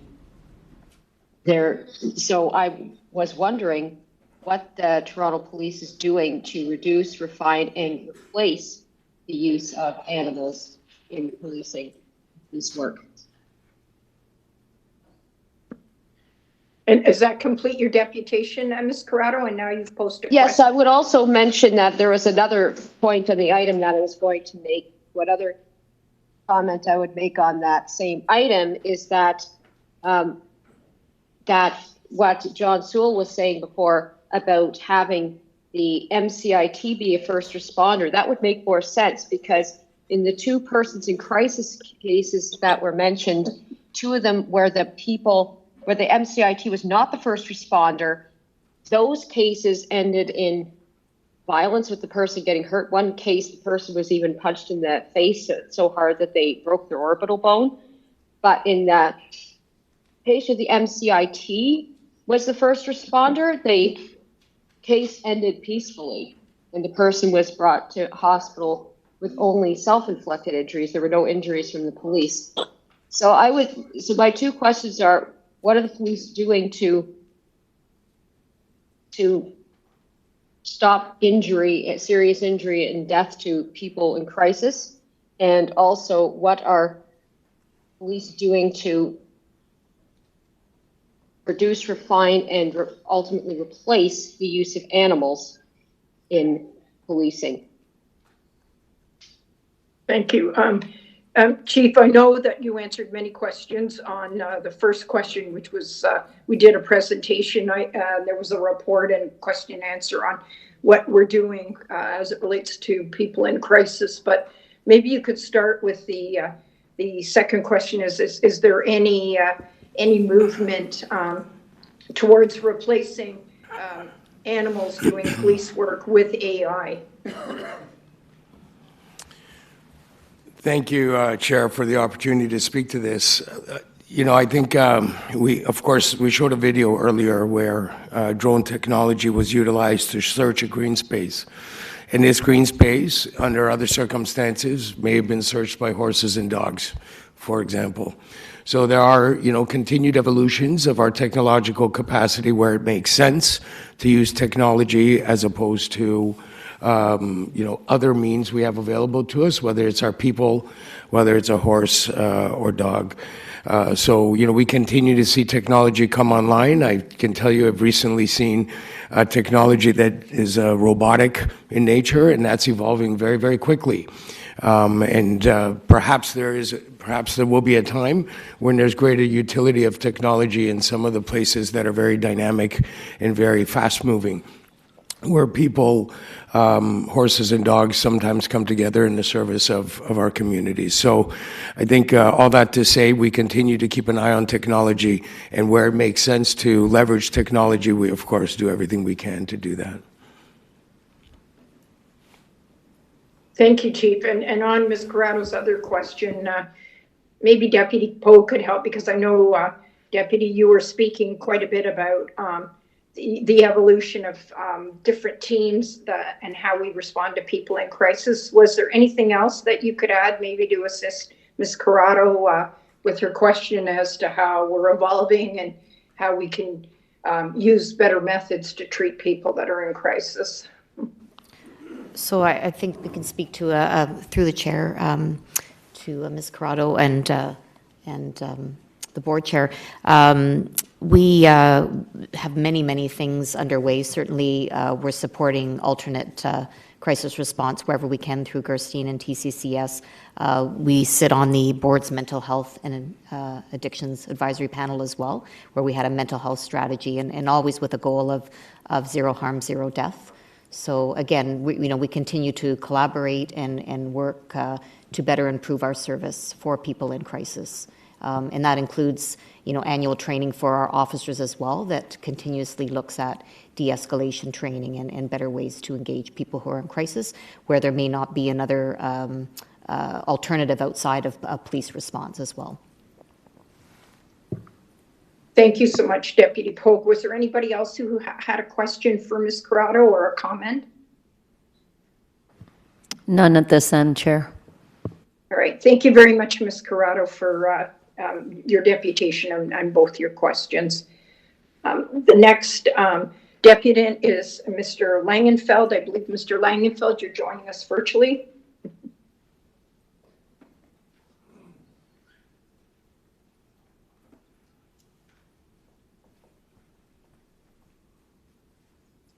I see Mr. Langenfeld's on the line. Can you hear us, Mr. Langenfeld? Yes, I just got the request here now on my phone to allow me to unmute myself. So until I get that request, I'm not able to actually respond to you, and I'm often cut off at the sort of the end before I have a chance to respond to anything, which is why I rarely respond when I finish. Speaking on this, and just touching here on Mr. Sewell's comments, which I hadn't actually intended to speak on, but he brought up this issue of search warrants, and just looking there on the services website, it seems that there's only one mention of no-knock warrants in the services policies and procedures here updated in 2023. And all that says is that when your officers are requesting a search warrant, that they won't, in fact, if they intend to make it a no-knock entry, they won't inform the justice of the peace that's issuing the search warrant in the case to make sure that the court has no supervision of that.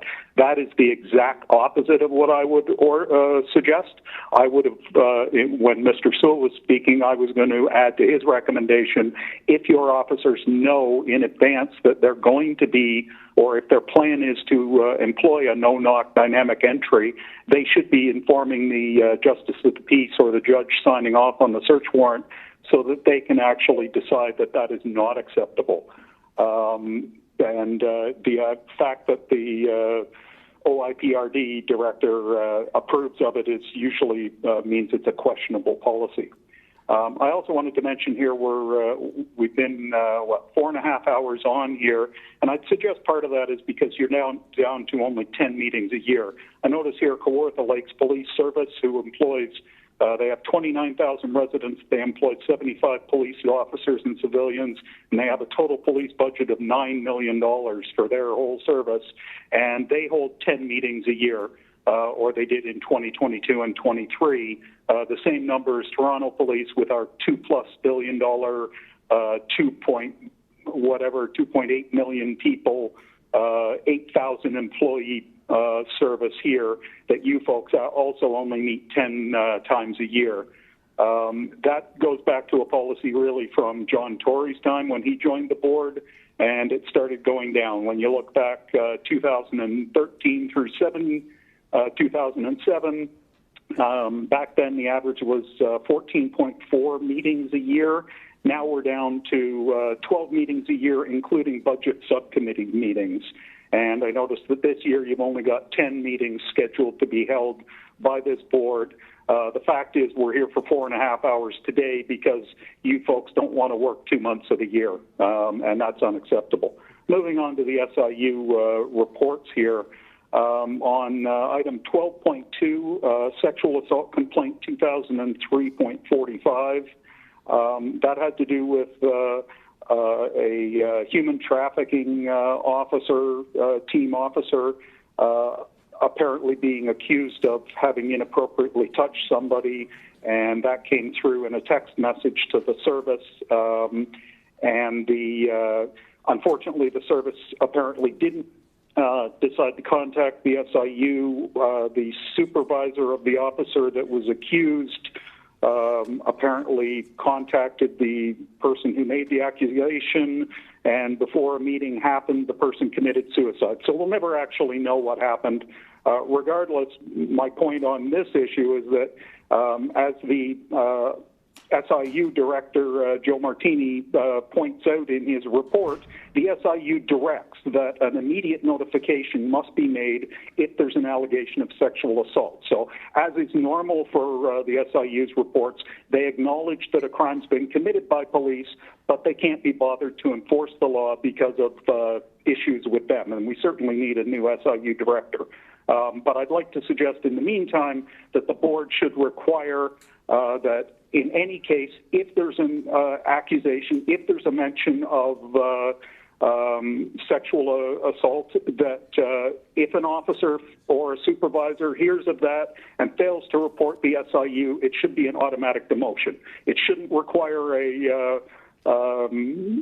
anything special unless it's justified for some special reason. But if they failed to notify it, the fact that they didn't think they had to do their job this time around really doesn't matter, and they should be demoted. They shouldn't be in charge of anything, really.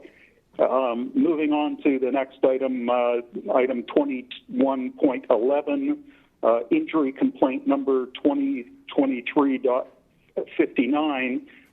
This is a case where your officers driving through a park drove over somebody who was lying on the ground. And Joe Martini's report here points out that the officers felt a thump in their car and they got out to look.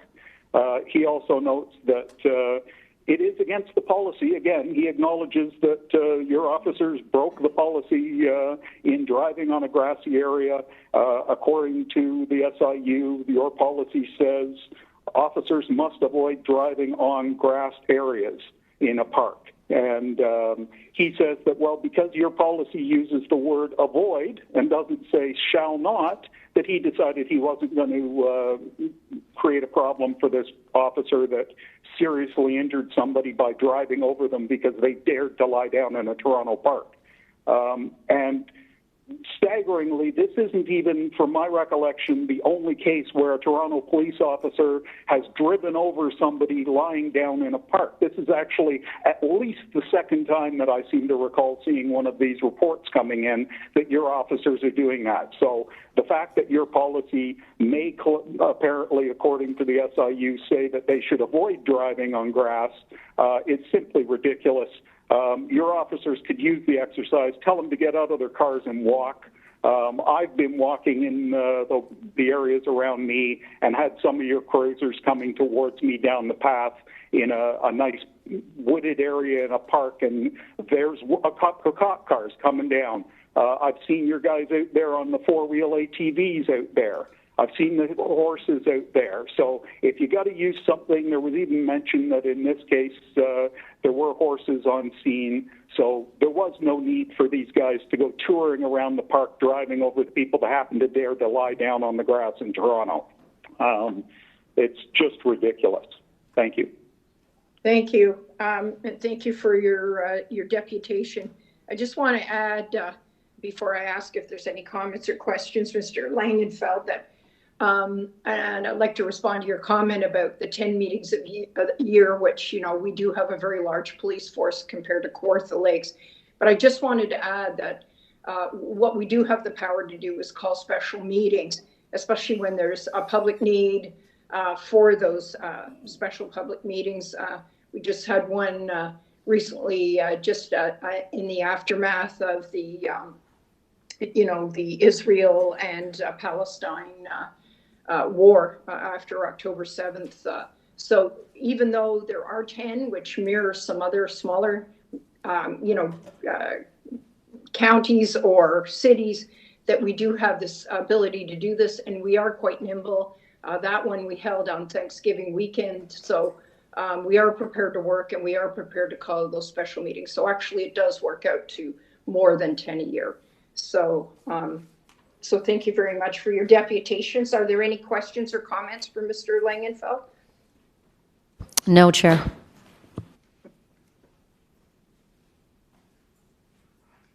All right.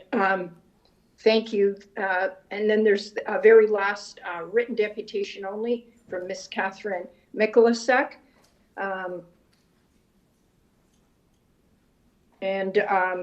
That I believe completes our item number 21. I know Mr. Langenfeld still has his hand up, but I believe he has not only exhausted his time, but we did let him run over a period of time. Am I correct in terms of the rules? Yes, Chair. Thank you. All right, can then I have then a motion to approve agenda item number 21, please? Councillor Burnside, and I'll second. To Thank receive. you.